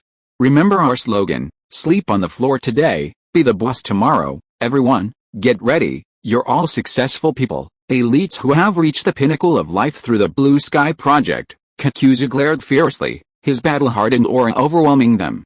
His raspy, magnetic voice launched into a pyramid scheme. He had to brainwash these ninjas first. You're the beneficiary of the Blue Sky Project. How much money have you made? Kakuzu pointed at a random ninja. The ninja was a little flustered, his uniform a little tight, and his tie was making it hard for him to breathe. Suddenly, when Kokuzu called on them, he felt dizzy and tentatively gave a number. 1 million ryo, that's too small. That's too small. 1 million ryo is nothing. 100 million ryo, we're all billionaires. Hatake Tsukumo, tell them about your deeds. Everyone here can become a billionaire like him. Reluctantly, Hatake Tsukumo rose from his chair and recounted his glorious exploits with eloquence. The former MLM master, Konoha White Fang, had unleashed his skills, adding twists and turns to the story. The myth of overnight wealth is always captivating. Everyone exclaimed in amazement. There really is a billionaire here. Then wouldn't we be able to make a killing and become billionaires too? The ninjas, who had initially been unmotivated and thought this plan was just idle nonsense, became excited. It turned out that profiteering really could be so profitable. I tell you, you'll all be as rich as Hatake Tsukumo. This is a classic example of Project Blue Sky. Making money with the right people is as easy as breathing. Tell me who you are, Kokuzu shouted, raised his fist, and spoke passionately. The response was a chorus of voices. We're billionaires. Do it again. We're billionaires. Excellent. What's our slogan? Sleep on the floor today, be the boss tomorrow. Kokuzu nodded in satisfaction. Finally, it was starting to look good. Marketing cases are crucial. I've prepared hundreds of success plans. Each of you has a corresponding one.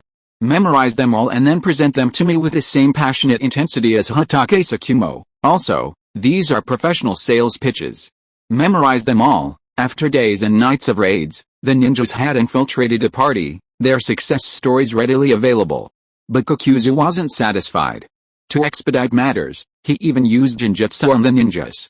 With their pre-existing psychological undertones and their ability to fully embrace the genjutsu, a group of success-oriented MLM gurus were born. They were all billionaires. Soon, shell companies opened grandly in cities across the land of lightning.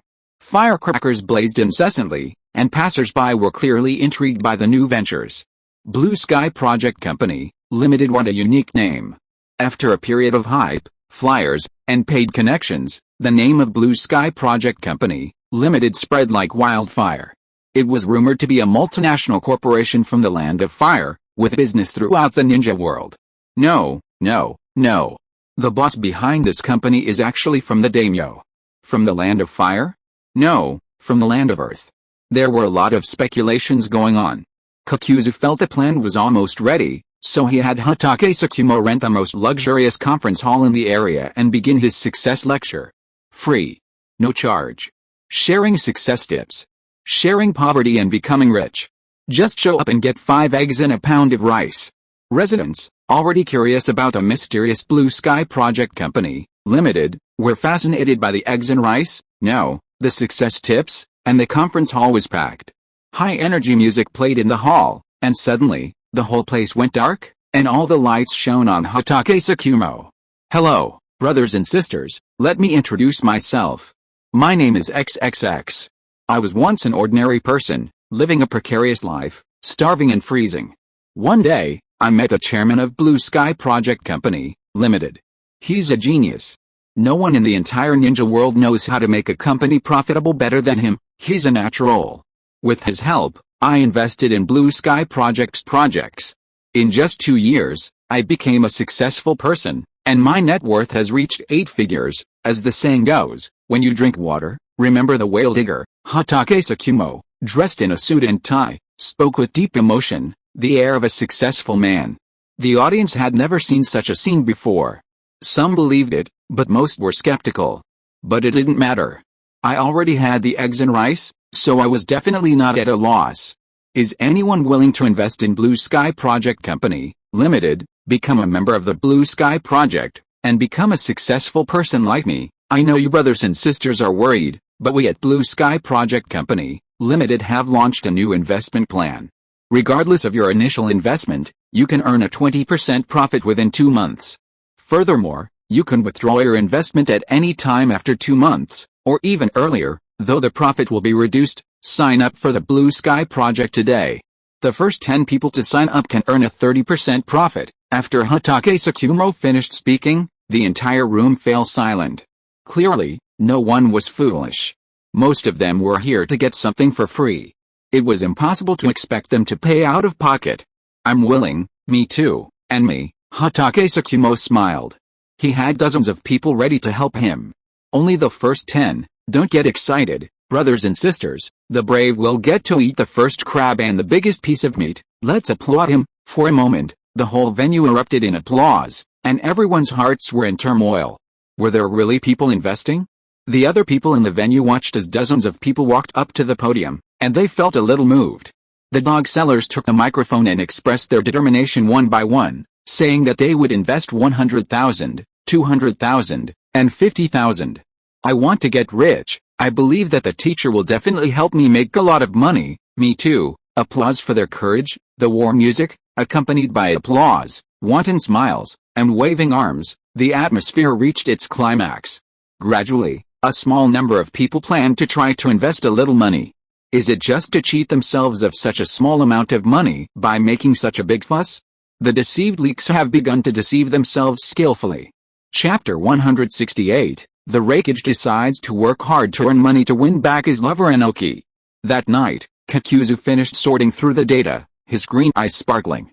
In just one day, the membership of the Lightning Country Blue Sky project had reached nearly 1,000. These were the first to try it out, the first to make money, but also the most likely to lose everything. Human desire is like a rolling stone on a mountain. Once it starts, there's no stopping it. Kakuzu recalled some not-so-pleasant memories. Back then, he was a fat, green leek, nearly chopped off at the roots. Now, with the changing times, he'd become a sickle. This feeling was truly refreshing. Inform everyone, step up your efforts. Make sure all investors who paid money attend the company's marketing conference on time and thoroughly explain the company's philosophy to them. During the Lunar New Year holiday, the company's outreach services must be fully implemented.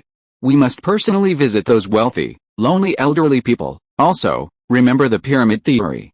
When the time comes, we must spread this theory. Investors are A, B are their downline, their friends, and relatives. C are their relatives, and friends of their friends. This is Project Blue Sky's unique marketing model. The more people join, the more money we make. Let's work hard together and become rich together. Encourage them to be at the top of the pyramid. Kakuzu took advantage of the darkness to convene a meeting of the company's key personnel. The blackboard was densely covered with knowledge points, exciting slogans, professional rhetoric, and the pyramid theory of pyramid schemes. The key personnel wrote down the knowledge points with pens, intending to teach these theories to their colleagues in other company locations. Shout our slogan again, sleep on the floor today, be the boss tomorrow. What are you? We're billionaires. Great. Kakuzu seemed born to be involved in pyramid schemes. His impassioned speech, coupled with his financial theory and Konoha accounting experience, brought a sophisticated data theory to life, and the company's core members were truly captivated. A few smart guys, whether truly brainwashed or perhaps damaged by the powerful illusion, actually invested their own money. Did they really think the side that wouldn't cut down their own people when they ran away? Don't be fooled by Kakuzu's good-natured appearance in his suit and tie. Without his tie, he's a madman. He wouldn't dare take the money of the bigwigs, as he'd hand it over in full, but he'd take whatever money he could from his minions. It was a one-time deal, and he'd take it if he didn't. Kakuzu didn't care. If you dared, come to Konoha and assassinate him. The meeting concluded. Hatake Tsukumo, looking at the company's key personnel, who had been engrossed in the drama, shook his head. It was another silent massacre. This time, he'd get to watch the leaks of the Land of Lightning perform a flying trapeze. Hatake Tsukumo had a sudden realization, his bounty was about to go up again. He quickly pulled a mask from his pocket and put it on. I feel safe. I feel much better now. In the Hidden Cloud Village, snow fell heavily. This year's financial report is a mess. Can you guys figure out how to raise some money? The air conditioning and heating in the conference room for the year-end summary meeting were cranked up to 30 degrees Celsius. The third Raikage, AI, still dressed in a thin shirt as if it were summer, pounded the table and roared. This year, the Hidden Cloud Village was in the red, and next year's budget was over budget. The daimyo's funding approval hadn't come through yet, and there was no telling if they could get more money to cover the deficit. The dark-skinned men in their seats kept their heads down and remained silent. Their talent was all focused on winning a one-on-one duel. I heard the Kumo ninja troops appeared in the land of rice. Tell me the truth, were you taking people out to make a quick buck behind my back? The daimyo even sent someone to hold me accountable. demanding to know why the Hidden Cloud Village didn't report any major military operations to the daimyo. I got a stern reprimand from the daimyo's messenger, split the profits 70% and 30% of the profits. I'll let this go. Still, there was complete silence. Hey, you're making a scene. Have I ever withheld your funds? The village is in trouble now, and you're playing dumb.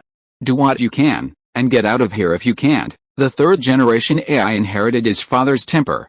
When angry, he was like a raging storm, his eyes scanning everyone, trying to discern any clues from their expressions. Lord Raikage, you know me well. I never do anything that violates the village discipline. Lord Raikage, you know me well. According to my habit, a real man should stand tall and upright. I never do such a thing. Lord Raikage, you know me well. If it were me, no news of this matter would have leaked out, and no one would be able to come out alive to complain. Lord Raikage, you know me well. I just got married recently and I'm busy giving birth to a son. I have no time to go out. Don't look at me. I've been following Lord Raikage all the time. I heard that each of you has special skills. Someone must have framed you. The third generation AI saw that he couldn't get anything out of him. He could only give up for the time being. But he must give an explanation to the daimyo. If he sent troops without reporting it, if the daimyo used this incident to cut this year's funding, he would be finished. Who? Konoha? No one but Konoha has such motives. They're trying to stage a self-directed drama to discredit our Kumagakure, just like they were making movies to discredit us. Despicable, shameless, filthy. I'll remember this. Kumagakure will pay it back sooner or later. The third AI placed the blame squarely on Konoha. After all, they were a rival ninja village, so it was a safe bet to blame Konoha for any problems. Besides, the land of fire was so close to the land of rice.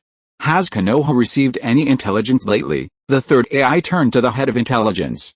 Information on Konoha had been sporadic lately.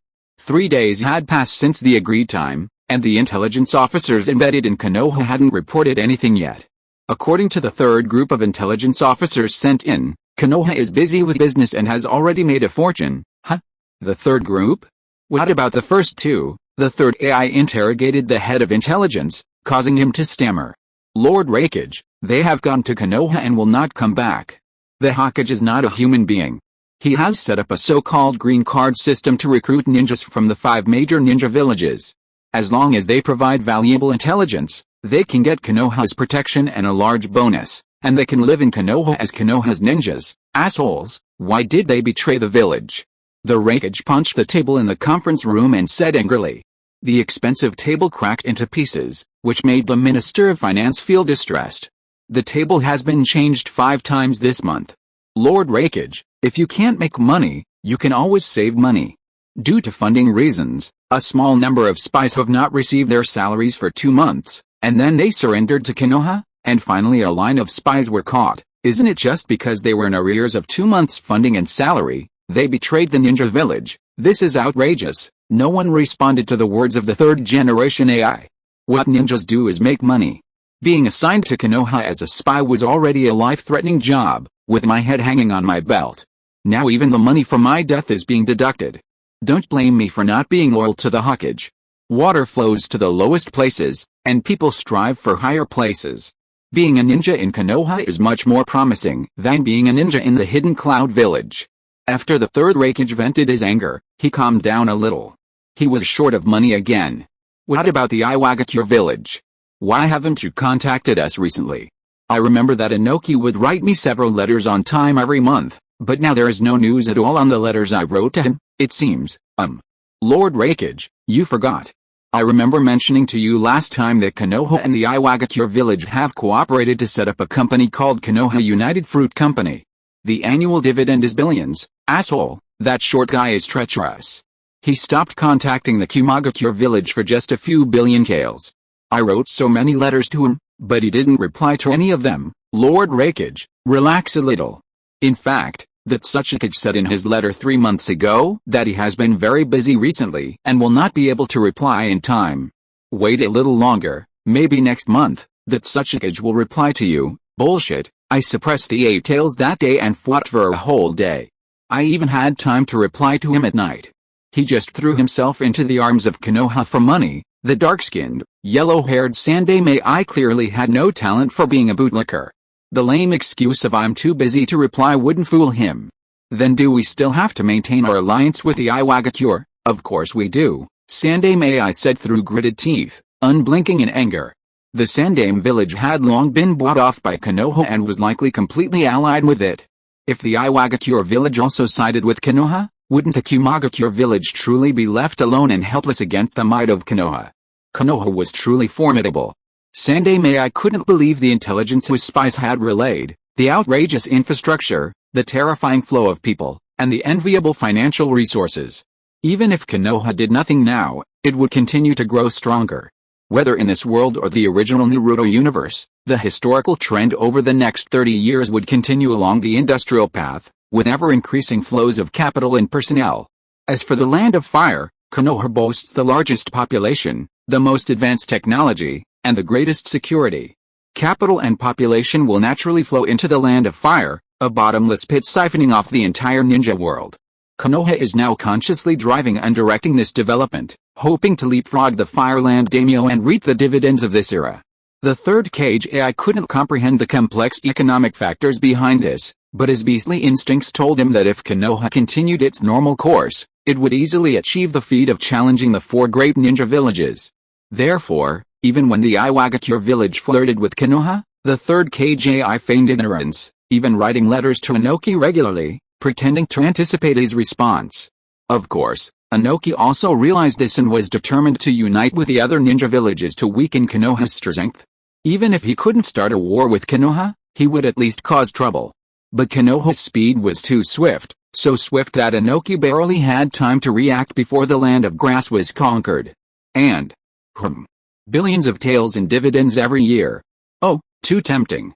Just be tempted just this once. The Iwagakure village and Konoha are just playing around, and they are really good friends with the Kumagakure village. What? A Ponzi scheme? Hundreds of billions of taels of funds. Sigh. I've already betrayed them once, so a second time won't matter. This money is just too tempting. What a greedy little cat.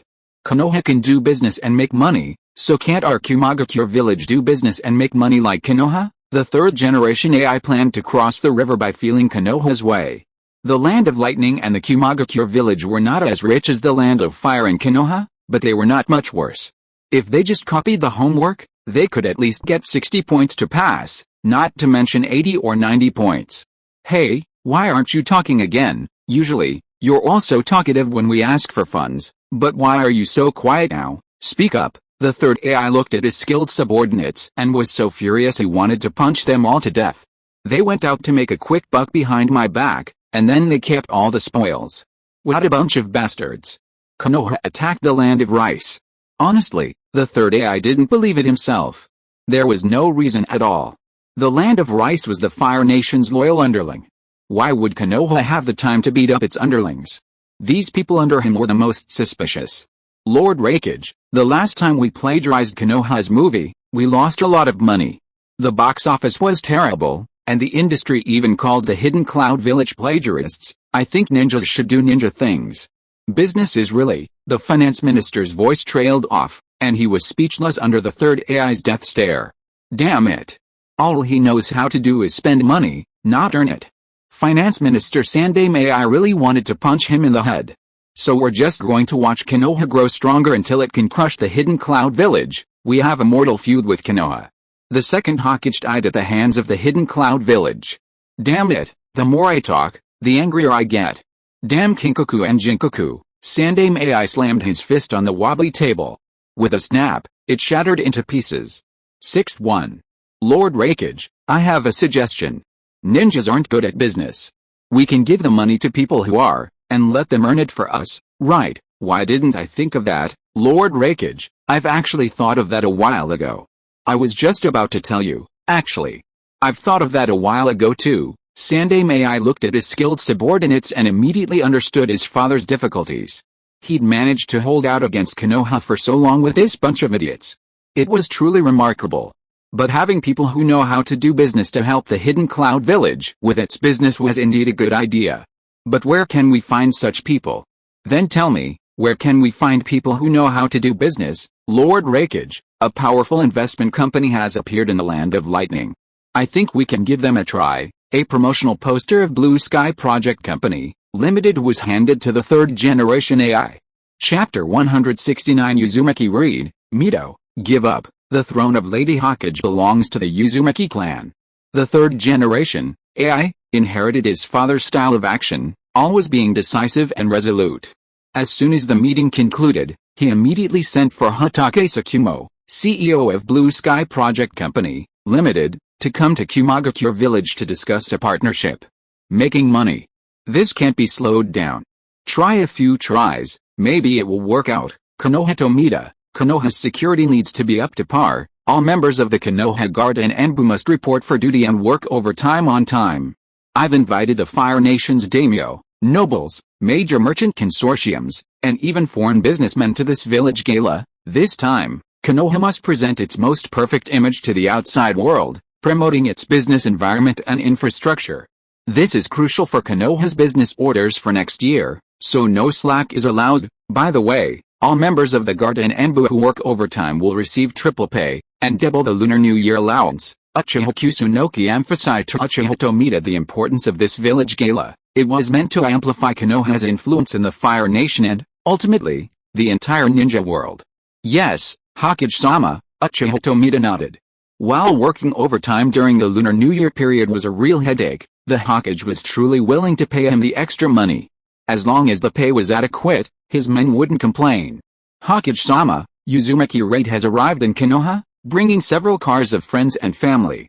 Would you like to meet Uzumaki Reed? Narashikeon pushed open the door, his dark circles deepening, his voice tinged with fatigue. He no longer looked forward to the vacation Uchiha Minami had been talking about. He was responsible for coordinating the food, clothing, lodging, travel, and even the banquet for the numerous distinguished guests invited to the village gala. Especially the daimyo. There were hundreds of servants accompanying him, and he had to manage all sorts of travel etiquette, guiding everyone through the complex and infuriating formalities. Narashikeon felt his hair fall out again. A vacation? At this critical juncture, who would dare even mention a vacation? But being treated like a slave wasn't without its benefits. At least the overtime pay was generous, he just didn't have the time to spend it. Uchiha Minami already had a plan for the money. All that late-night work would surely lead to illness. With all that money, he could afford to treat his own illness. Konoha's hospitals would surely see a surge in revenue. Okay, then let's go meet him. Uchiha Non had been thinking about this little brother of the Uzumaki clan. He took the initiative to invite Uzumaki Red to Konoha for the new year, and asked him to bring the parents of the Uzumaki clan exchange students to Konoha to celebrate together. This way, the Uzumaki clan exchange students wouldn't have to travel back to the small island of Whirlpool Island to celebrate the new year. Hokage, it's been a long time since we last met. I'm so sorry to have brought so many people to Konoha for the new year. Reed-kun, that's ridiculous. Konoha and the Uzumaki clan are like family. Even if you bring everyone from the Uzumaki clan to Konoha, that's no problem. Uchiha Non waved his hand, indicating that it was no problem. If they liked, they could stay in Konoha for a while, and Konoha would prepare special rooms for them. Many houses in the exclusive Uzumaki clan residence were still vacant. Children living in Konoha inevitably missed their parents. Having a mother or father in Konoha with them is actually beneficial to their physical and mental health. Ashire-kun, your child's academics are important, but their physical and mental health shouldn't be neglected either. I think it's essential for parents to accompany their children to Konoha. Don't be afraid to spend money. Konoha has plenty of money. If you're short on money, Konoha will make it up to you. Uchiha Kusunoki's air of wealth and concern for the next generation of the Uzumaki clan warmed Ashire-kun's heart. She felt deeply that she had wronged the Uchiha clan before. The Uchiha clan was truly their best friend, even the Senju clan had never taken such good care of them. Hokage-sama, I need to think about this matter, Ashire-kun worried. If so many Uzumaki clan members came to Konoha, who would be doing missions for the Uzumaki clan and earning money to support the village next year? Last year's 5 billion ryo filled the hole left by the First Shinobi World War, leaving a considerable surplus. All of this was used by Uzumaki Red to train the Uzumaki clan's ninja. Well, a significant amount was also spent on improving the infrastructure of Whirlpool Island and purchasing Konoha-produced goods to improve the Uzumaki clan's living standards. After witnessing Konoha's high standard of living, Uzumaki Reed felt a wave of discomfort returning to the Uzumaki clan's small, shabby island. After all, He had money now, and money was meant to be spent. The Uzumaki clan had indeed lived a very frugal life these past few years, and now that he had money, he should take them on a little extravagance. But it's easier to go from frugality to luxury than from extravagance to frugality. Konoha was producing more and more new products. They couldn't just stop buying them, could they? To maintain their current quality of life, the Uzumaki clan had to work hard to earn money. Uchiha Non felt Uzumaki Red was about to refuse, but he didn't care. He had a very effective way to convince her. Alice, what's there to think about? I told you not to be afraid to spend money. Konoha has always been generous to its brothers. Are you, the Uzumaki clan, financially tight? If you're short on cash, just let me know. Konoha has plenty. Uchiha Kusunoki simply added more cash. Hokage-sama, how can I be so embarrassed? The Uzumaki clan's finances are actually a little tight. How much? Not much, actually. Just, a little over 1 billion. Uzumaki didn't dare ask for too much. With fewer clan members coming to Konoha, while there were fewer earners, the Uzumaki clan had less to spend. But the clan members were used to spending lavishly. Consumerism was prevalent, and the quality of their food and drink had gone up. That was fine, though. The clan members were still obsessed with aligning with Konoha. Whenever a new product came out, they'd form groups and buy it in bulk. Konoha's new products were always hot sellers, so they were never in trouble. Buying so many new products at once was incredibly difficult. At first, it might have been a way to curry favor with the Uzumaki clan and get Konoha to do it, but as it became too frequent, it became a necessity. But Konoha's new products were released so quickly, a bottomless pit. The clan members kept insisting on buying them one by one. It was a real headache. Maintaining the same lifestyle as last year would require at least a few billion ryo. 2 billion ryo. Uchiha Kusunoki held up 2 fingers, proposing a figure Uzumaki Red couldn't refuse. Hokage-sama, are you serious? Uzumaki Red's legs suddenly weakened, her voice trembling. Hokage-sama was as generous as ever. Of course it's true, Uchiha Kusunoki smiled brightly. He knew everything about the Uzumaki clan. The infrastructure on Whirlpool Island was still being constructed by Konoha's construction team. Consumerism was rampant, and Uchiha Kusunoki was only slightly contributing to the trend. Just a little bit. The Uzumaki clan should just help Konoha build the island of whirlpools. Sooner or later, they'll be absorbed into Konoha. Financially dependent on Konoha's funding, the Uzumaki clan can no longer stir up any trouble.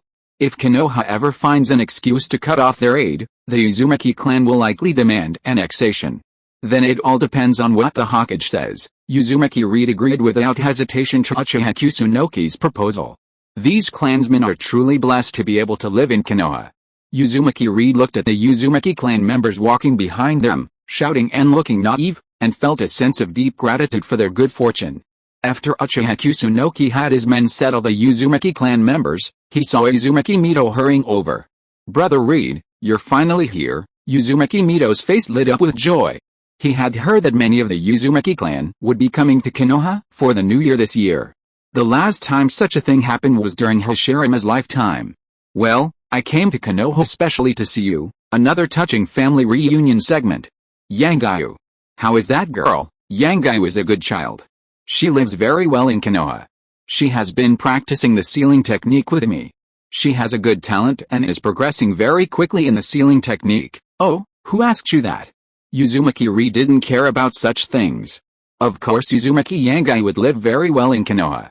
How could life in Konoha be bad? As for Uzumaki Yangayu's talent in the sealing technique, if her talent in the sealing technique was not good, she would not have sent her to Konoha to take over Uzumaki Mito's mission and become the reserve Jinchuriki of the Nine Tails. Uzumaki Red pulled Uzumaki Miro aside and asked quietly. I'm asking, have Yatsuki and Hokage finally gotten along? Hokage is the best place for Yatsuki. Uzumaki Mito's face was visibly red. Why was he bringing up this awful matter again? Uzumaki Yatsuki was well protected by him, and hadn't been harassed by that bastard Uchiha Kusunoki at all. But his granddaughter Tsunade had been murdered. Some time ago, Tsunade had made lunchboxes for Uchiha Kusunoki every day, but her father, Momoma Senju, had simply ignored her share.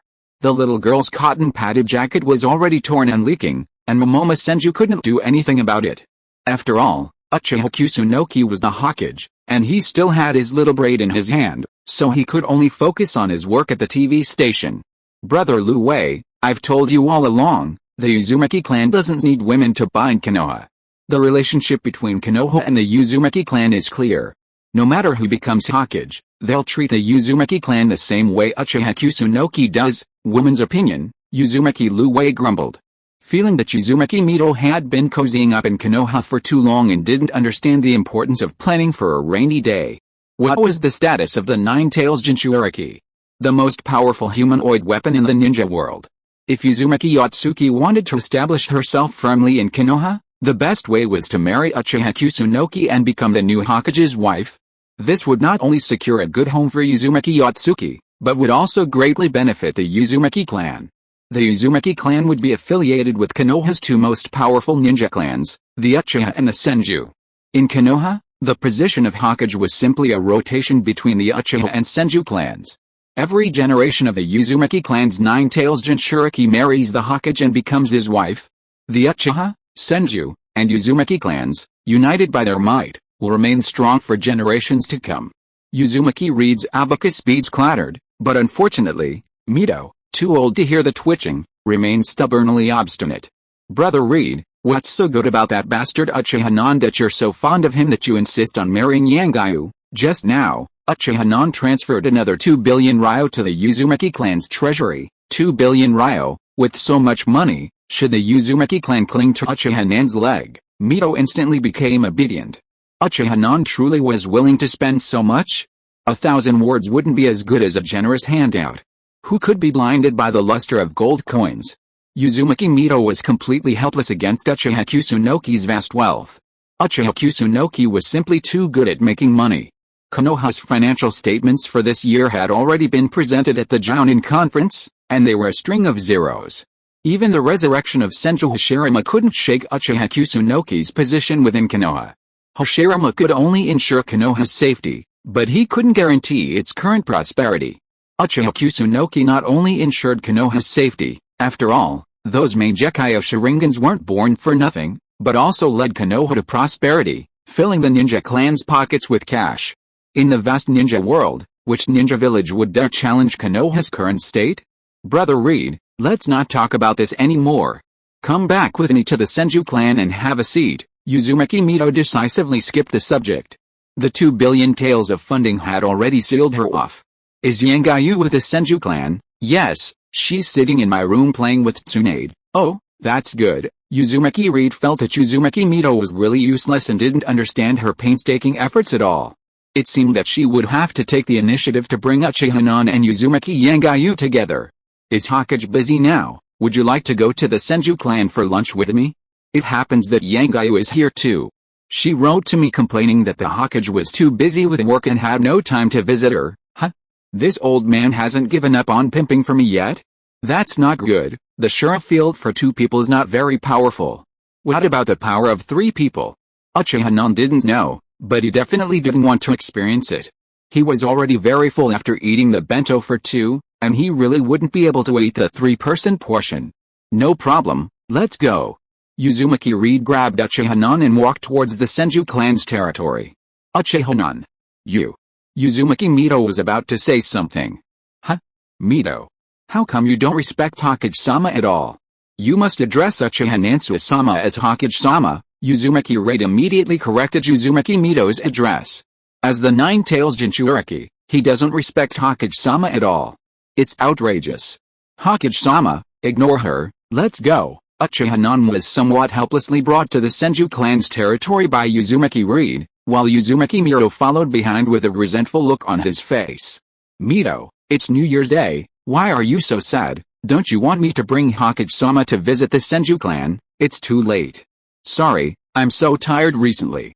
If you are listening to this novel on a channel other than Fanfic World, it means it was downloaded and re-uploaded without effort. We warmly invite you to visit our channel, Fanfic World. There you will find the original version of this story and many other novels of various genres. We look forward to seeing you dive into a world of incredible novels. Chapter 170, A Marriage. Uzumaki Mito will always turn her elbows outward. The Senju clan's territory was abuzz with joy and excitement. Uchiha Kusunoki's arrival captivated the children, even members of the Senju clan rushed out of their rooms to greet him. While some villains considered him a despicable Hokage, immoral and lacking integrity, the general public, especially the children, saw him as a kind and exceptional Hokage. Surrounded by children, clamoring for lucky money, Uchiha Kusunoki prepared himself, pulling dozens of red envelopes from his pocket and distributing them to each child. Long live Hokage, long live! The children eagerly opened the envelopes, their thick stacks of bills filing them with cheers of joy. Keep it safe, and don't let your parents cheat you out of your lucky money, Uchiha Kusunoki, with a smile on his face, reminded the Senju children to take good care of their lucky money and be careful not to be scammed by adults. Yet, I'll spend it all today, I've already figured out how to spend it, Apparently, I was worrying too much? Uchiha Kusunoki smiled, pulled the remaining red envelopes from his pocket, and began randomly selecting lucky winners to receive this year's doubled bonus. Chinese New Year's all about having fun. Since we're going for excitement, let's go all the way. Uchiha Kusunoki handed out doubled bonuses, and the children cheered and surrounded him. At that moment, there wasn't a single child around Uzumaki Mido. After all, without rice, you can't even attract a chicken. Uzumaki Mido, eager to go out, didn't even have a single red envelope in his pocket. Being rich is so great, Uzumaki Mido muttered quietly, glancing at the lucky money in the red envelopes and mentally calculating. Dozens of red envelopes combined would be the reward for a large A-rank mission. I can't afford it, I can't afford it. Uzumaki Red stood beside Uzumaki Mido, trying to appear invisible. He'd actually prepared a red envelope, but after seeing the New Year's money Uchiha Kusunoki had given out, he suddenly decided he shouldn't share his own with the Hokages. I'll give it to you next time. Trying to remain invisible, Uzumaki Reed quickly turned his attention to the newly renovated Senju clan grounds. The last time he'd been here, the Senju clan grounds weren't like this. Uzumaki Red couldn't help but look envious. Such a massive undertaking must have cost a fortune. It was truly beneficial to lean on the might of Konoha. The Uzumaki clan still lacked some weight. For the Uzumaki clan's future, he had to make Uchiha Kusunoki their son-in-law. The benefits of giving small amounts of money along the way began to show. Uchiha Kusunoki was incredibly popular even within the Senju clan, drawing cheers wherever he went, while Uzumaki Mido was reduced to a mere background figure.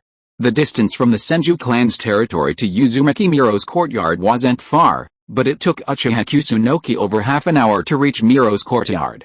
Hokage-sama, you're truly popular in Konoha? Uzumaki Red marveled at Uchiha Kusunoki's popularity within the Senju clan as they walked. It might have been children doing it for their lucky money, but even the adults of the Senju clan flocked around him, clearly demonstrating his extraordinary status within Konoha.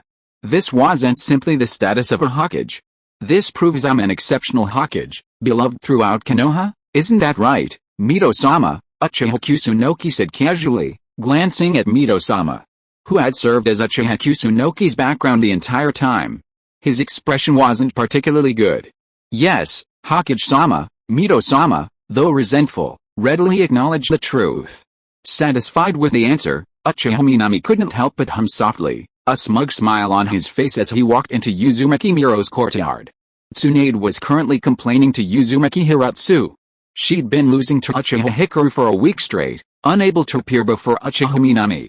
She could only prepare her lunchboxes on time each day and ask her father, Senju Momoma, to deliver them to Uchiha Minami. It's still 2 days before I can see the Hokage-sama. Uzumaki Hiratsu felt a ripple of emotion as he listened to Tsunade's complaints.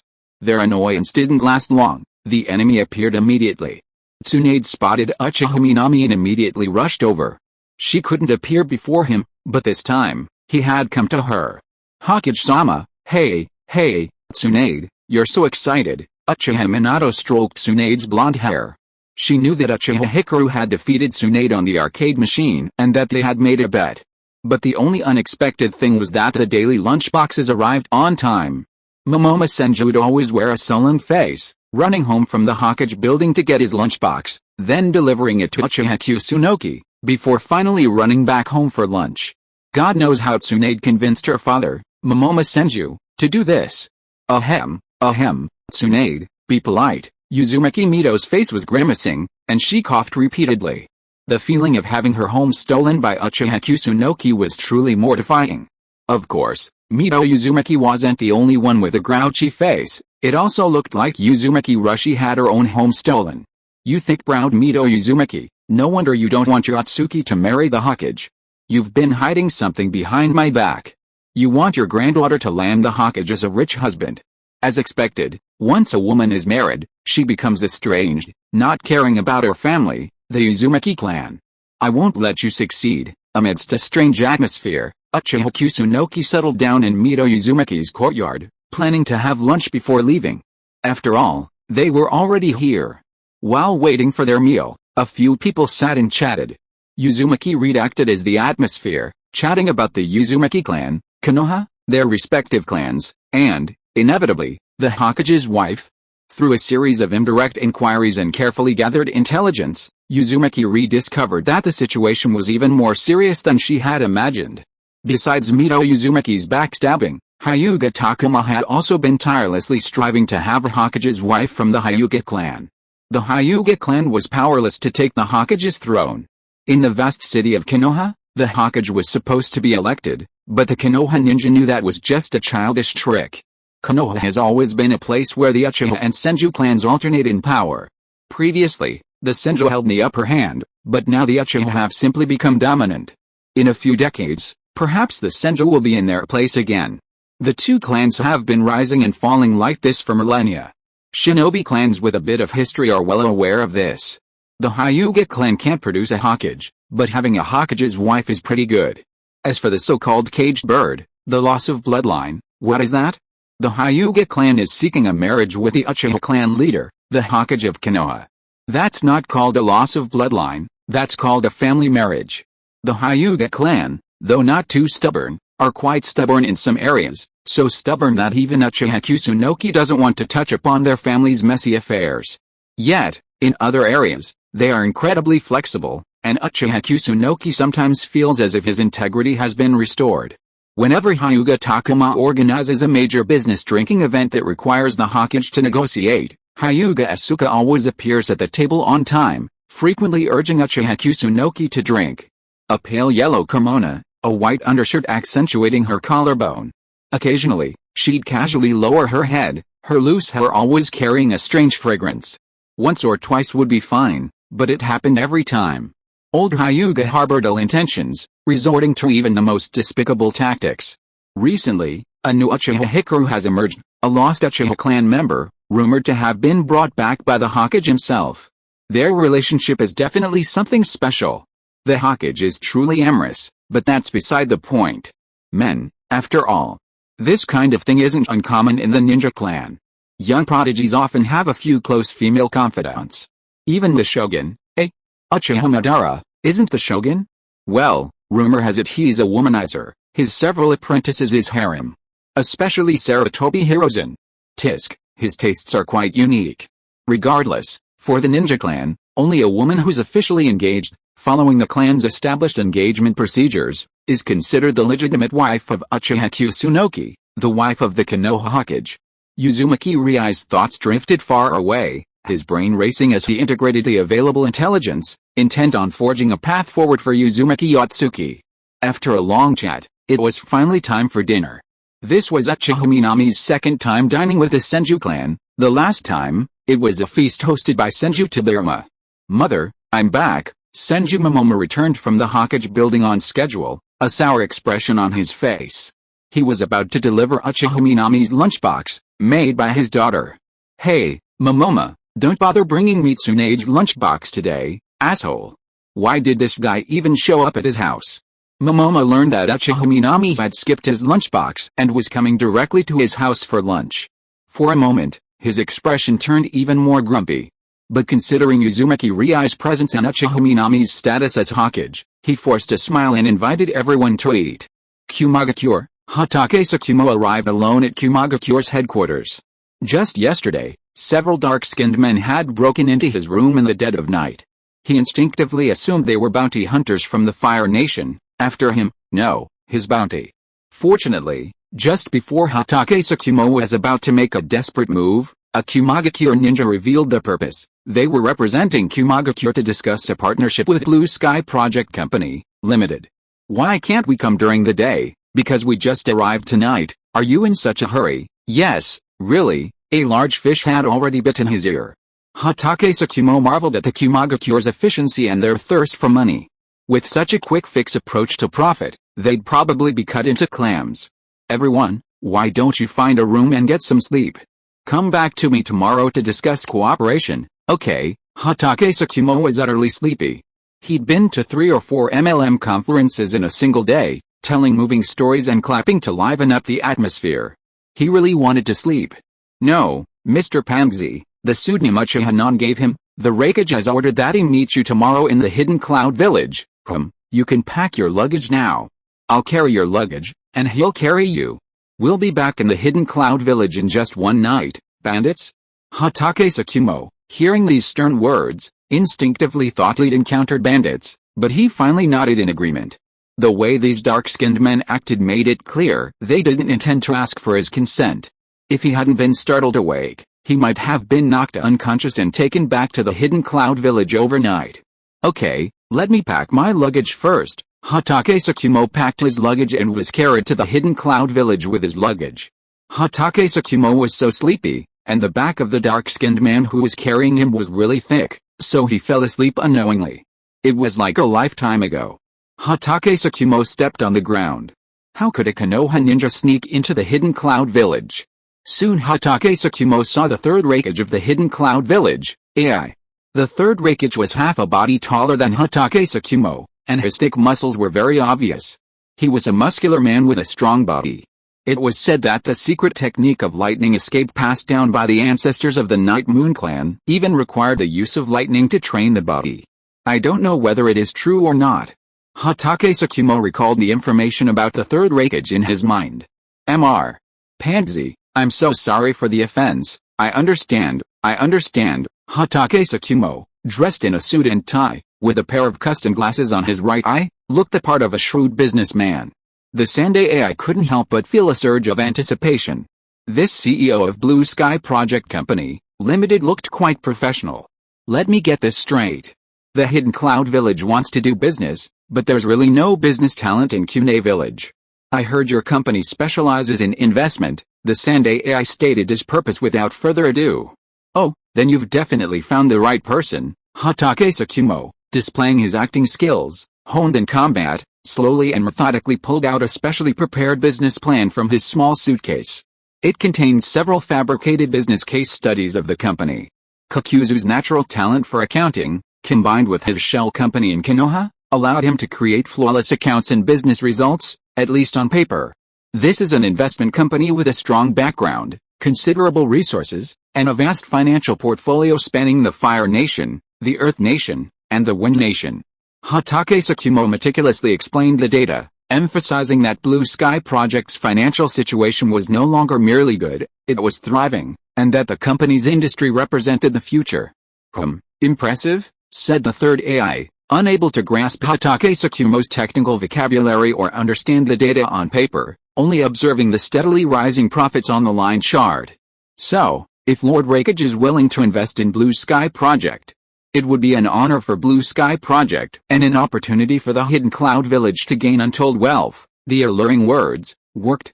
At that moment, the third AI admitted he was truly tempted. Chapter 171 Uchiha Madara, Uchiha Hikaru, you also hate Senju Tobirama? Then I like you. The third generation AI showed a look of interest. He couldn't understand the words Hatake Tsukumo was spouting. Net present value, EBITDA, market traction, gross profit margin. Hatake Tsukumo analyzed the company's investment status, with rows of data, rows of tables, and professional jargon. The third generation AI felt dizzy after listening. But that didn't matter. What mattered was that the third generation AI felt Hatake Tsukumo was very professional. It didn't matter if Hatake didn't understand these things, as long as Hatake did. After all, that's what he had hired Hatake to come to the Hidden Cloud Village. Mr. Pansy, I understand everything you're saying. I'm convinced that Blue Sky Project Company, Limited is an excellent company, haha, you know nothing. Hatake Tsukumo saw at a glance that the third generation AI was feigning knowledge. He had studied hard night after night just to be able to articulate such complex and profound principles. You can understand it just by listening to it once? I still only partially understand it myself. Economics is so difficult. I don't know how Kokuzu had the patience to learn all this. But Hatake Tsukumo still had to cooperate with the third AI's performance.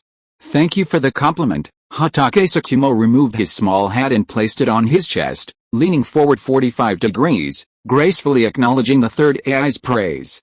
Oh, so professional. This kind of style, this kind of posture, is impossible without systematic training. It seems Mr. Ponzi's ancestors must have been of noble birth.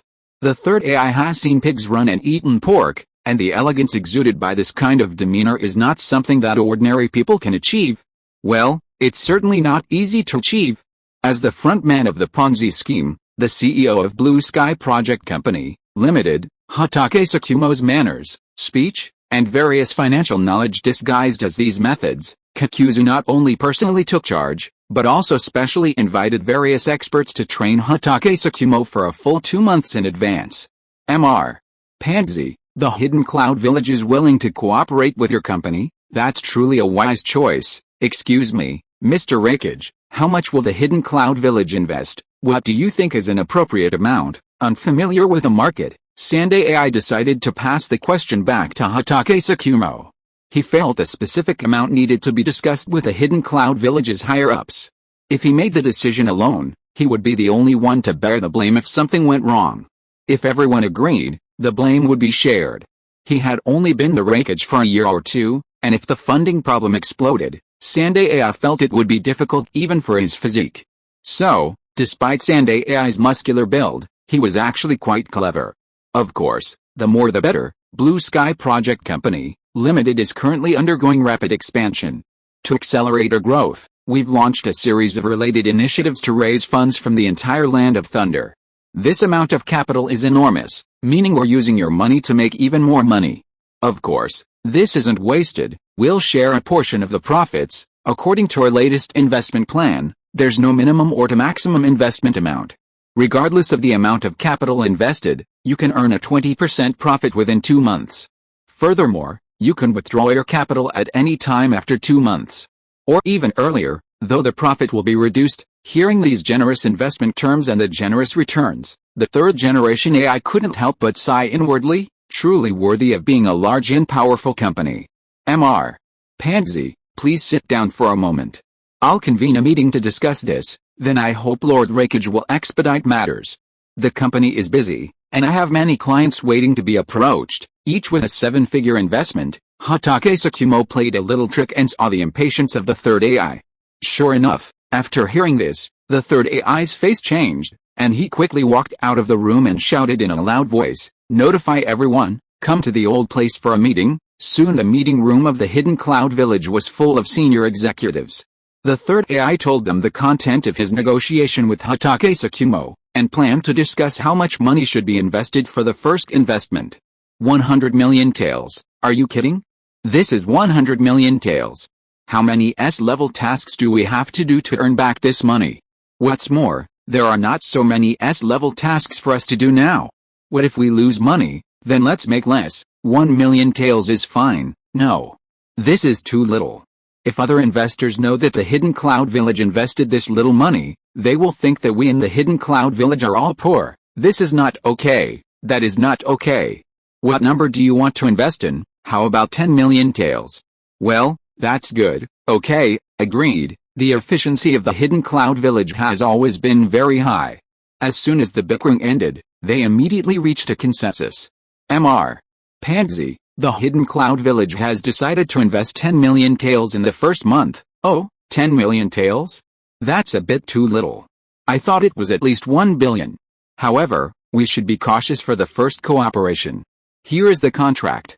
Please sign it, Lord Rakage. In order to facilitate the connection, I will send special personnel to open a branch in the Hidden Cloud Village, so that you don't have to be suspicious and scared at the beginning. Hatake Tsukumo said as he took out a contract from a small suitcase. The third generation AI felt a little embarrassed by what Hatake Tsukumo said. It seems that Blue Sky Project Company, Limited is really powerful.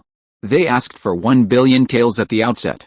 And they are so considerate to open a branch in the Hidden Cloud Village. It is obvious that they often deal with investors. Let's try it for a while.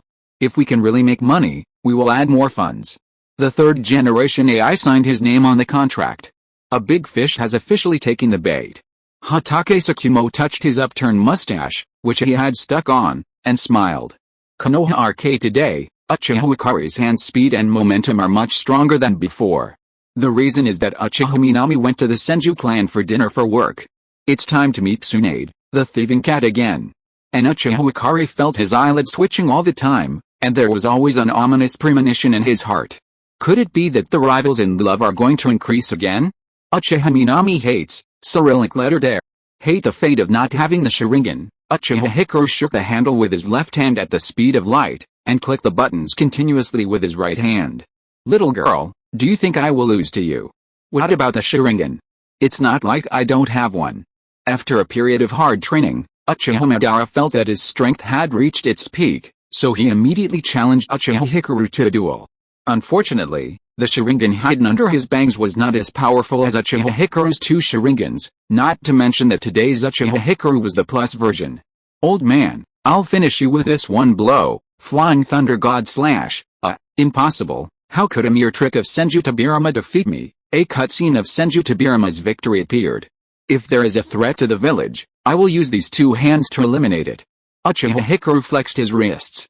The old man in front of him was a formidable opponent. Although he was very old, his hand speed and reaction speed were not inferior to his own, and even surpassed his own. He also used the 3 Magatama Sharingan. The character Tobirama has a very flexible skill mechanism.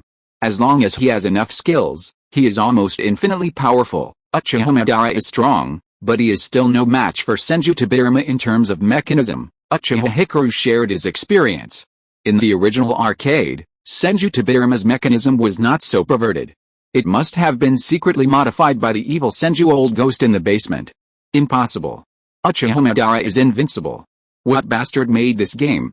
They have no respect for reality at all. Uchiha Madara could accept Uchiha Hikaru using his own character, Senju Hashirama, or even the Nine Tails to defeat him, but Uchiha Hikaru used Senju Tobirama, which really broke Uchiha Madara's defense. Come again. Uchiha Madara shouted. Flying Thunder God slash. Why is this crappy mechanic always just a little bit off? It's over the top. Come again, come again. For more than a dozen rounds, Uchiha Madara was beaten horribly. When Uchiha Madara fought against others, they also liked to use Senju Tobirama, but it only caused some troubles to Uchiha Madara. The mechanics of the game characters alone could not fill the gap in hard power. Senju Tobirama was equally annoying whether in reality or in the game. He liked to use the useless ninjutsu he invented to cause himself a little trouble like a mosquito. So, Uchiha Madara always looked down on the character of Senju Tobirama. But in the hands of Uchiha Hikari, using Senju Tobirama's own powerful game mechanics, he completely beat Uchiha Madara to the point of doubting his life. I don't accept it. I will definitely beat Senju Tobirama controlled by you. Uchiha is invincible in the world, so what if Uchiha Madara is as reckless as ever and has a strong mechanism? As long as his gaming skills are strong enough, he can still ignore the mechanism and defeat Uchiha Guang. This familiar slogan, arrogant tone, familiar hairstyle. Uchiha Guang only then realized that the old man in front of him could not be from the Uchiha clan. Uncle, are you from the Uchiha clan? No. Uchiha Madara instantly shook his head in denial. His identity cannot be leaked out casually.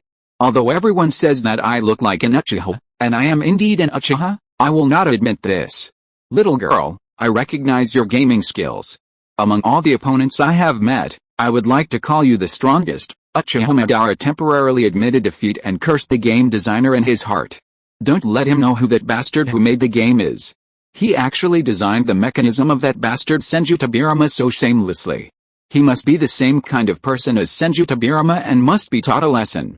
Huh? Of course. I am an Uchiha? Uchiha Guang put his hands on his hips and said after a loud laugh. Good seedling. This girl has the style of me when I was young. Uchiha Madara's expression showed appreciation. Uchiha Guang's hairstyle and the momentum of his laughter made Uchiha Madara feel extremely kind. Little girl, I'm hungry. Do you want to go eat something with me?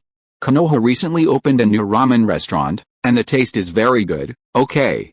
I'm a little hungry too. Uchiha Hikaru accepted Uchiha Madara's invitation without hesitation. She also admired the old man Uchiha Madara. Although he was not Uchiha, The temperament he exuded was more Uchiha than Uchiha. Soon, the two reached an agreement and came to the ramen restaurant. 2 large bowls of ramen were served with smoke rising. The most important thing for a bowl of noodles to be delicious is its soup base. My soup base? A kid who was not even as tall as a stool climbed onto the counter to introduce the special advantages of his noodle shop to the new customer Uchiha Hikaru. Ichiraku, don't climb onto the counter, you are disturbing the customers eating noodles. I'm sorry, my 2 guests. My son is still young and a little naughty. The noodle shop owner picked up Ichiraku with one hand and slapped him on the head. He turned around and bowed to Uchiha Madara and Uchiha Hikaru to apologize. The competition pressure in Konoha is so great now. It cost him a lot of money to buy this shop. He also took out a loan from Konoha. He can't offend customers because of his son. Ichiraku was scolded to tears. He obviously wanted to help the noodle shop attract customers. How can customers come here often if he doesn't let them know the characteristics of his noodle shop? Damn dad, when I grow up, I will open a noodle shop of my own. It will be called Ichiraku Ramen and it will be open opposite. I will squeeze you to death.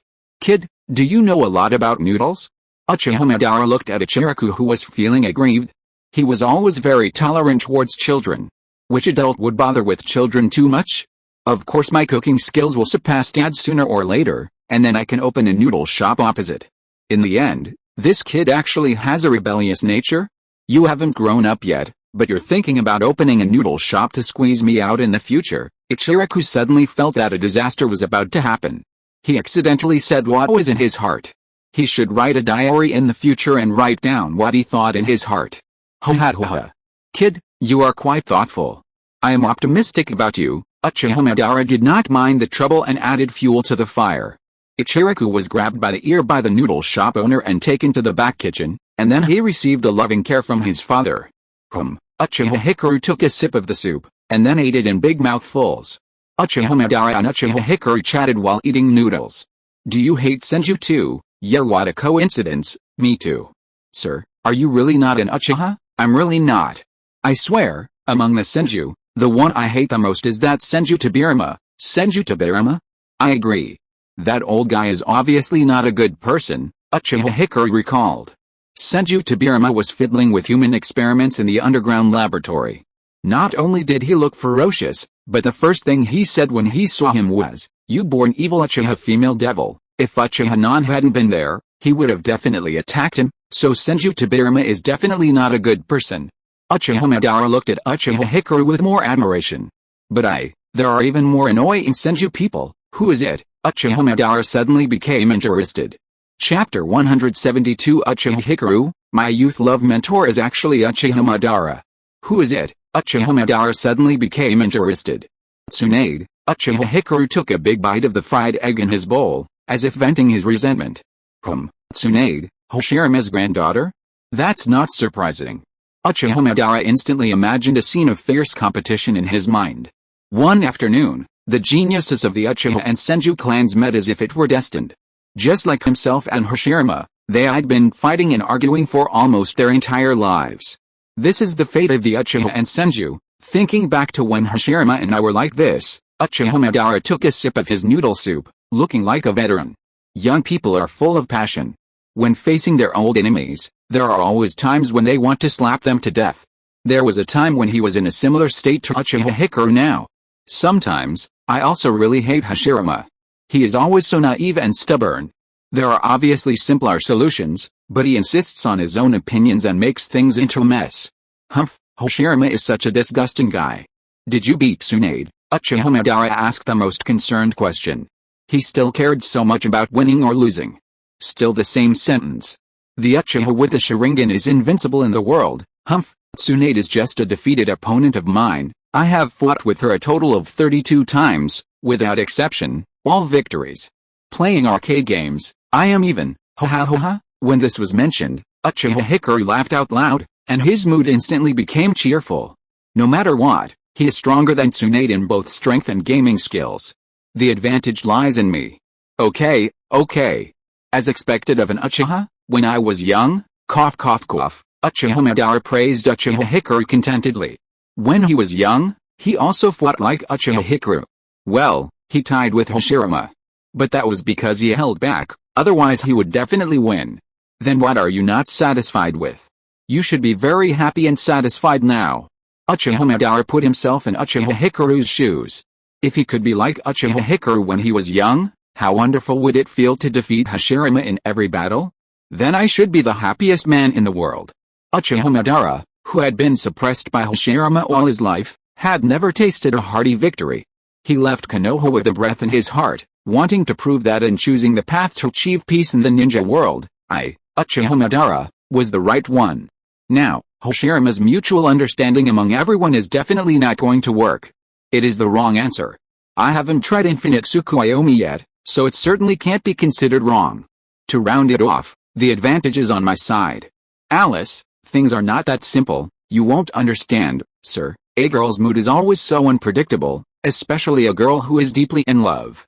Falling in love and pursuing an object is not a simple matter of fighting and killing, it is about human relationships and worldly wisdom. Why don't I understand? Uchiha Madara's face turned serious. I don't understand? I am your senior, little girl, isn't it just about dealing with a mortal enemy of the Senju family? How can I not understand it? Little girl, let me guess, you and Tsunade must have some ideological conflicts. That's about right, Uchiha Guang thought for a while and nodded. He was the most suitable lover for Uchiha Nun. But Tsunade didn't think so, and wanted to compete with him for Uchiha Nun. Well, that's right. As expected. How can I not understand Uchiha, and how can I not understand Senju? Senju has always been like this, stubborn and naive, uncle, you really understand it. Tsunade is like that, naive and stubborn. It's really annoying. The two nodded together, as if they had found a confidant. So, uncle, do you have any good ideas? Uchiha Hikaru decided to ask Uchiha Madara for advice. The old man in front of him must have been a man with stories when he was young, and now he has been sublimated and transformed into a wise man. The current situation is just like the stories that Uchiha Nun once told him that he had never heard of. If you jump off a cliff, you will meet the old grandfather. Then Xiaohuahuo met the old grandfather. He was hiding in a ring or a jade pendant, waiting for him. Although he didn't quite understand the strange words that Uchiha Nun said, Uchiha Hikaru understood the general meaning. As long as people are lucky, they can meet an old grandfather who can help them overcome difficulties at critical moments. Solution? Uchiha Madara recalled his life. He seemed to have never persuaded Hashirama. The two fought, were knocked down, and then persuaded to establish Konoha. This question is not easy to answer. This is a protracted battle. Maybe when you are old, you won't be able to convince each other. Uchiha Madara gave his answer in a matter-of-fact manner. He had never convinced Hashirama in his life, nor had he been convinced by Hashirama. The incident in Konoha didn't count. Later I woke up in time and it didn't count. No, I can't wait that long, and Uchiha Nun can't wait that long either. Uchiha Hikaru was a little emotional. She didn't want to spend her whole life with Tsunade. Huh? Uchiha Nun, what does this have to do with Uchiha Nun? Uchiha Madara felt that the topic seemed to have gone astray, and it had deviated to an area he had never touched before. Well, this, Uchiha Hikaru's face turned red, and smoke came out of his head. The proud and shy Uchiha female kid was still too shy to express her feelings boldly. Oh, that guest, didn't you understand? This guest and Miss Tsunade are rivals in love. They both fell in love with Hokage.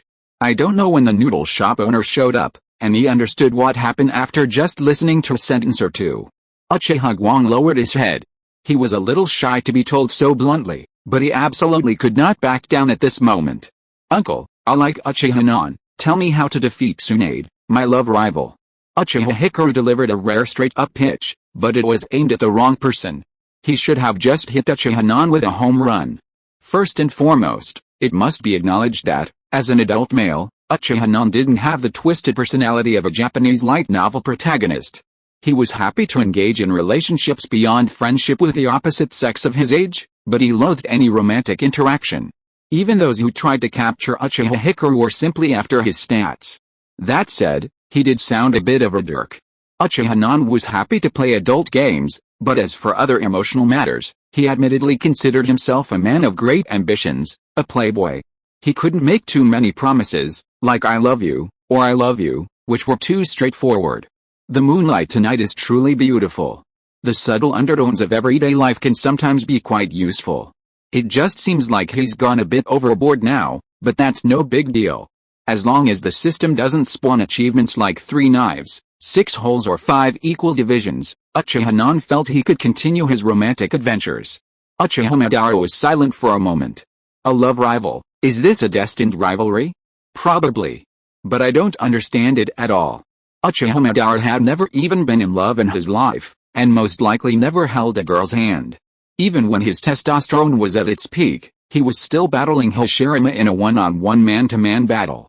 Sir, say something, didn't you say you knew a lot? You're so old, you must have been in love before, give me some advice. Uchiha Guang looked at Uchiha Madara with expectant eyes, which made Uchiha Madara feel uneasy. Love is really a field that Uchiha Madara has never touched in his life. Oh no, I said too much just now. But at this time, I definitely can't say that I don't understand, I have to go ahead with it. Uchiha Madara thought for a while, it seems that he doesn't understand love. What about Hashirama, does he understand? Hashirama and Uzumaki Mito were a family marriage, and the two had hardly met before they got married. But, Hashirama seemed to have said to himself that he and Uzumaki Mito got married first and then fell in love. During a date in the grove, Uchiha Madara still remembers Hashirama's naked and ostentatious expression. At that time, he really wanted to slap him to death. Isn't that the end? Hashirama seems to really understand. Since Hashirama can do it, I can do it too. Let me think about it, the person you like is Uchiha Non, and Tsunade also likes him. You two are rivals in love, competing for a man. Wait a minute, what about Uchiha Non, does Uchiha Non like you? Uchiha Madara discovered the key point. Even Uchiha Madara, who had never been in love, knew that liking someone is a matter between two people. If it happens to one person, it is not called liking someone. It can only be called a secret crush. Uchiha Hikaru was stunned by the question. Uchiha Non and her did many things that only couples would do, such as holding hands to eat together, shopping together, and taking her to the stars and watch the moon at night. The moonlight is beautiful, and so are you. This should be called liking someone, right? I think Uchiha Non likes me. Uchiha Hikaru's tone was obviously not very confident. Uchiha Madara smiled. He was indeed a genius. He found the most critical issue at once. I, Uchiha Madara, also have the potential to become a master of love. Hashirama, it's not that I don't understand love. It's just that I don't want to fall in love. If liking someone is not absolute, then it means that I absolutely don't like them. Uchiha Madara's thoughts diverged. People who had never been in love began to instruct Uchiha Hikaru. Uchiha has always liked strong people. Uchiha Non will definitely not like weak people. Uchiha Madara said it very confidently. Uchiha Non is similar to me and her taste should be about the same. I will definitely not like a weak person. My lover, Uchiha Madara, must be the strongest woman in the entire ninja world. Even if she can't beat me, she must at least be at the level of Hashirama. Then what should I do? Uchiha Guang seemed to have grabbed a life-saving straw. Let me think about it, the most reliable way is only one. Defeat Uchiha Non, and then completely possess him, Uchiha Madara said his own way. If a woman can defeat him, of course this is impossible, but if such a thing really happens, then I will probably really fall in love with this woman. Defeat Uchiha Non, I tried but never beat her. Is there any other way? I can't beat her. Uchiha Guang was anxious and a layer of mist appeared in his eyes. Don't panic, I don't think so. There's a huge amount of energy hidden in you, I can feel it. Uchiha Madara stared at Uchiha Hikari. There was a huge amount of energy in this petite body. The news that Uchiha Hikari had opened the main Decay of Sharingan was only circulated among the top Uchiha people. Uchiha Non issued a gag order and it must not be spread out. This was Uchiha's trump card. But Uchiha Madara, who had been playing with the Sharingan for a lifetime, had an understanding of the Sharingan that no one could match. Even without the Sharingan, Uchiha Madara could open Susanoo.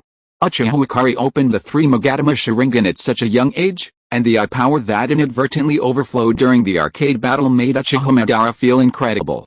Could this level of eye power be possessed by 3 Magatama?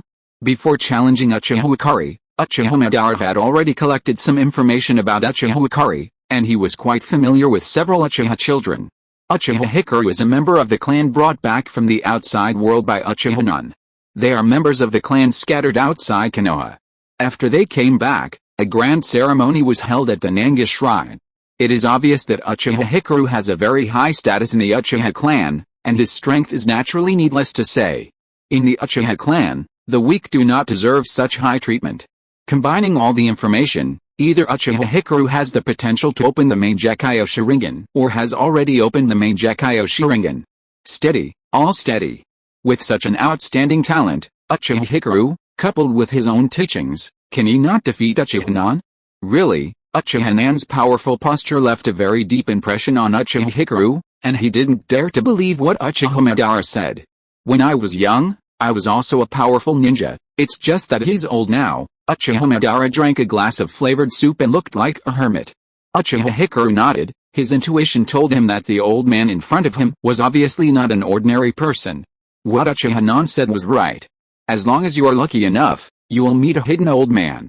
Madara not only understands the Senju, but also understands Uchiha and knows how to fall in love. He was a powerful ninja when he was young. Now is the most critical moment. Please teach me how to fall in love and become stronger. Uchiha Hikaru hopes that Uchiha Madara will lend a helping hand. Little girl, you and I have a good relationship, I agree. Uchiha Madara smiled and agreed to Uchiha Hikaru's request. It always feels weird to combine the two words fall in love and become stronger. Uchiha doesn't seem to be like this. This reason for wanting to become stronger is really strange. But it doesn't matter. Just treat it as adding some fun to your boring life. The Uchiha Hikaru in front of him is really to his liking. He is an Uchiha with strong talent. He also hates Senju Tobirama. Chapter 173 How come the name of the Fire Nation is easily soluble in water? It was nighttime in Konoha, and a grand banquet was underway. Lights of all sizes were ablaze throughout the venue, creating a scene of golden splendor, a scene reminiscent of paradise. Even the daimyo, accustomed to the grandeur of the world, couldn't help but exclaim in admiration. Konoha has truly transformed in the past 2 years, even the capital seems. The daimyo didn't finish his words, a flicker of dejection crossing his face. The attendants surrounding him all lowered their heads, not daring to utter a single sound. The next moment, the daimyo's expression brightened again. Wouldn't it be a shame to miss out on such a grand banquet and such a beautiful scene? The dignitaries of the Land of Fire and the top brass of Konoha were all present. They discussed everything about Konoha, and unwittingly, Konoha had given these nobles a small dose of financial excitement. At that moment, the polar opposites had reversed. The ninja, who had always lived a humble life, had suddenly transformed themselves, amassing a vast fortune in just a few years.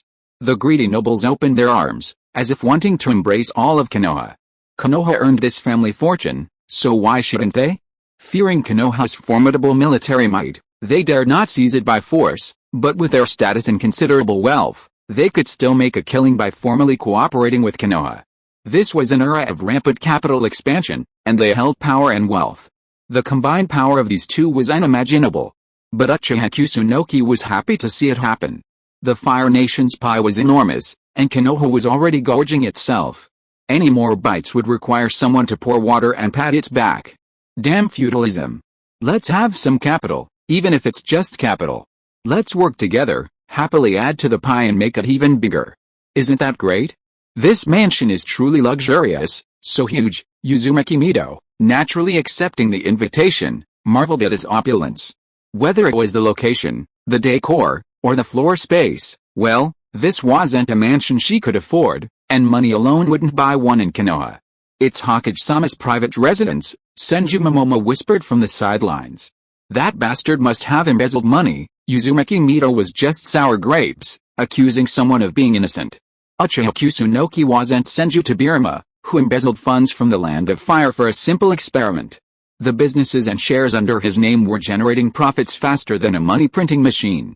But these were merely external possessions. In the Naruto world, power was fundamental. Uchiha Kusunoki always disregarded these mundane things. Compared to the power of the Six Paths, they were nothing more than reflections in the mirror and flowers in the water.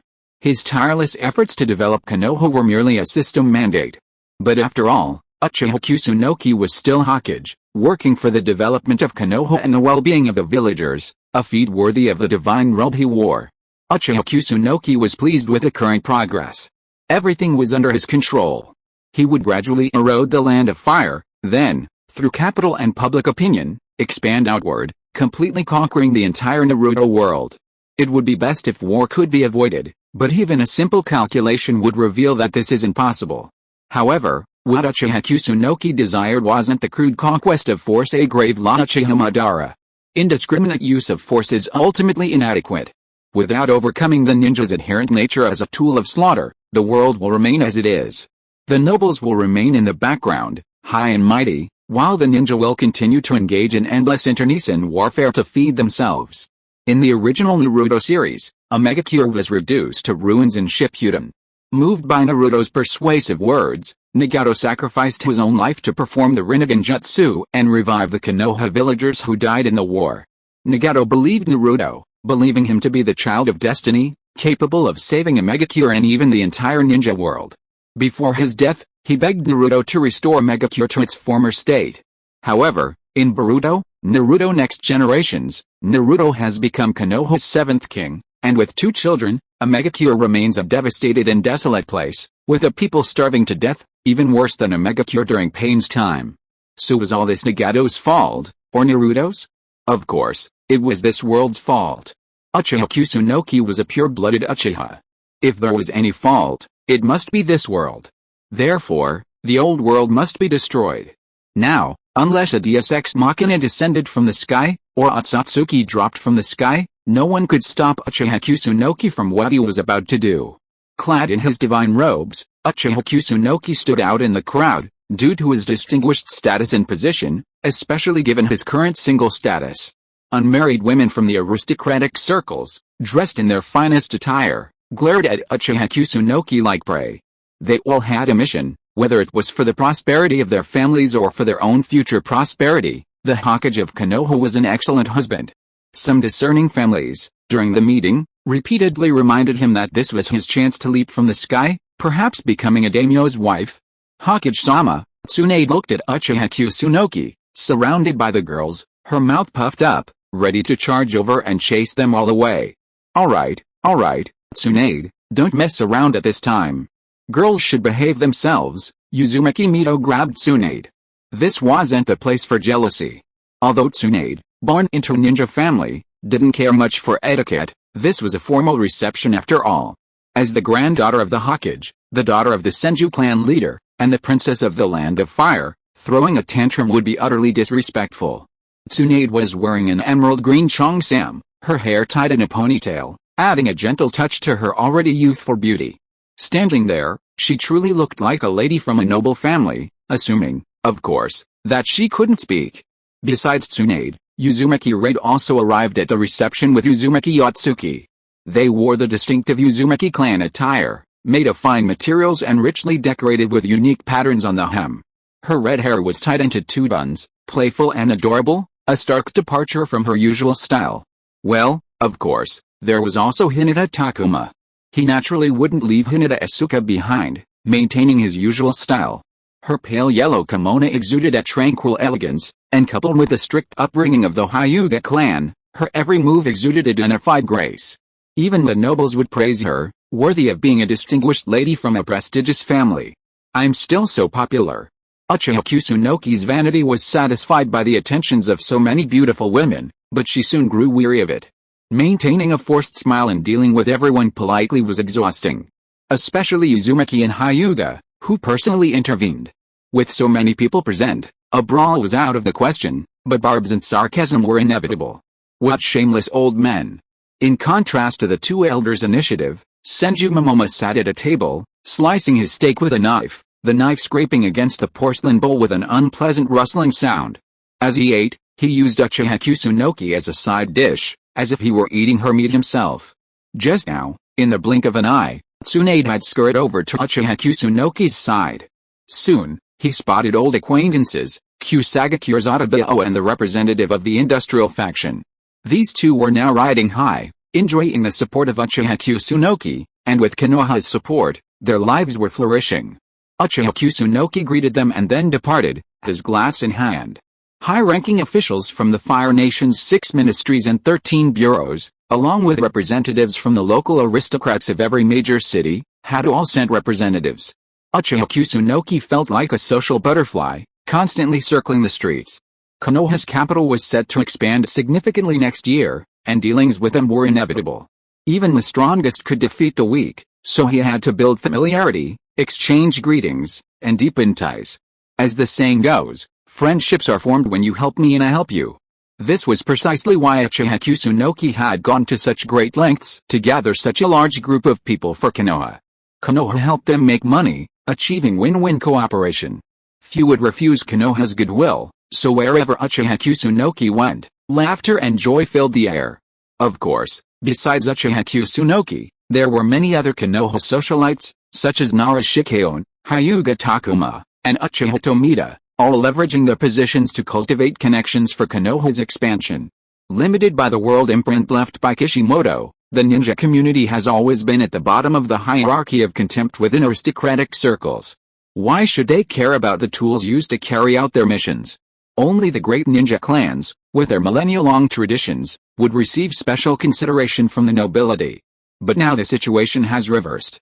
The nobility have visibly noticed a wavering in the ninjas' thinking.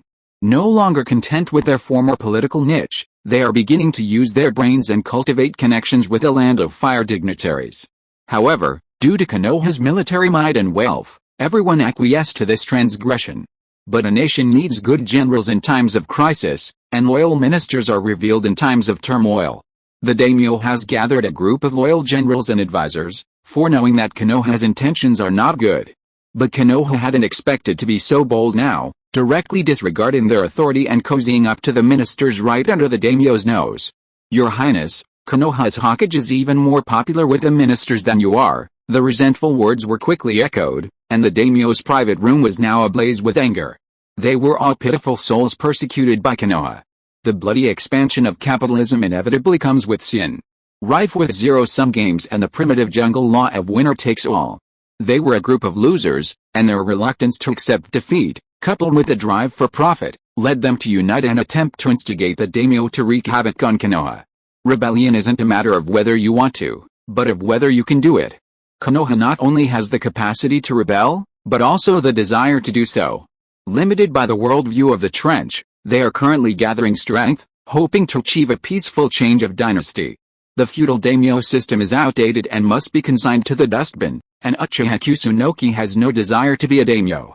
The sheer size of Konoha and the demands of handling it now gave Uchiha Kusunoki a headache.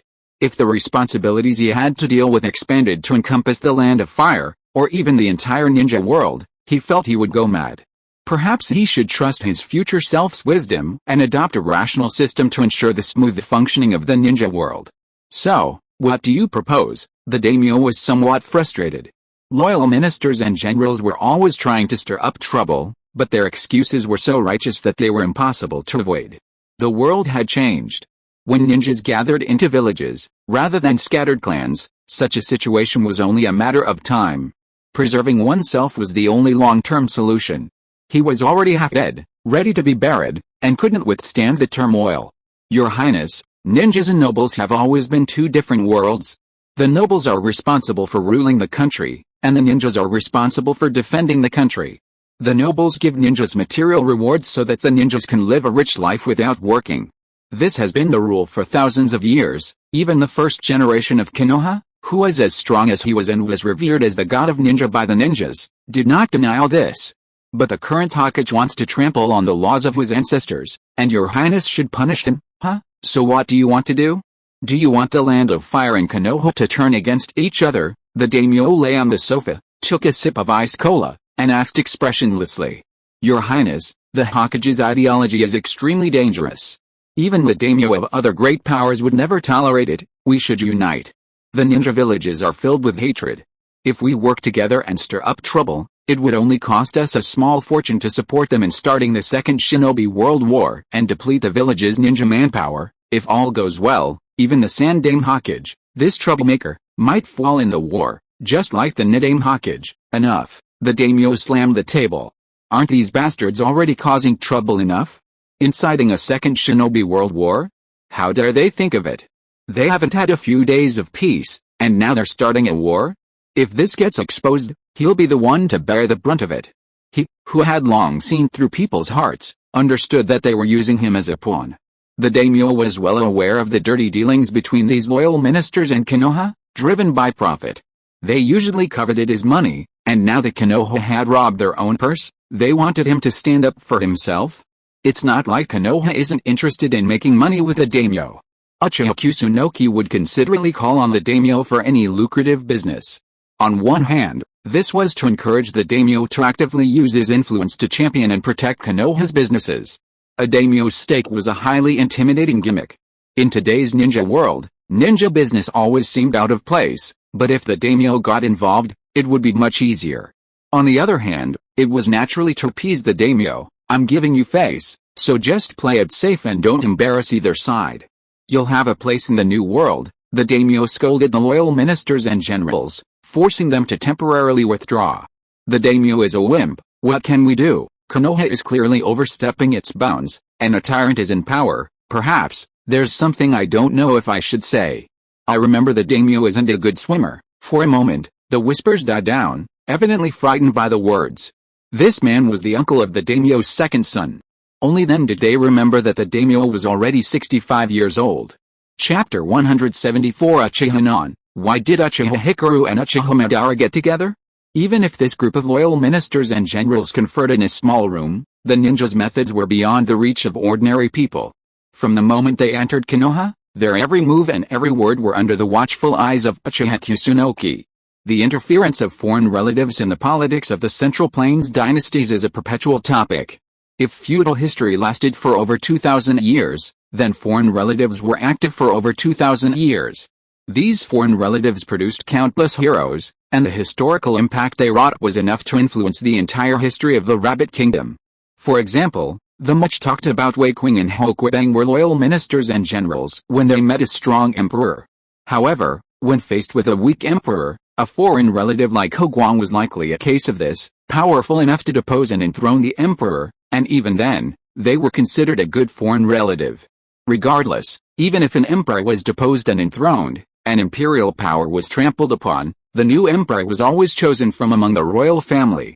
Ultimately, the meat rotted in the pot, and the dynasty was not replaced. When faced with a foreign relative like Wang Mang, one becomes truly docile. I didn't expect this to even exist in the Naruto world. It's truly a hallmark of the feudal system. It seems the daimyo's second son's uncle wants to be like so too. But no matter how you look at it, the current daimyo doesn't seem to possess the abilities of Kangmazi. If the daimyo truly dissolves into indifference, I'm afraid brothers will become enemies, and if the events of the Zuanwu Gate incident were to play out in the Land of Fire, the world would be transformed. This is truly fascinating, and I'm looking forward to it. Uchiha Kusunoki's playful nature makes him eager for this, but his rational mind tells him that the daimyo can't die just yet. He needs at least another 10 years, his historical mission isn't over yet. While the aging daimyo's abilities may be limited, his mind isn't dim. Until now, the relationship between Konoha and the daimyo has been respectable. If this continues, Uchiha Kusunoki wouldn't mind the daimyo abdicating gracefully, perhaps with a written abdication decree or something. Keep a close eye on them, secretly gather evidence, and save the daimyo's life. The daimyo provides Konoha with tens of billions of ryo annually, and Konoha won't let him waste his money. Uchiha Kusunoki instructed the Anbu ninjas around him to protect the daimyo. This year, the daimyo had increased Konoha's funding again, so since they had received the money, they should do something for him.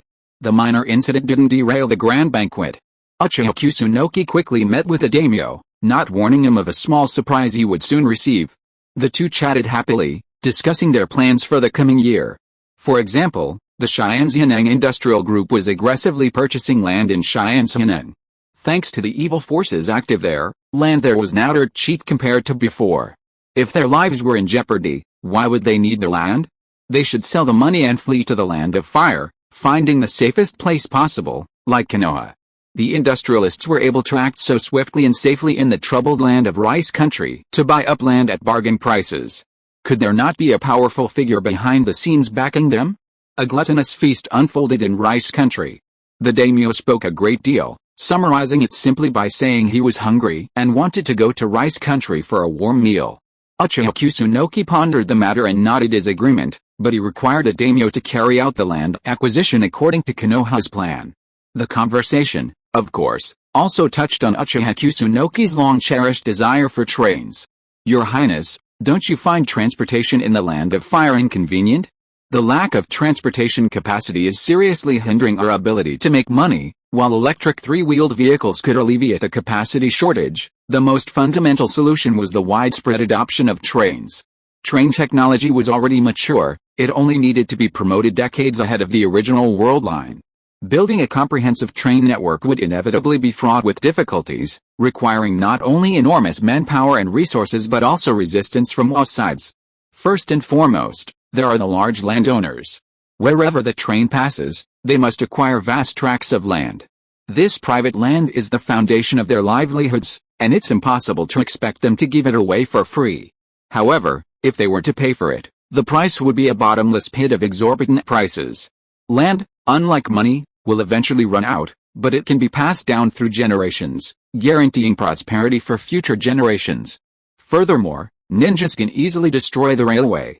Wild beasts benefit from the natural energy of this world, and the beasts in the Naruto world are incredibly powerful. 1 or 2 mountains might need to be cleared along the way, and who knows how many railway workers will die because of this. There are so many difficulties, too numerous to list. Difficulties are objective, but what needs to be done must be done. If Naruto could accomplish something in his time, there's no reason why he couldn't. Furthermore, capital's pursuit of profit is insatiable. Convenient transportation is incredibly profitable, as Uchiha Kusunoki, born in a previous life in the Rabbit Kingdom, well understands. Konoha couldn't accomplish this alone, it required the help of the daimyo. The beginning was always difficult, but once the first railway line could be built and the world could see the enormous benefits it would bring, the remaining difficulties would be much easier to overcome. Hokage, I need to think this over. Faced with Uchiha Kusunoki's massive railway project, the daimyo hesitated. The exorbitant initial investment and the numerous potential obstacles made him hesitant. His age instinctively rejected such a high-cost undertaking. Especially when Uchiha Kusunoki proposed purchasing a large amount of land along the train route to lay the tracks, the daimyo shook his head like a rattle. Such a move would truly be fatal, costing many lives. Even at the cost of the daimyo's life, if the price was high enough, there would always be a reckless bounty hunter willing to take the risk. Uchiha Kusunoki, relying on his martial prowess, naturally had no need to worry about assassination attempts by ninja. Despite his noble status, the daimyo was still a human being. We can lay a railway as a pilot. Uchiha was the first to make concessions. He also knew that one cannot achieve everything in one go, and that this matter must be done slowly. Don't worry, Your Highness. Konoha will protect your personal safety. This is Konoha's obligation. If you are really worried, I can secretly send ninjas to protect you as your exclusive private ninja force. In the Land of Fire, apart from you and me, no third person knows about the existence of these ninjas. I also gave them nice names. The 12 ninjas to guard. Uchiha said this sincerely, and the smile on his face made the daimyo feel cold in his heart. Is this protection or surveillance? Who can tell? A small test of obedience. Uchiha wanted to test whether the daimyo was really a decent person. So the daimyo knelt decisively. Thank you very much, Hokage. The daimyo nodded and accepted Uchiha-nan's kindness. Life is like a war. If you can't resist it, then enjoy it to the fullest. Anyway, no matter how these ninjas really want to do something to themselves, there are always ways to do it. It's only natural to be a thief for 1,000 days, but not to guard against thieves for 1,000 days. Lie down, ha. Your Highness is such a smart man, ha, Hokage. Then I'll leave my safety in your hands. The two laughed together. Uchiha would not be Clinton, and the daimyo would not be Yeltsin. Uchiha likes to be a decent person the most, and will keep a decent for both parties. Then Uchiha could not laugh anymore. He saw the daimyo smiling and holding the hand of a girl.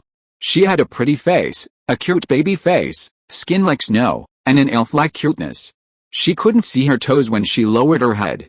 The daimyo had obviously conducted an intelligence investigation on Uchiha and had a thorough understanding of Uchiha-nan's XP. Rina, come and meet Lord Hokage.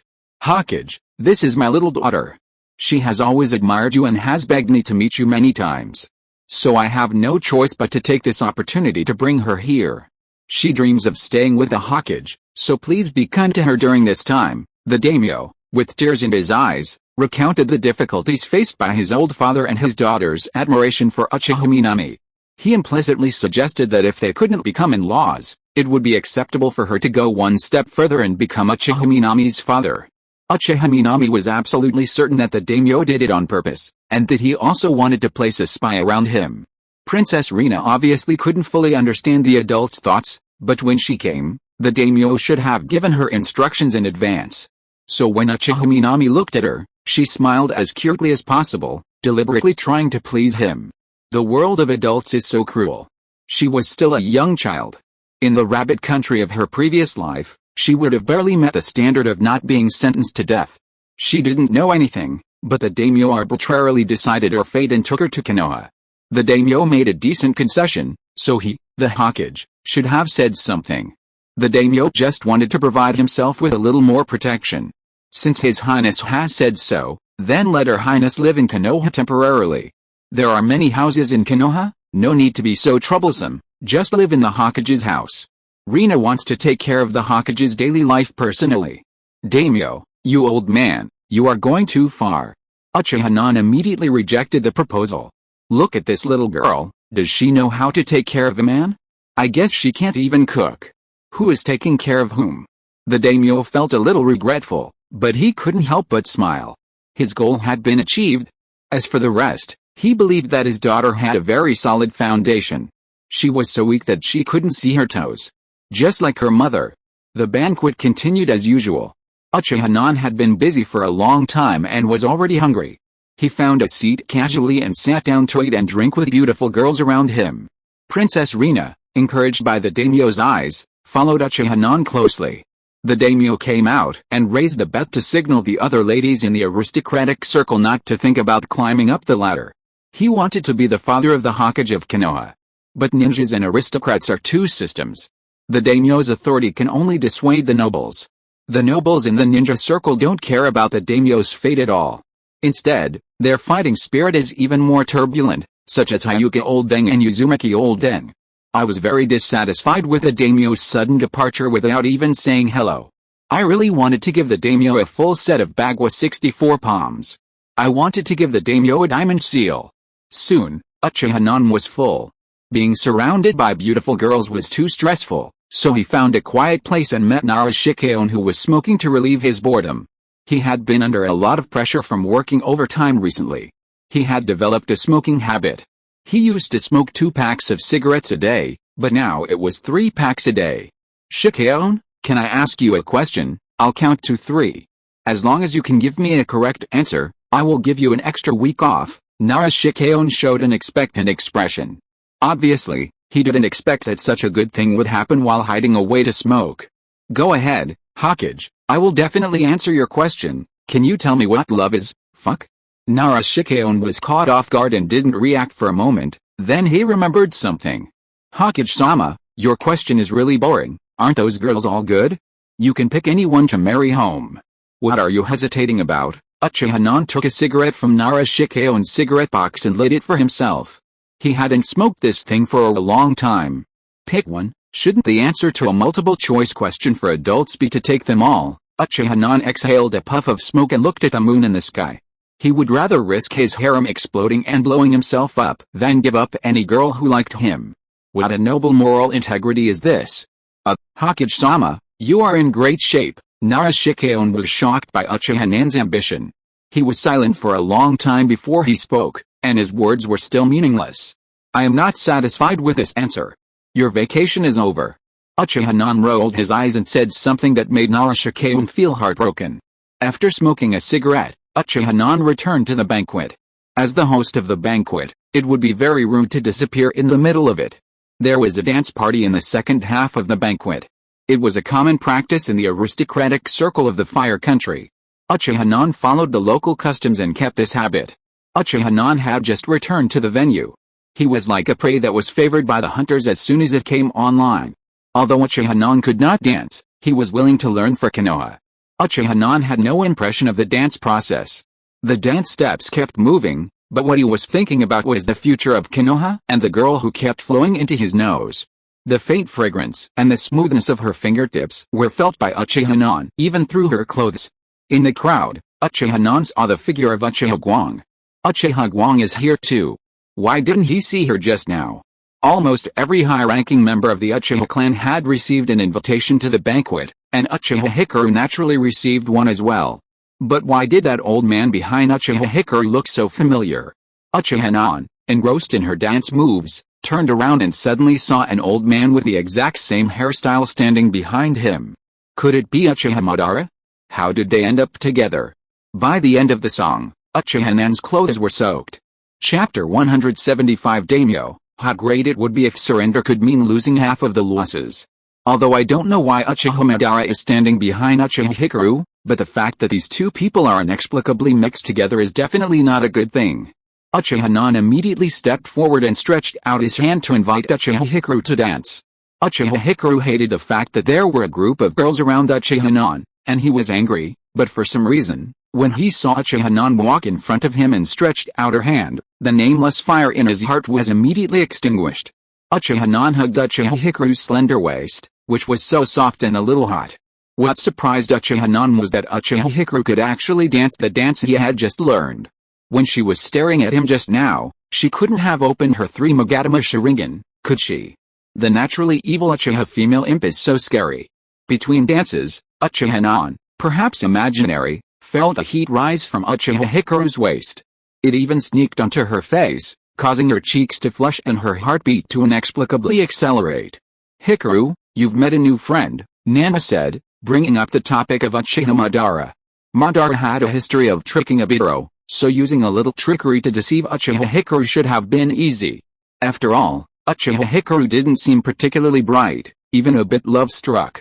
She'd been flirting with her for as long as she'd known her, even blatantly trying to pamper her.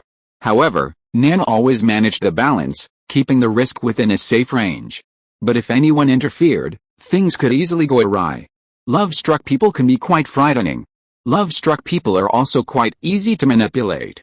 Before Uchiha Nan had even finished a single dance, Hikaru had completely sold out Madara. Let's start from the arcade. This includes, but isn't limited to, the love guide that Uchiha Madara, the old man, spouted off. What the hell does a virgin who's never been in love know about love? What a sin. Uchiha Kusunoki decisively attacked, applying a little intensity to Uchiha Hikaru, caressing and blowing into his ear. A few simple whispers of love sent Uchiha Hikaru's legs trembling, nearly falling. But Uchiha Kusunoki caught Uchiha Hikaru in time. By the end of the dance, Uchiha Hikaru had transformed into a steamed girl. Madara, I think Uchiha Kusunoki definitely likes me. Uchiha Hikaru approached Uchiha Madara, the blush still lingering on his cheeks. His voice was soft, but incredibly firm. I don't think I need to use your methods. If I fight Uchiha Kusunoki, I'm afraid I'll hurt him, huh? What's going on? Uchiha Madara was puzzled by Uchiha Hikaru's transformation. It was just a dance with Uchiha Kusunoki. Uchiha Hikaru gave Uchiha Madara the impression of someone brainwashed by Uchiha Minami. And, you're afraid of hurting Uchiha Minami, but aren't you afraid of hurting me? To serve as Uchiha Hikaru's love advisor, improve his theoretical skills, and fill in the gaps in his practical experience, Uchiha Madara even went to a bookstore and bought a bunch of books like 30 Ways to Get a Man, earning him strange looks from the bookstore owner. Uchiha Madara could swear to heaven that while he cared deeply about Hashirama, his sexual orientation was definitely normal. He just hadn't met the right person to play the love game with him yet. Little girl, you've been seduced by a man's sweet talk. To judge whether a man loves you, look at what he does, not what he says.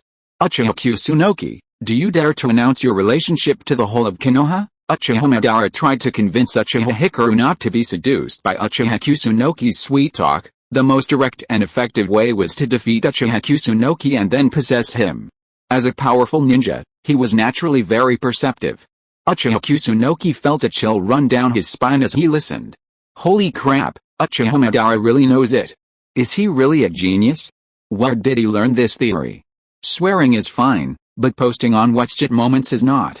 I have to take action now. Uchiha Kusunoki decisively waved to Uchiha Hikaru, indicating that she should play with him and not hang out with strange, lonely old men, or she would be led astray. Without a second thought, Uchiha Hikaru temporarily abandoned Uchiha Madara and lingered beside Uchiha Nan, nodding repeatedly in response to her instructions. Uchiha Madara felt deeply upset, as if his playmate had been ripped off. Uchiha Nan truly loved this junior, Uchiha Hikaru.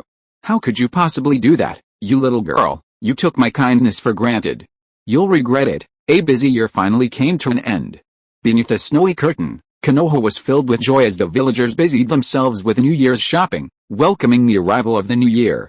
The workers' daily tasks were far from easy, they could even be described as drafts and milking. Only at these times could they enjoy a moment of joy and relaxation. Ordinary people lived ordinary lives. The Fire Nation's dignitaries visited Konoha. Perhaps enlightened by the Venerable, they had grasped the pulse of the times, and a considerable number of nobles increased their investments in Konoha. Hokage-sama, we respect you. The daimyo remained silent. Lying flat on his back in his private hotel, he watched the evening show several times, playing arcade games with his servants. In this world of scarce entertainment, even the daimyo didn't get much. Late at night, unable to sleep, the daimyo pulled a small red booklet from under his pillow and carefully flipped through it. He spent half the night poring over it before he could make out the words between the pages. 2 words covered the entire booklet. Revolution. The Hokage wanted a revolution. Whose life? The daimyo felt a chill on his neck, as if the guillotine of Louis V was beckoning him.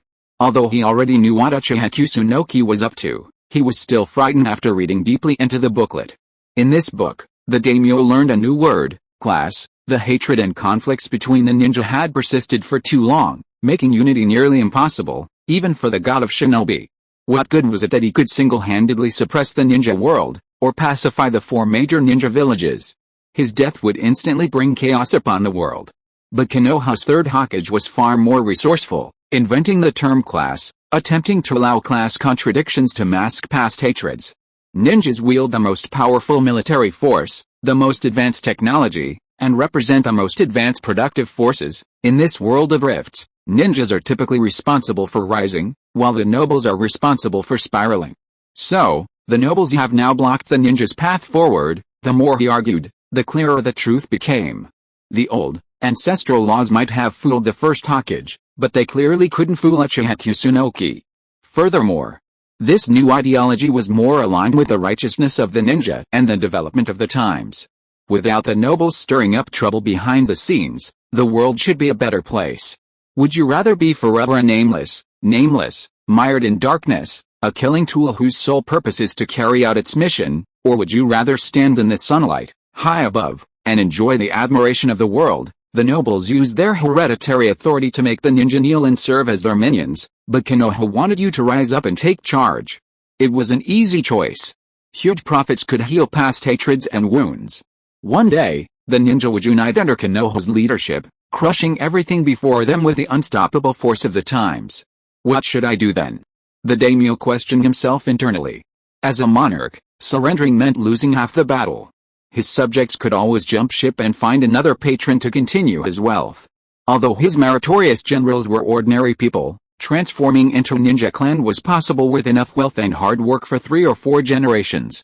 The daimyo felt as if he were sinking, a feeling of drowning and suffocation. It was truly heartbreaking.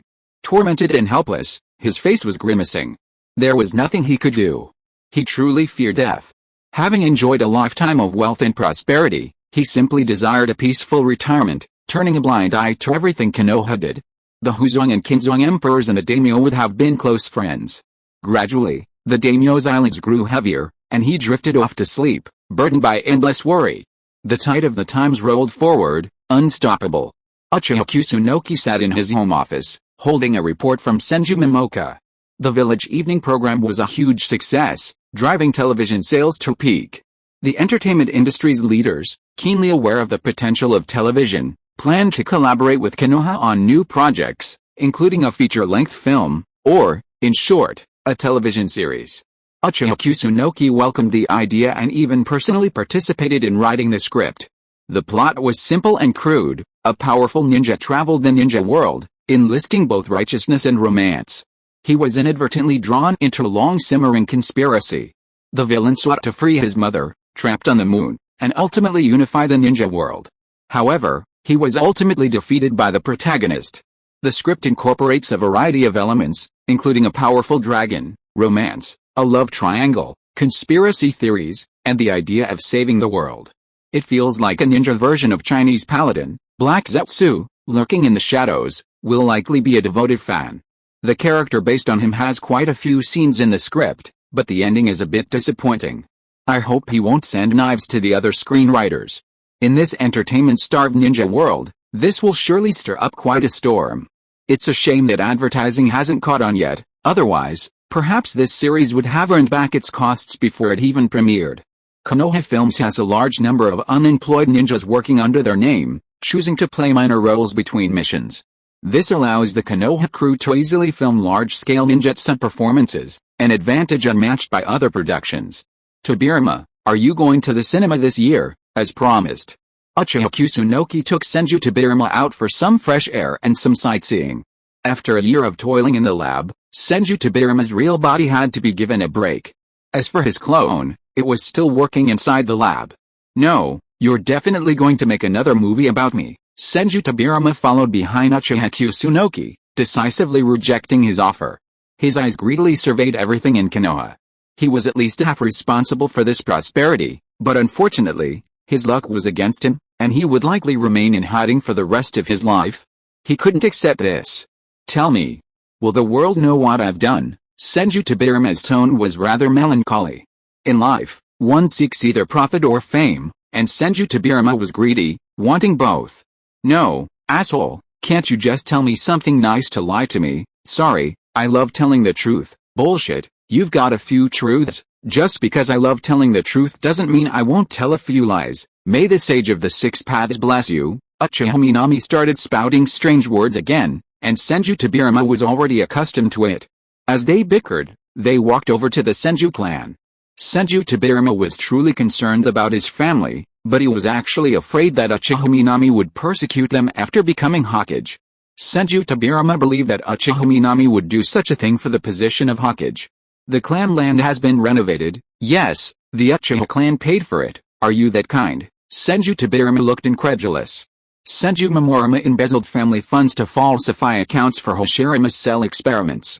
The construction team has been stuck with the renovation of the clan land for 2 months, but the balance sheet has already exploded, and then what? I saved those unlucky accountants.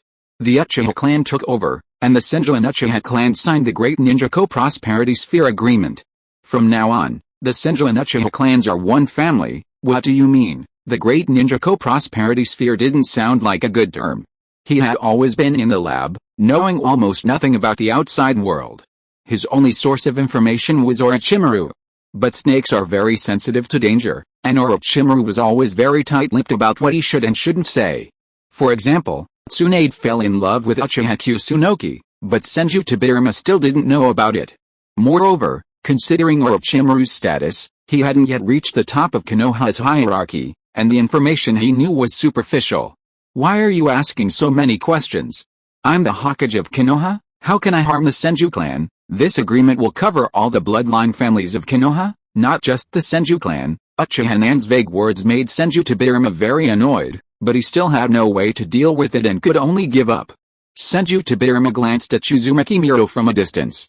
Tsunade did not look at Senju Momorima, for he was afraid that he would not be able to help but rush up and slap Senju Momorima twice. The Senju clan would probably be destroyed in his hands. How could the eldest brother give birth to such a prodigal son? End of this chapter. Thank you so much for reading until the end. Don't forget to give it a like. Looking for more exclusive content and immediate access? Subscribe to our Patreon. Remember, every like, subscription or donation encourages us to continue. Thank you all. See you in the next video.